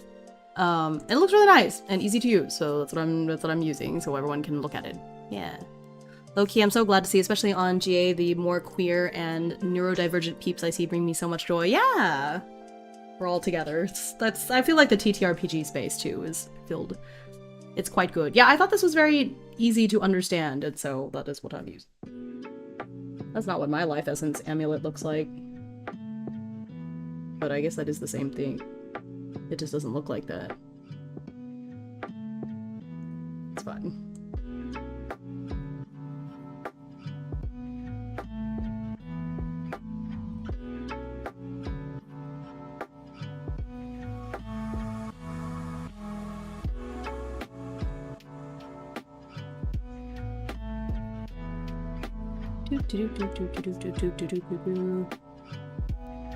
I use it for Pantheon decks. Oh, okay. She made the Neurospice summoning call.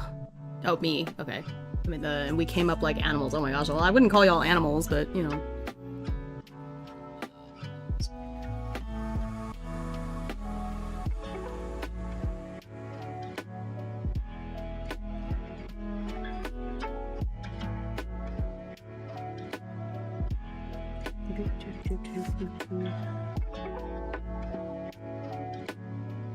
Again, mine does not look like that, but that's okay. Alright, so that's my material deck. Now, here.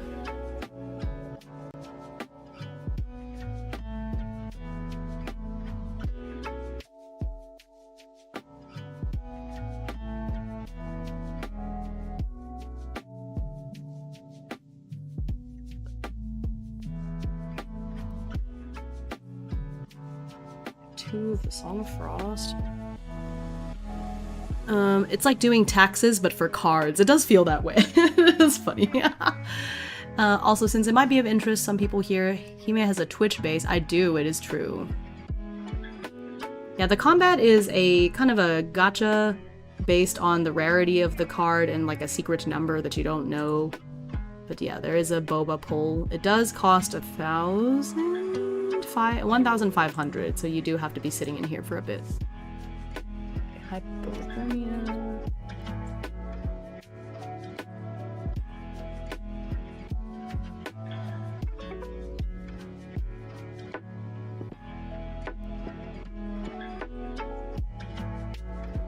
Strength. I've been too used to straight old guys at TCG events, so seeing the GA community is a wonder. Aww, yeah, that's how I feel too. Okay.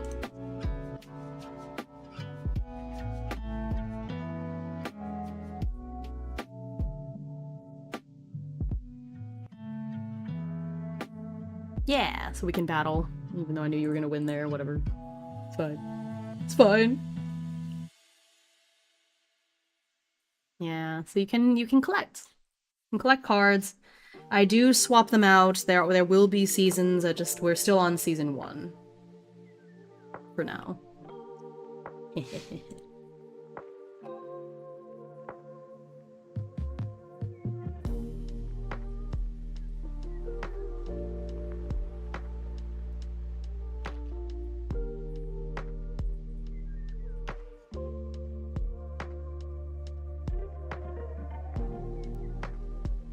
I chose one of the best cards. It wasn't exactly fair, right?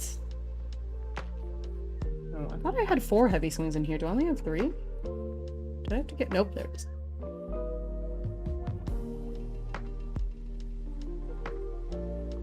Then I have 4 freezing hails.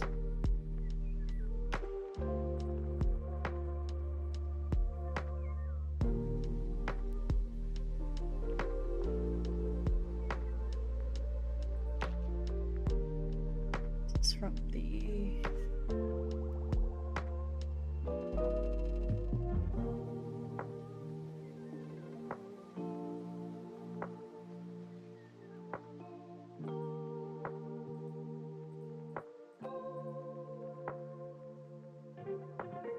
Lost one.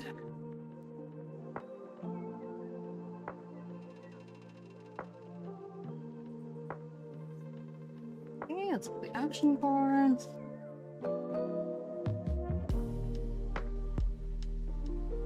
Ooh.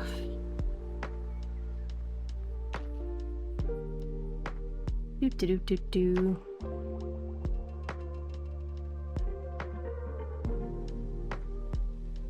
Oh, quite a few, Revy. Got 10 out of...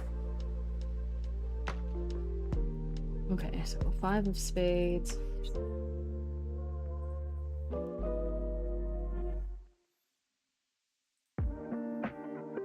Two of spades. 5 spades.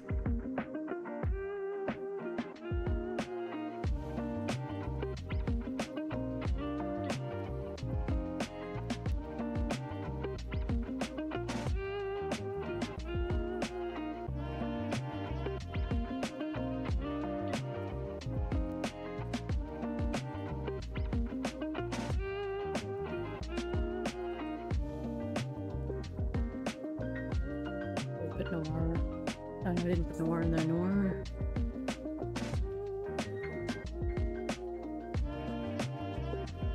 No, I did. There she is. I already added her. Deadly Opportunist. There's 3.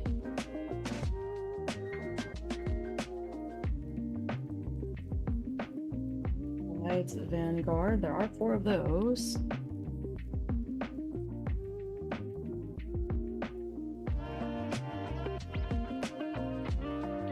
Fluffy Shopkeep.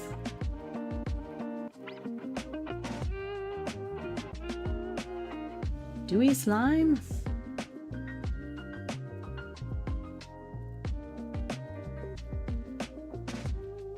Where did that come from? RDO. Guess I had 1.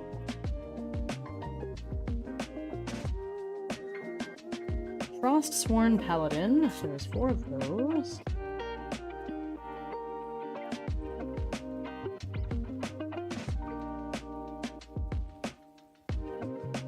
I have 4 Snow Fairies. They're so cute.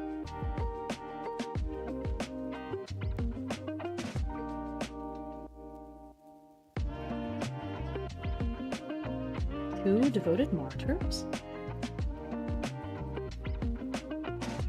I have a lot of ADHD traps on my channel, so you could also do this and send yourself into a roguelike.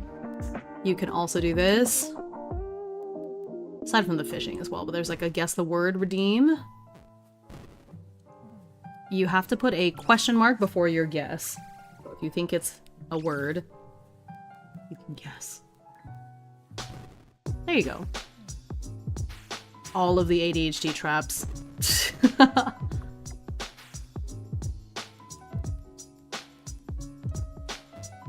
They trap me too.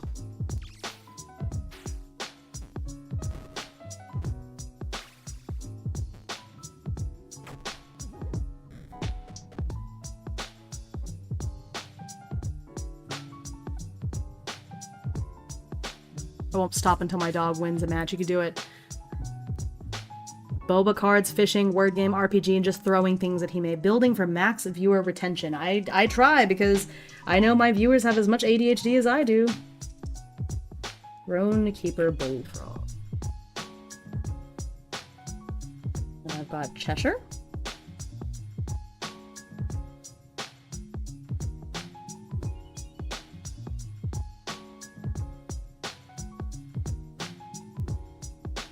And the Rivulet Adjutant.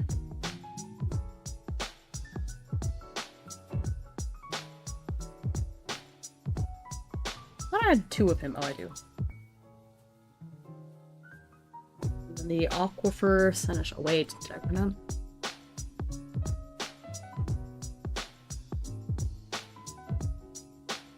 Wait, that's all my cards, and it says I have 60. Wait a minute. Something happened. Did I miscount? Did I miscount?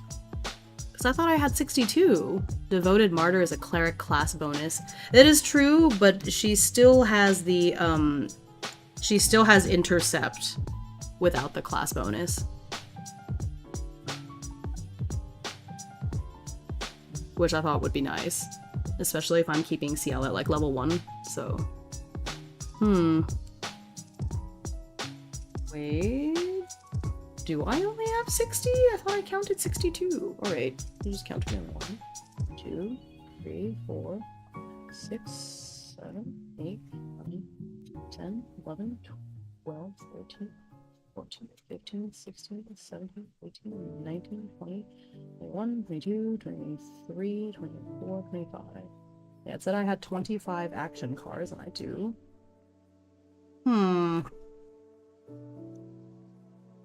Nothing happened.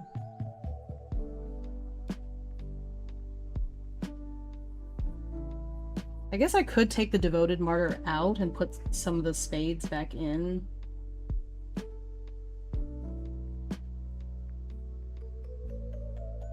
I guess we could do that. I feel like I have enough intercepts and taunts and stuff in here. You know what? She's cute, but I'll take her out. Where'd she go?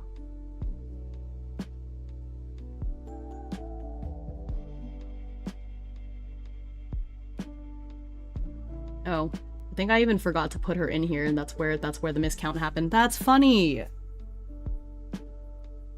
That's why I was missing 2, because I forgot to put the Devoted Martyr in there. I went straight from Snow Fairy to Snow White and forgot. So it's like she wasn't even there. It's okay. Or I could just take her out, not add anybody back in, and then I have 60. There we go. That's what I do. Then I just have 60 cards. Goodbye, Devoted Martyr. You were very cute. We hardly knew you. You can be devoted to somebody else.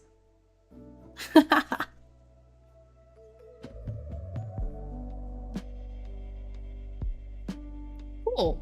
Then I have 60. Yay!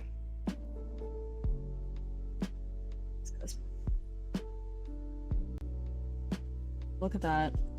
I have my first actual deck. So sad, rest in peace. Can I link to this? I think I can, right? I can export a screenshot. Oh, I can click simulator to try out the deck. That's fun. Can I just paste a link to the deck and see? Does it work? It does! I'll just link to it. Here you go. So this is the deck that I made, so if you want to see it out. You could just switch out Consumption Ring for level 3 CL. That's true. Which ring is that? Oh, it's the... wait.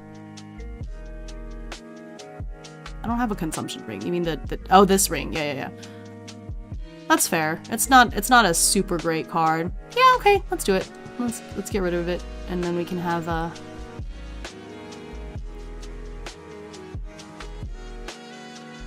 let's add CL back in. Level 3 CL. You never know. Dang it.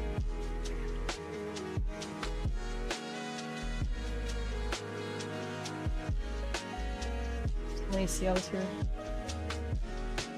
Oh.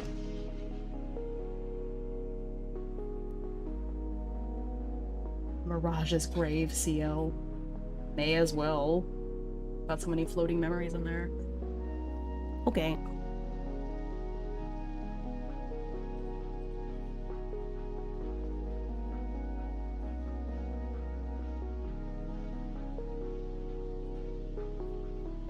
Yippee!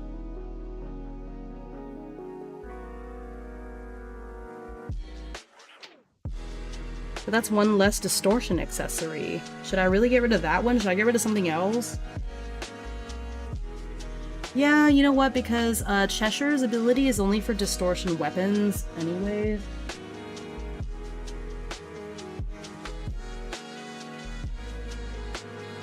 Oh yeah, every time an Omen counter is put on, it can deal 2 unpreventable damage. Oh, that is nice.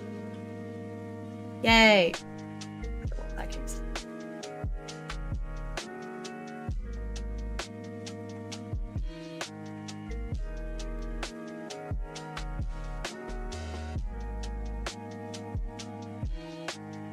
nicely in order.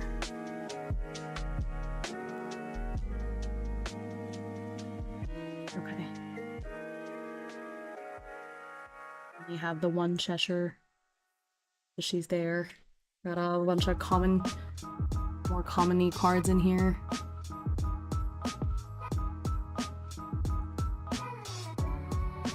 Oh, I think it's cropping too much from the top, that's why.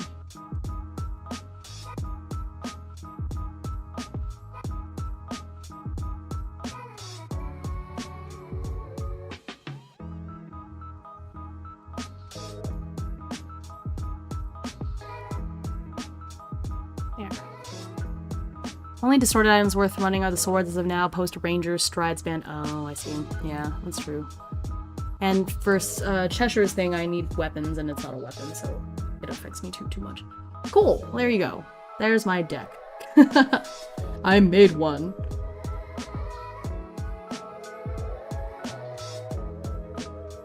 Hee hee.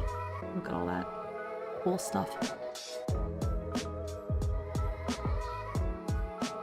I'm sure it's not like terribly competitive, but hey, at least I can play with it. I can do stuff with it. And we built a deck! We did it! Thank you so much for all of your advice, Airstrike and Zixu. Really appreciate y'all doing the heavy lifting for my baby brain, and also for recommending the videos to watch, because those helped too. And I definitely need to go and do some more research and watch some more videos to better understand things, but I think I have a overall better understanding of what the heck I'm doing at this point. This will top majors. Why do I feel like that's not true? Hey, why do I feel like this is, in fact, not true? That's funny. Here, I'm gonna put my beautiful deck. Oh, you know what I need to have at the front of the deck is the looking glass. Only the looking glass should be at the top. It's beautiful. Probably fun. Probably get bodied by, you know, by a pro, but at least I have a deck that I can play with. That's exciting. And I have a real deck to put in here. I mean, I have the starter deck in there too. But, you know. Yippee! This is the CL starter deck minus some of the cards. Into my little Alice box. Yeah, I need to get a binder for the rest of these cards. But also I have so many of these extra CL and Diana cards now that I need to help. No problem. Always looking forward to more people picking up the game. At least when you reveal your looking glass before the game starts, you will fear your opponent. The Alex deck boxes. You did it! You built a deck! I did! Baby's first deck! With lots of help from chat and from Ryer's video, but hey, you know what? What can you do? Gotta learn somewhere. I love this deck box. Look. Here's, aside from the front, which I always forget that, but look! Look! If I were CL, I would be hopelessly devoted too, so I understand. The bird friend, you gonna post your deck list in your board too? Yes! Thank you for the reminder.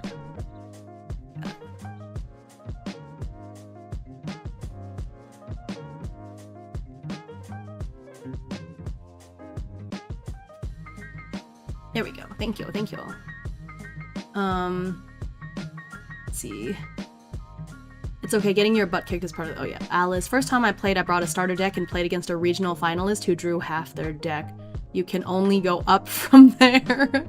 There was new Alice art released and I instantly made it my PFP. I'm about to fall asleep while watching your stream. Well, that's good. I'm glad that my voice is nice and, you know, go to sleep. Go to sleep now, star of light. Go to sleep, take a nap. Everything will be alright. I love this. I to get a nice bag to put it in, but she's so cute. I understand. I got preemptively got the sleeves too, because there's only one box left of these sleeves. I got one of her and obviously the CL ones, but like now I have them for the inevitable Alice deck. But yeah, I need to get the binders to put the rest of these cards in. I do want to organize them a little better. I think that Generic's idea of just organizing them by color makes the most sense. So just putting all the elemental cards together. since I am learning that you can mix. Since I put some of those Mordred cards in here, apparently it really doesn't matter. So I'm learning. I didn't know. At first I thought you had to keep cards together of the same type, but apparently that doesn't matter. So did you make an Omnidex account yet? I didn't. I have seen it, so I know what it is. I'll probably do that after this, but yeah. I've only played one match so far and I lost it, but that was my demo match against the Husberb. And he had more help from Eva. It's not fair. She was sitting next to him. But yeah, so I've already lost once. Let me just go from there. I have my cards stacked by element and then rarity. I think that's the way to go. Yeah, I think that is the way to go. There's a weekly profile picture gotcha. You probably wanted to, did it? Okay, let's do it. Let's do it. Omnidex is such a cute little name too. New players sign up.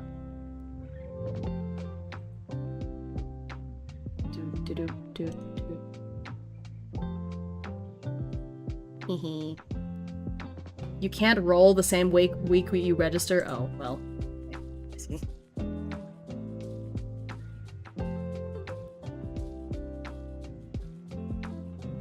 You may be asked to verify your identity when participating in events. Make sure to double check your spelling. Choose a display name. Okay, well I guess my basic name, that needs to be my actual name, and then the display name is what everyone else will see. Darn, if I had known, I could have registered for this last week, and then I would be able to do it. Ah. What I get for being out of town. Oh good, Himeutsugi is available. I would have been really sad if not. Where will we ship rewards? Oh my gosh, they get to have my address?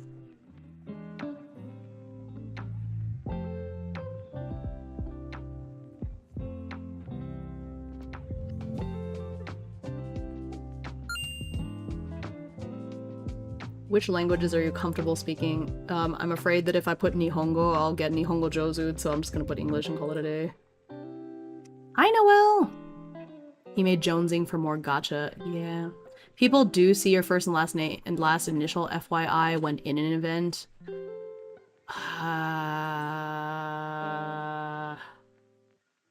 Does it have to match my ID? Like, is that important? I don't want them seeing my legal name. Oh, it's too late. I already registered.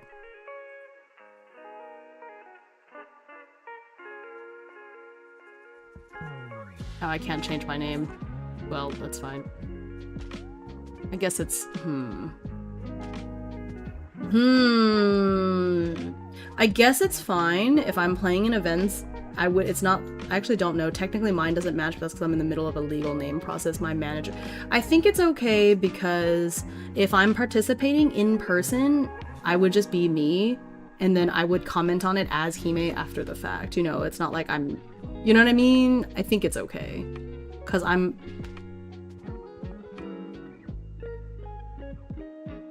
Yeah, I mean, I think they have to be able to link this to an actual person, so I understand them needing my legal name. And it's fine if I'm going... Yeah. If I'm going to a competition, and they would have my name on the ID, and I think that's fine. Yeah. You just can't stream any webcam. Right. That's fine. I wasn't planning on streaming any official ones anyways. I think that's okay. I'll just comment on it after the fact. And I think that's fine. Probably. Only the people in the event see your real name. People viewing the event page while not in the event see your display name. Okay. I guess that's fine. I guess that's fine. Also, this is being very generous.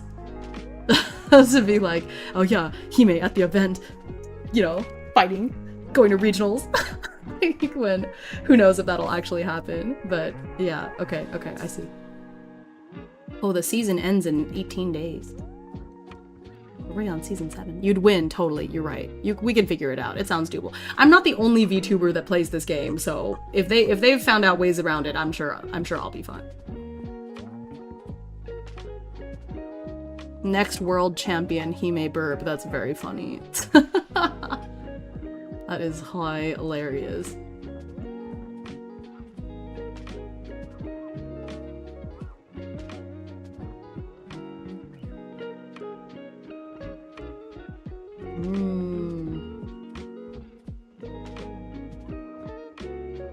Yeah, so Ascent starts in... There's an Ascent around near me in December, so that'll be fun.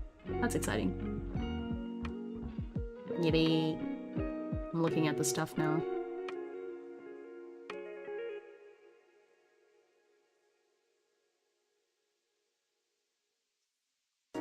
If you look at the season guide, you can check out... Yeah, that's what exactly... I'm actually looking at the season guide right now.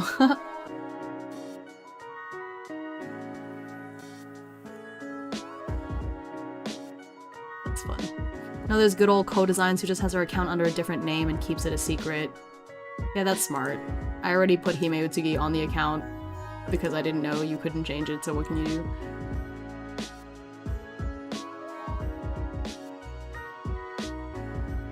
I dabbled a bit on competitive, got a guy to build my team. Oh, nice.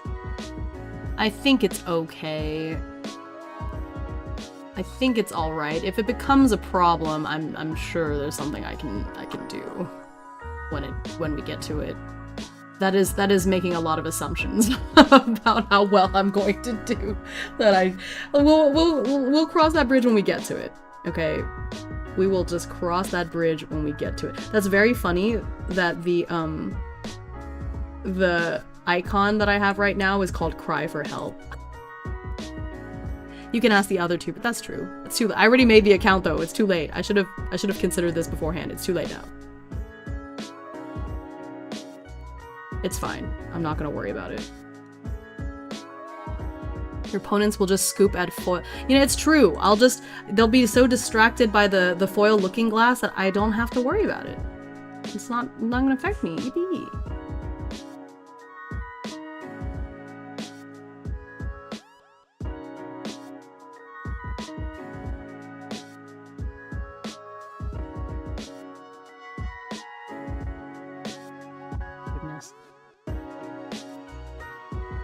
I'm sure the account can be deleted somehow or reset. Yeah, probably.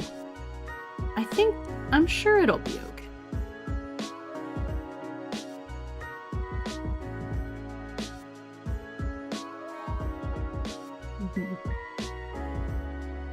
Let me tell you, I'm losing my marbles here. I'm sorry. Oh, goodness.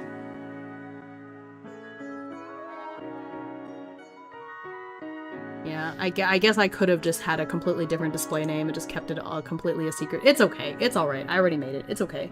I guess that's fine. The only people that would be seeing my name are in person or the people that I'm actually playing against in person, and I think it will be fine. If I just, we'll figure it out. It's okay. GA is one of my favorite TCGs, but playing at locals is sometimes a little too overwhelming for me. Yeah, that's very fair. I think my local scene isn't like super big, so maybe it'll be okay, but we'll get there.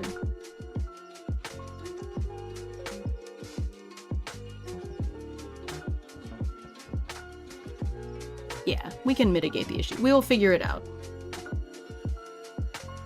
We'll cross that bridge when we get to it.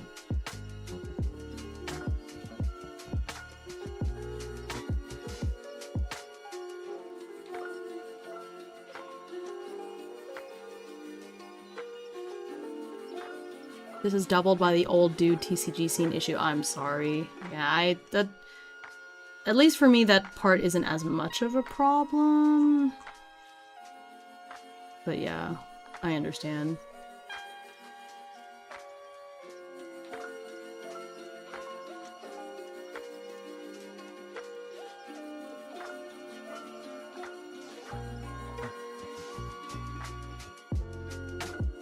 I'm captain of the anti-dox brigade. I take my position seriously. I'm so sorry with all the work you have to do to be in this anti-dox brigade because I so easily accidentally dox myself all the time.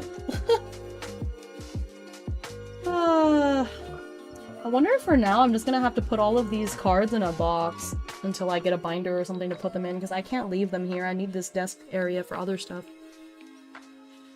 I don't mean to like vent dump, it just is what it is. No, yeah, no, that's completely fine. I understand and I empathize. That's part of why when I was growing up playing the Pokemon trading card game, I kind of got out of it because my scene became mostly like older men, and just as a kid I just wasn't really comfortable with it. And there's only so many times you can play against your brother and your cousins before it like gets old.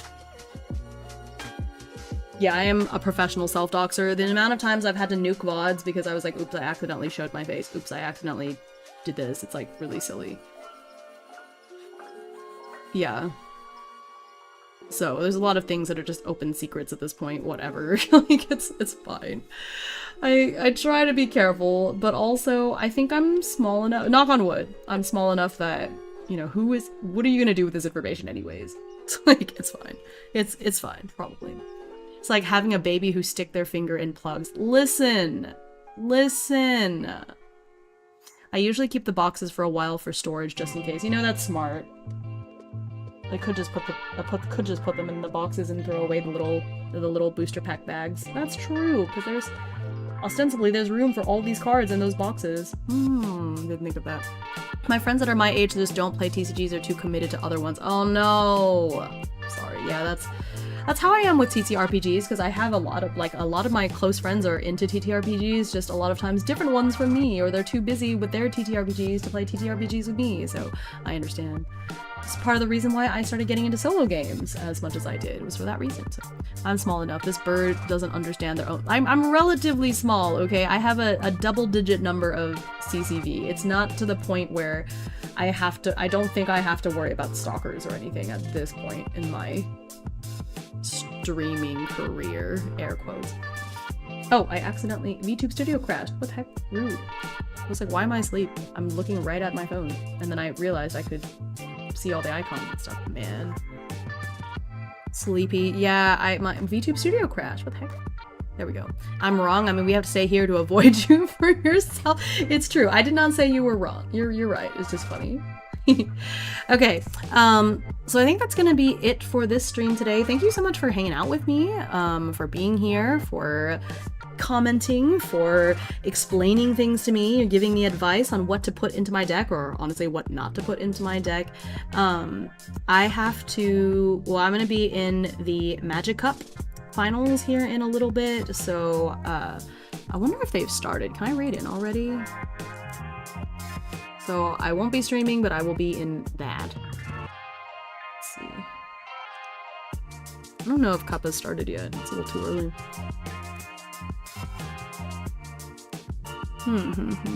Not live yet. Man. Yeah, it was really nice to meet you. Thank you for being here. And thank you also to... well, thank you, Killer Flame, for being technically you were responsible for getting me the box that led to all of this silliness. So thank you so much for the box, the lucky box. Thank you, Shoku, for coming by and for bringing all of your, the penguins? That's so cute, penguin. That's so cute. So yeah, thank you for being here. I will definitely be streaming more Grand Archive stuff in the future. Probably the next one, I'm gonna have a friend on and we can actually play the game. I think that would be fun. I want to try the deck, play the game, whether it's this deck or like one of the starter decks or something, but would be fun to actually play and see how it goes. But thank you so much for being here. Really excited to learn more, play more, get to know the other GA streamers as well, with my fellow VTubers that are playing Grand Archive. So everyone's been so kind and welcoming in the community already. And I'm really happy to be here. I'm excited to open more stuff, pull more cards. So a friend, you say? Yeah. So, I will see y'all next time. I need to see where to raid into.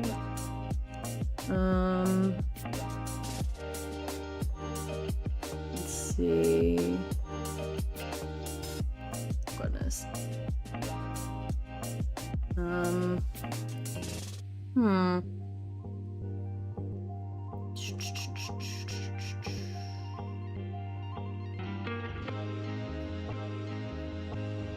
What is this?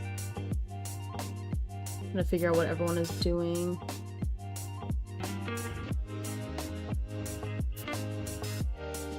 Let's see. I think I'm gonna go ahead and raid into Barry because it is her birthday, and I'm gonna be on Barry's channel later today to play some group games for her birthday to celebrate her birthday. So I'm not there now. She's doing some other stuff now, but let's wish her a happy birthday and be kind. She's really nice. So we're gonna go there, and for everyone watching the Magic Cup, I will see you there. I'm certainly not gonna win, so definitely be there to cheer me on. But it seems like they've got a lot of really fun shenanigans planned for the final matchups. So excited. Okay, so we're gonna raid into Barry. Thank you again for being here. Thank you, Zach, for the raid. Here's the raid message. You can copy paste that to bring over to Barry's channel. Thank you once again. Really excited to play more Grand Archive, and I will see y'all next time. Thank you. Bye.